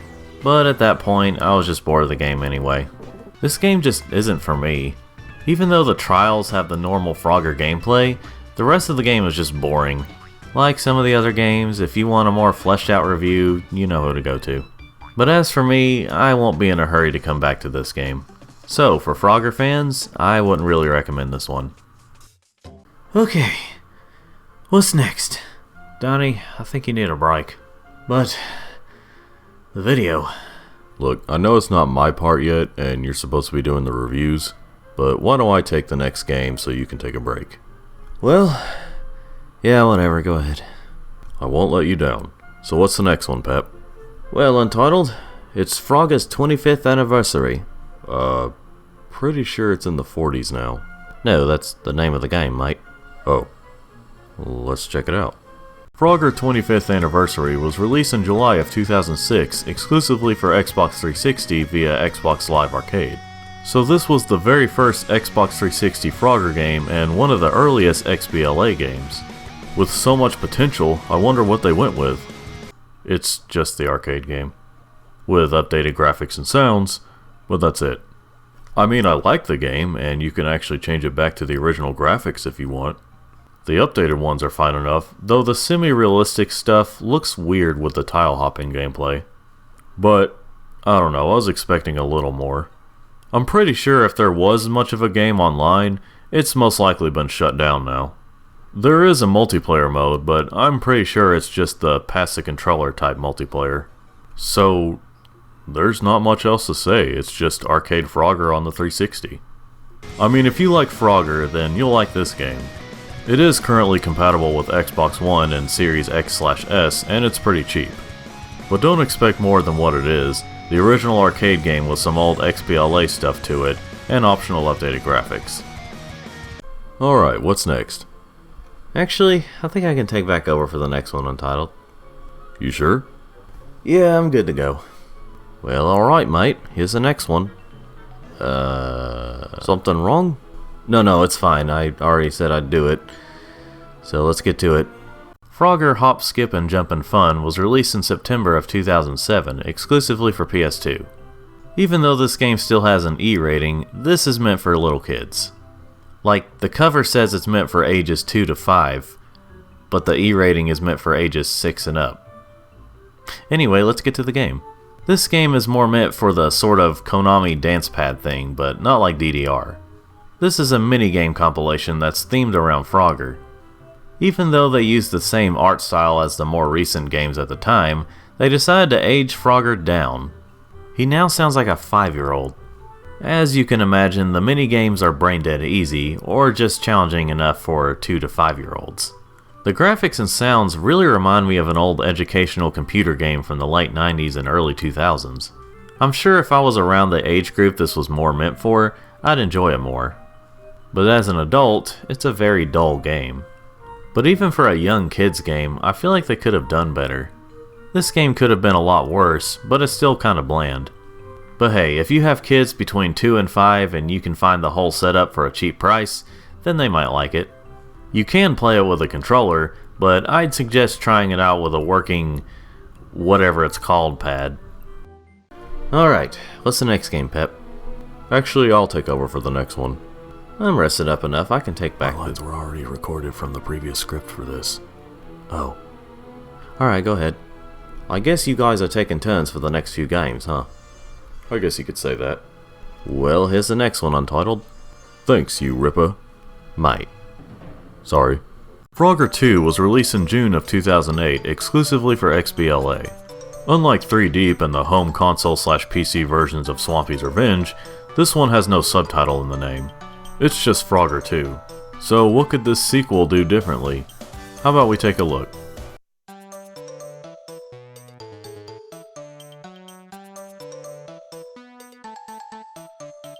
Huh, we're back to this theme. Again. At least they changed it up this time. So this game only seems to be Frogger 2 because it's the second XBLA Frogger game. This game is much different from the previous one though.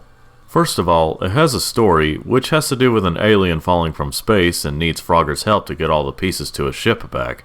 Also, the game is structured more like the games from the early to mid 2000s. The only relation to the previous game is the gameplay plays like normal Frogger. Now one major thing is absent from this game that has been in almost every game since he's back. The super jump. You know, the one that let you jump over things that transform into a tile skipper. It just feels weird that it's not here. At least the tongue move is still here. Now this game does have a time limit for the levels, but you can set it to a freaking hour if you want to, which is what I did. Frogger can also auto hop, like he did in the hub world of Forgotten Relic. And the usual rotating move is here as well. So except for the super hop, it pretty much feels like a 90s and 2000s Frogger game. One change they made from the more recent games at that time is going back to giving Frogger lives and 1 hit point again. That's fine and all, but, well, yeah, you can only have up to 4 lives at a time. Luckily, it's not that hard to get more, as you only need 20 coins to get an extra life. And if you can find all the little musical notes, I think they're supposed to be, it brings you to a room with many coins. So this game is easy enough, in the first world. Once you get to the second world, the difficulty spikes up hard. This is where you can really appreciate the super hop from the previous games, because it was really needed in this game. But that's just one issue with the difficulty. Remember how Danny, in this video has complained many times about there being too many enemies and hazards in some of these games? Well, this is certainly no exception. Not as many enemies, but way too many hazards. I have gotten a little farther than I did for this recording, but not that much farther. It just gets way too hard. Plus the coins become more scarce. That's all I've got to say about the main game. It has fine gameplay, but the levels get too hard not too far in. Something I didn't pay attention to before is you can change the color of Frogger. I can't remember if you can also do this for the single player or if it's just for the multiplayer. By the way, there's a multiplayer. I didn't get to try it, but hopefully it's better than single player. The music is fine, but the sound effects, especially Frogger's hop, can be a bit too loud at times and it can get kind of annoying. The art style is alright, it just looks a little too cutesy, I guess you could say. And that's all I've got to say about this game. I wish this game wasn't too hard, cause it is a fine Frogger game. It would still be far from being my favorite, but it would have gone a long way if the difficulty was toned down. Or at least if they had a difficulty option. But if you are a Frogger fan and you're willing to play through this difficult story mode, I'd say give it a try. It's pretty cheap these days. Man, what a hard game. Yeah, it's why I never beat it up to this point. I can see why. Well, blokes, it looks like we're down to the last game in my box. I take it you'll be doing this one, Donnie? Actually, let's both do this one untitled. Well, yeah, because we don't overdo meta. I mean, sure, we could do that. Well, have at it then, guys. Frogger Returns was released in November of 2009 for Wii and December of 2009 for PS3 in North America. Then it was released for DSiWare in May of 2010. Now I have reviewed this game before for PS3 via yet another review show. So to change it up a little bit, let's look at the WiiWare version. Will this be any better than on PS3? Let's find out. Okay, spoilers, no it isn't.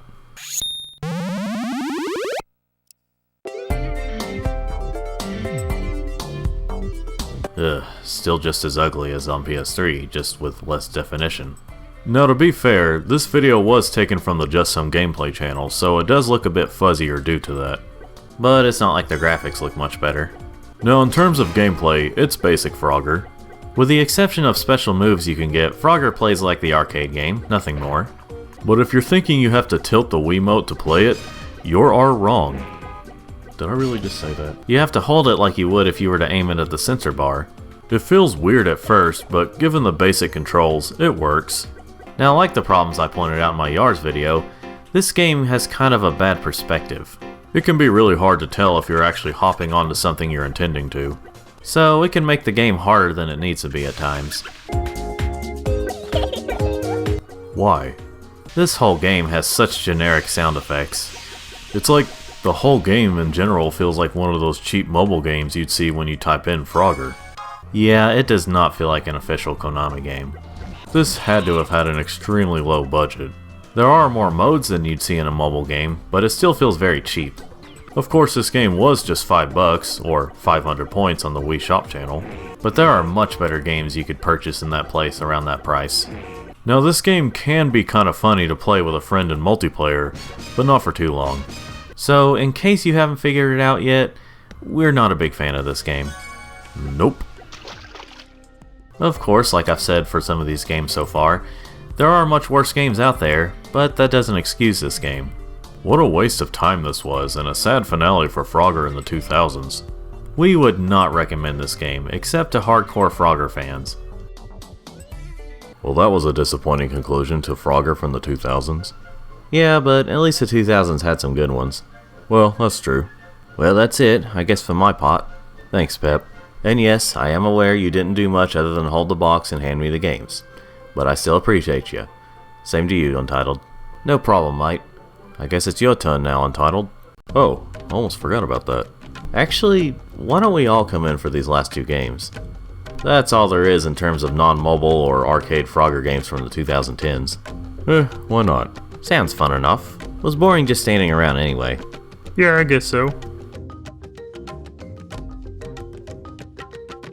So, what do we do? I just thought it'd be cool for you guys to be around while I review these games. Shall I start? Yeah. Okay. Frogger 3D was released in September of 2011 exclusively for 3DS. This was the first Frogger game to be released physically since 2006. And as of right now, it was the last game to be released physically. I'll possibly talk more about that later. This was also the only Frogger game I had ever pre-ordered, and it was a 3DS game that never made it to the eShop. But without wasting any more time, let's check it out. In a way I have it set up. If this setup sucks, live with it, I did the best I could. We start the game off by finishing a level in the original game? Alright, that's a way to do it. And just as Frogger is about to hop off the machine, a giant truck comes by and just gun trucks the heck out of that part of town. Frogger makes a heroic decision to jump right in front of it. Then we get to the logo that really wanted us to use the 3D part of the 3DS, but that doesn't quite work as well on camera. Anyway, we'll start things off with the main mode, arcade mode. Yeah, I don't remember the arcade game looking like that. So, if you'd like to see what the goal of the game is, that right there. Do that 2 more times in the level, and that's the whole game. There actually is a story here, if you use that term extremely loosely. But given that it barely exists here, that's probably why they just called it arcade mode. The first world of the game only has 6 levels, but something like that is to be expected for the first world. As you can imagine, the first world isn't too hard. It's just showing you the basics of the game. All you use during gameplay is the D-pad. No super hop, no upward hop, not even a tongue move. I guess they just wanted it to feel like the arcade original, in terms of controls. You do auto hop when you hold down one of the buttons, and this is Frogger's top speed. No faster than this, even if you're fast with the D-pad. There are also no flies for extra points. You only have 3 lives altogether, so if you lose those, it's game over. You can collect these coins, which I'll explain over time what they do. So, with the lack of moves and all that I explained, this game sounds quite boring, doesn't it? Well, when describing it that way, then yes, it sounds boring. But they have a lot here to make it interesting. One way they change things up is by having these giant frog friends. This world introduces Iron Frog. Its special ability is being able to block cars and certain types of objects and hazards. Plus, like the rest of the frog friends, it takes up 4 surrounding panels on the Frogger grid. This is both a blessing and, in some ways, a curse. One thing they did bring back to the series is a boss battle.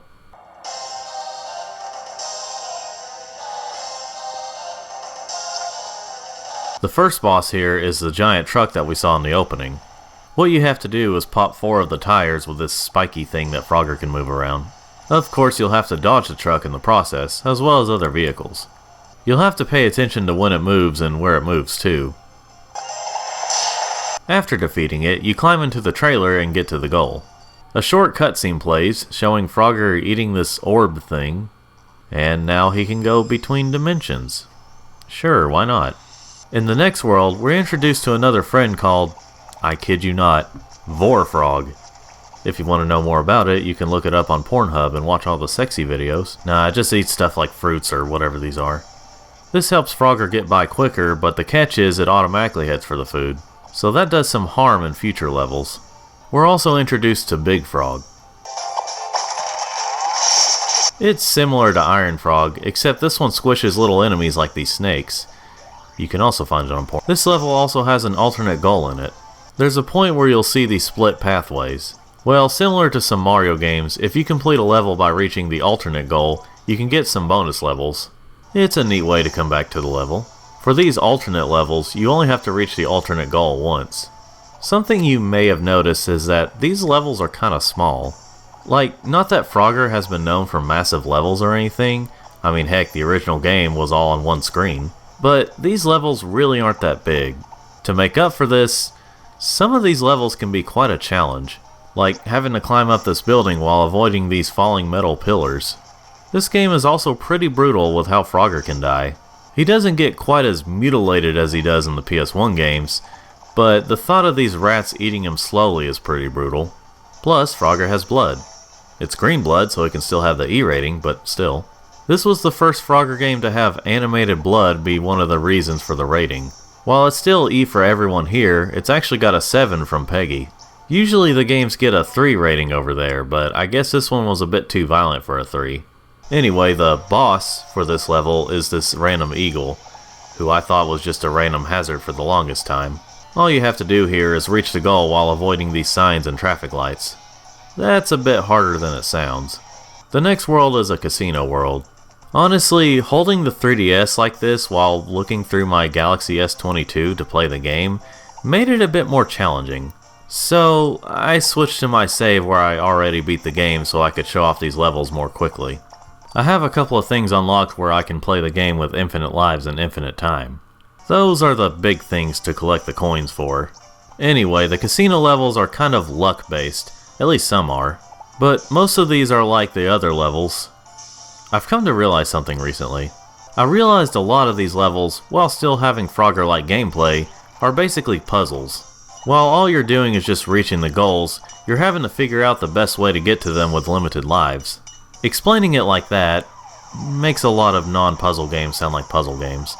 But if you play the game, you'll understand what I mean. The boss for this level is a giant roulette wheel where you have to ride on Vorfrog to eat the cherries while avoiding these balls and the purple berries. Not really a hard boss. The next world is a military base. Yeah, you know, Metal Gear Frogger, of course. Metal Gear Frogger? Bet you never thought you'd see Frogger in a military base with tanks and such. One that's been officially released, of course. This is the world that introduces Luminous Frog. It just shines a light for you, at least in this level. Given that this game has all these tanks, grenades, feasting rats, and, as the boss for this world, attack helicopters, I can see why this game got a 7 from Peggy. Heck, I'm kinda surprised it didn't get an E10 Plus rating over here. This game seems more violent than some E10 Plus games that have come out. The next world is in the Far East. These levels can be pretty hard. The one with the freaking sliding doors and rolling things is pretty challenging. I do kinda like the level where you have to hop as Iron Frog at the right times. While a lot of these levels have been very Asian themed, the last level before the boss has these lava lizard creatures?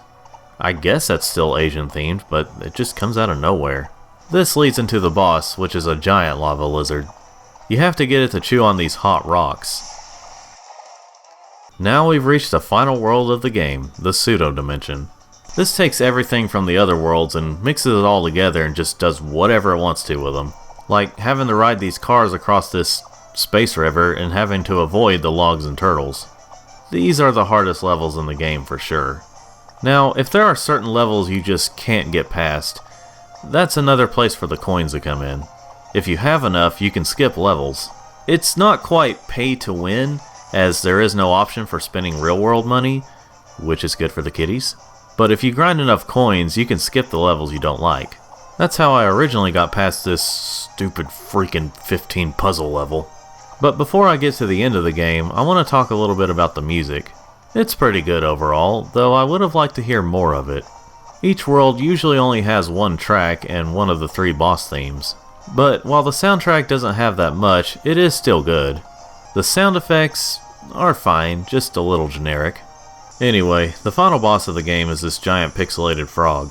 You have to defeat it by using all of Frogger's giant friends and their powers. You have to do all this while avoiding its attacks that turn you into classic Frogger. This is symbolic. It means you can't just let the past consume you. While you can appreciate the past, you can't just keep living there. You have to move forward with your life and enjoy what's to come. Or it just means you lose a life here. After defeating the final boss, you unlock a new world? What could this brand new world be? It's just the same set of levels, just sped up. No joke, that's all the next few worlds are. I guess that's a way to extend the playtime. Kinda seems cheap though, don't you think? Well, if you want to take a break from arcade mode, you can play Forever Crossing. Basically, it takes the original arcade game and takes out the goals and replaces it with an infinite number of roads and rivers. This came out around the time the endless runner craze was getting big for mobile games. So it made sense to have it here, and it can be a fun break from the regular game. And if you've beaten everything in arcade mode, you unlock challenge mode. This is just taking the regular levels and giving you an extremely short amount of time to beat them. You can collect these clocks to extend the time, but it's basically just time attack with the same levels. I'm not a big fan of time attack modes in non-racing games. There's also a multiplayer mode, which I have yet to play as of this video since I know pretty much no one else who has this game. Obviously it sold more than one copy, but I don't know anyone personally who has this game. Outside of some gameplay modes, you can look at some concept art, so that's neat. And that was Frogger 3D for 3DS. It's overall a decent game. This was once my favorite Frogger game. For a very short while. I think I was just excited to have a new Frogger game at the time. But now, I'd say it's on the lower end of my top 10 Frogger games. Now of course that doesn't mean it's bad at all, it's just not as good as I once thought. It's still a fun game overall, just a challenging one. If you're a Frogger fan, you'll enjoy this game. The price has stayed relatively the same over the years. When it first came out it was $30, which was about $10 cheaper than most 3DS games at the time. So you may find it for $30 or less at this point in time. Anyway, I'd recommend it. So that's that one down. Wonder why there really wasn't that many of these in the 2010s. Guess there wasn't really a high demand for Frogger around that time. Seems like a waste of a great franchise. Yeah, even if not all the games were good, it's still a good franchise overall. So I agree with you all, but we still have one game left. Oh, well, carry on then. Thank you. Without further delay, let's get to it. Frogger Hyper Arcade Edition was released in July of 2012 on Xbox 360, PS3, Wii, and mobile phones. It came out digital only with no PC release, so that's going to be fun to try and hang on to. Anyway, I wanted to play the game on the 360 as it is the best way to play the game. The Wii version is no longer around, but was also a neutered version of the game, and the PS3 version, well, I'll get to that. So I wanted to play the 360 version. But due to the recent events with the Xbox 360 games, I can't do that. Look it up to see what I mean, assuming you're watching this before they fixed it, hopefully. So instead of having an HD picture, I'm going to have to go with the PS3 version, using composite cables cause setting up the HD to capture PS3 games is a pain. But anyway, let's get to the game.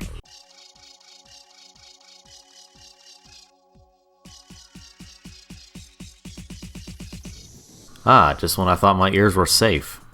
Yeah, this music. At least the start of it. Also, the screen is not meant to be stretched like this.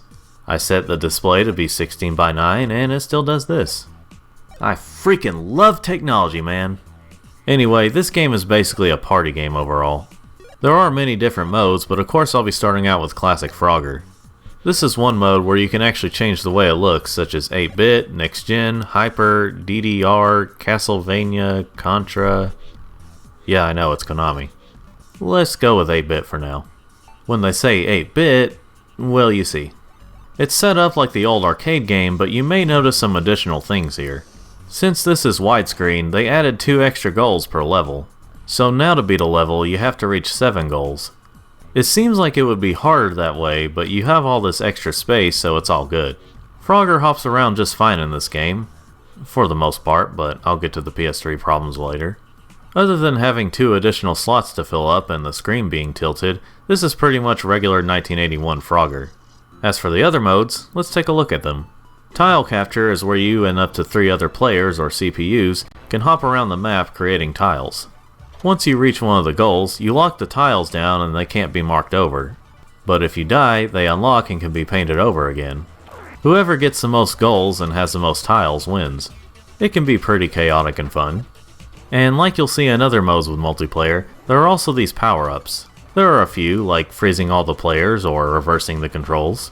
Battle Royale is where you're thrown into a map with many other players and you just grab all the power-ups you can and try and kill all the other players or CPUs. Another chaotic and fun mode. Lady Frog Rescue is about what you'd expect, I think. The high score is more focused on you collecting up to 3 pink frogs before reaching the goals before the opponents do. Chaotic and fun, like the others. The next mode, Paint, is 1 player only, so there's content here for single players.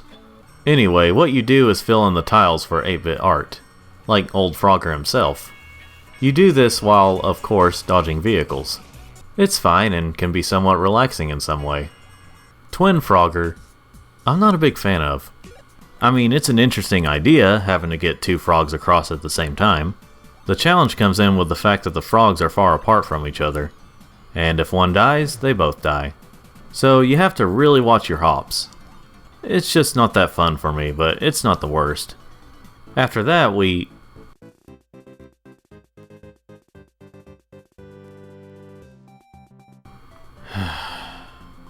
And now allow me to mention, this is a problem exclusive to the PS3 version. For whatever reason, at least in my experience, the game crashes after a while when playing this version. I never had this problem when playing the XBLA version, nor the WiiWare version, just on PS3. I have no clue why it happens and why they never fixed it. Oh right, because it's Konami and they don't seem to give much of a turd for Frogger. Other than re-releasing the arcade game, making mobile and casino games. But before I talk about the other problems, I'll talk about the other 2 modes. Frogger Freakout has you reaching a certain number of points per level, and with each level it's randomized with different modes and skins. It can be pretty fun.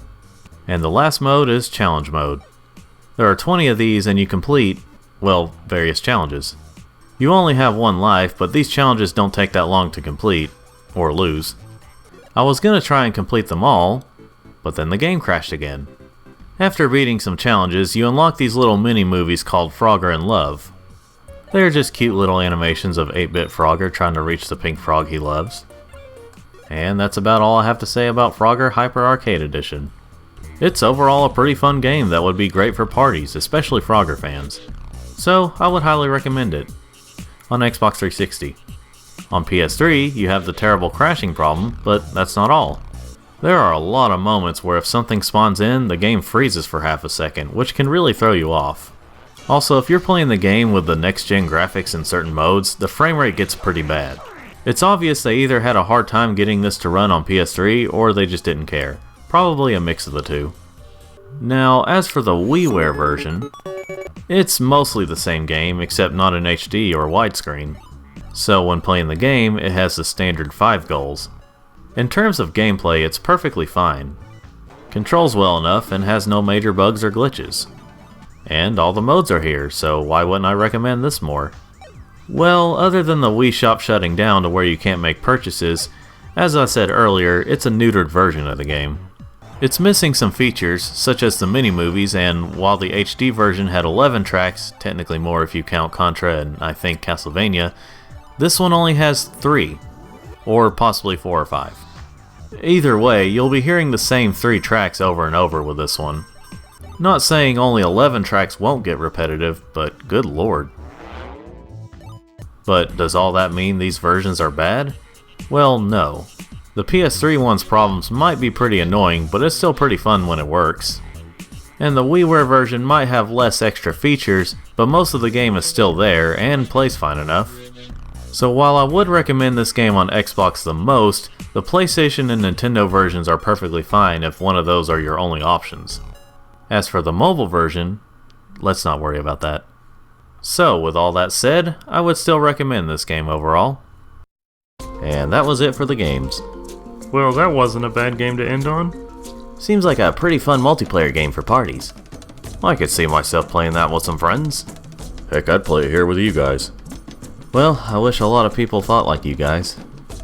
I suppose this is... What is it, Dan? It's one of those notes that James kept leaving me. It says for me to talk about the rest of the franchise.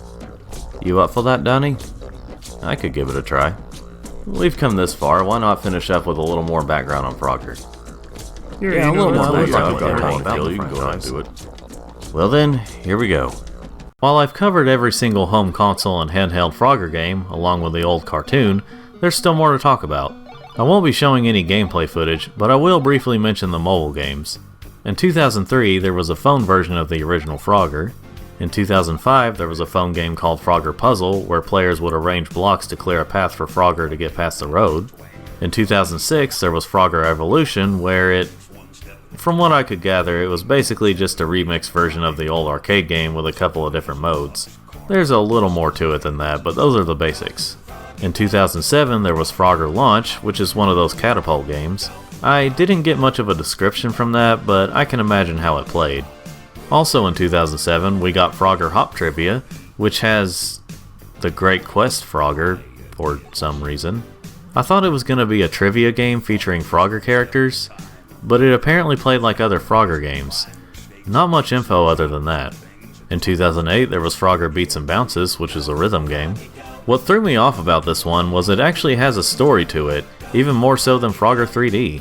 Look it up for more details, but the basics are that Frogger has some illness that makes him hop to a mysterious beat. That would have been interesting to see. In 2010, iPhone users got Frogger Inferno, which plays similar to other Frogger games, but with a twist. Whenever Frogger hops, he leaves behind a trail of fire, and if that fire touches Frogger, it burns. So no backtracking, basically. Also in 2010, we got Frogger for Windows Phone. Moving on. In 2012, there was Frogger Free. I got zero info on this one, but from what it sounds like, it's probably just a free mobile version of the arcade game. In 2013, there was Frogger's Crackout. Kind of a weird name, but it's basically Frogger in name only.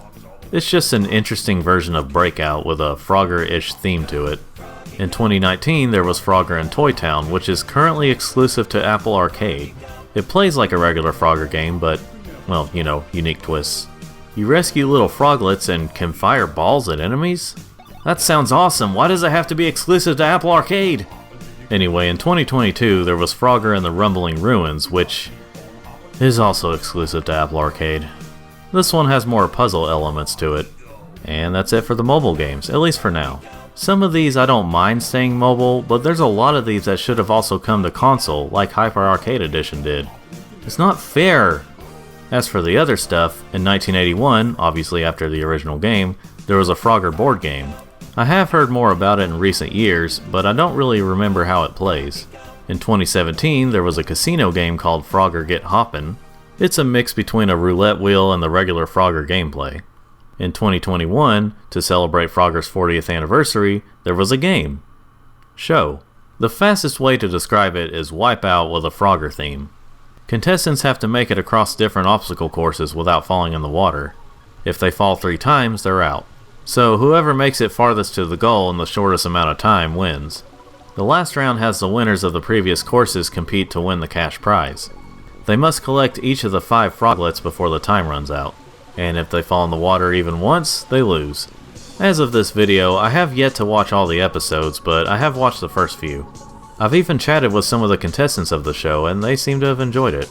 Most of them didn't even know there were sequels to Frogger, but that show was more meant for people who exercise more and not for people with all the game knowledge. One of the contestants, Zoe Kahn, I actually watched her stream the original arcade game on Twitch before watching the episode she was in. That's actually how I found out about her being on the show in the first place. She revealed some behind the scenes stuff about the show. Like how, even though the episode made it look like she was the first to go in the last challenge, she was actually the last to go. She could explain it more, but basically it probably has to do with the show's runtime and whatnot. You should go check her Twitch out, if you like Call of Duty Warzone mostly. And no, she didn't ask me to mention that, I just did it out of the kindness of my heart. Now, what was I talking about again? Oh right, Frogger. I thought the game show was fine, but it's not really for me. I'm just not really into game shows, but if you like shows like Wipeout, then you should enjoy this one as well. As of this video, there's yet to be an announcement for a second season, so we'll see what happens. It's currently watchable on Peacock. And one more thing to mention is, there is supposed to be a new Frogger game coming to the Intellivision Amico. If that system ever comes out, I guess we'll see how that goes. And that's all there is to say about Frogger for now. I've covered as much as I could, and I hope to see more in the future. By more, I mean I hope more console games come out. Please, Konami!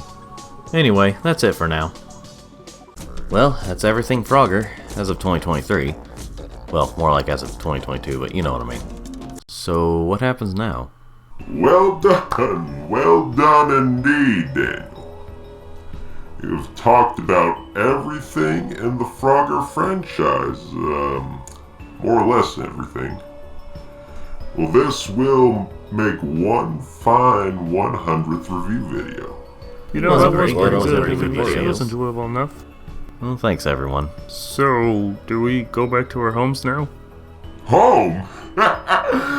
You are home now. Come again? You're right where you need to be, and you're not going to go anywhere else. You are my prisoners. Dude, what the? Like hell we No are. one keeps me or my Bloody pals pig prisoners. sauce, I'm staying here. I'm ready to fight you whenever. Look at your freaking faces. Oh, how serious you look. Well, of course I'm not going to keep you here. Well, you can leave anytime you want, buddy. Kind of threw us all off with that one. Weird time to joke around. Well, it was kind of funny. Before we leave, guys, I have a cheesy speech to make. I've got time, right? Yes. Okay. I just wanted to thank you all for joining me for this and for all my review videos over the years. It's been kinda crazy and inconsistent, but I'm glad I had characters like you all to make things interesting and fun for me. Well, I know you were only in the opening of the Dang It Show and yet another review show, Sonic, but I hear ya. Okay. So, it's with a heavy heart that I say I'm retiring from doing review videos, or at the very least taking a long break. Not to kill the mood, but we kind of already knew that. Oh. Well, thanks again for being part of this long journey, guys. Take care of that virtual world along with show, get? Got it. Until you eventually wake up. What? Nothing. See you, Dan. Alright. Well, Sonic, you keep up the good work in your world. Same to you, Danny. Pep, tell your pals I said hey, and let them know I still have ideas for more videos of you guys. Will do, Danny. And Untitled, I'm still coming up with ideas for you. Thanks for sticking with me all these years, even though I haven't had that many videos of you. It's all good, Danny. I don't mind hanging around in the background waiting for my moment. You're a good sport, man. Yep. You're writing this for me, so I'm just saying what I have to say. Take it easy, Danny. Well, James, I think we're ready to get going.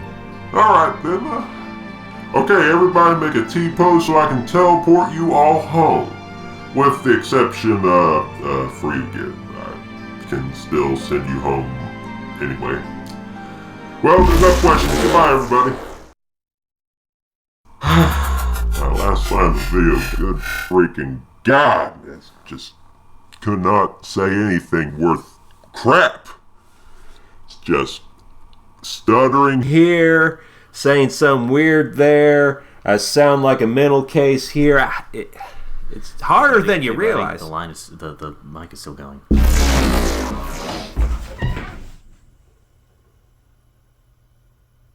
That doesn't happen to you every day.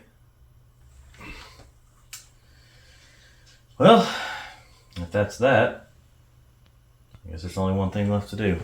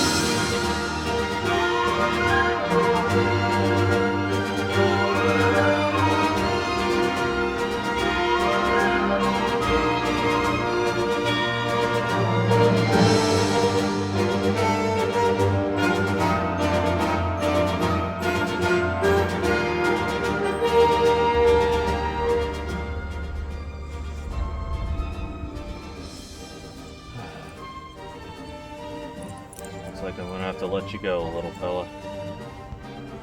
Thanks for a great start to my review videos.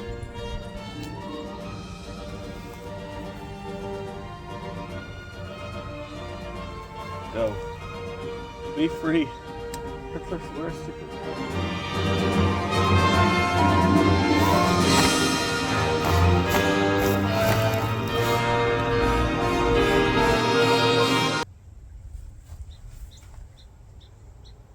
Huh.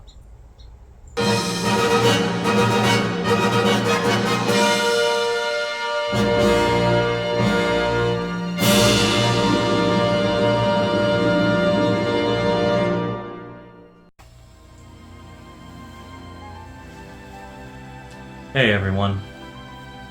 I'm about to end things, but I just wanted to say thanks for watching this video, and thanks for watching all my videos and getting me this far on here. Which admittedly, compared to others, isn't that far, but I still greatly appreciate it. This is way farther than I thought I'd ever go with this stuff. Ever go on this channel or anything like that, so yeah. I just appreciate you all.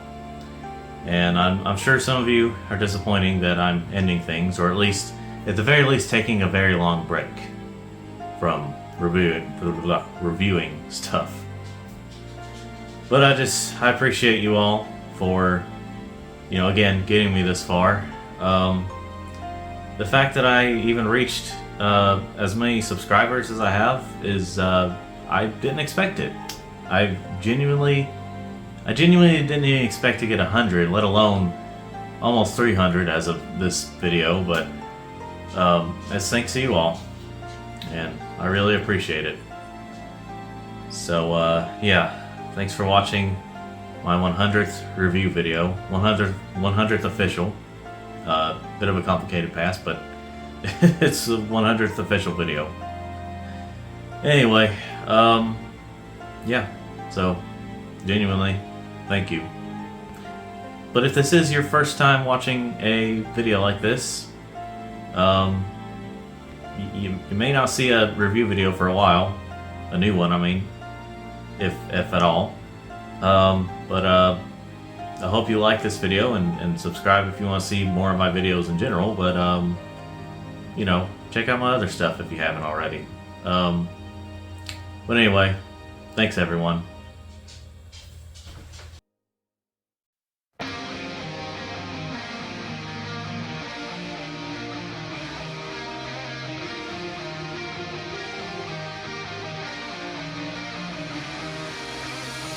The skies ahead are vast and clear.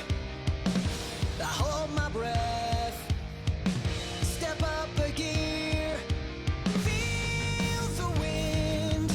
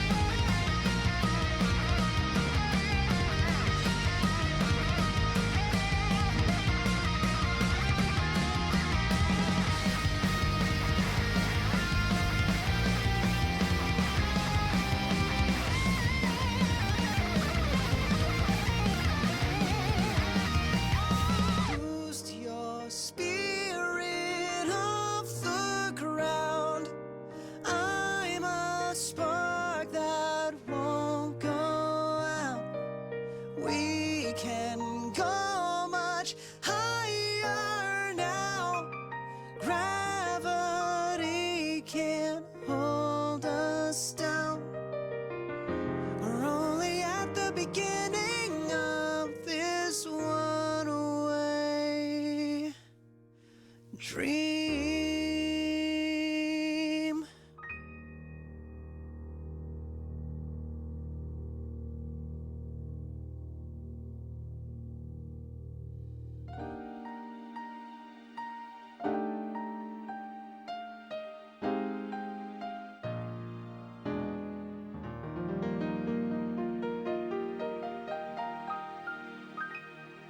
Ribbit.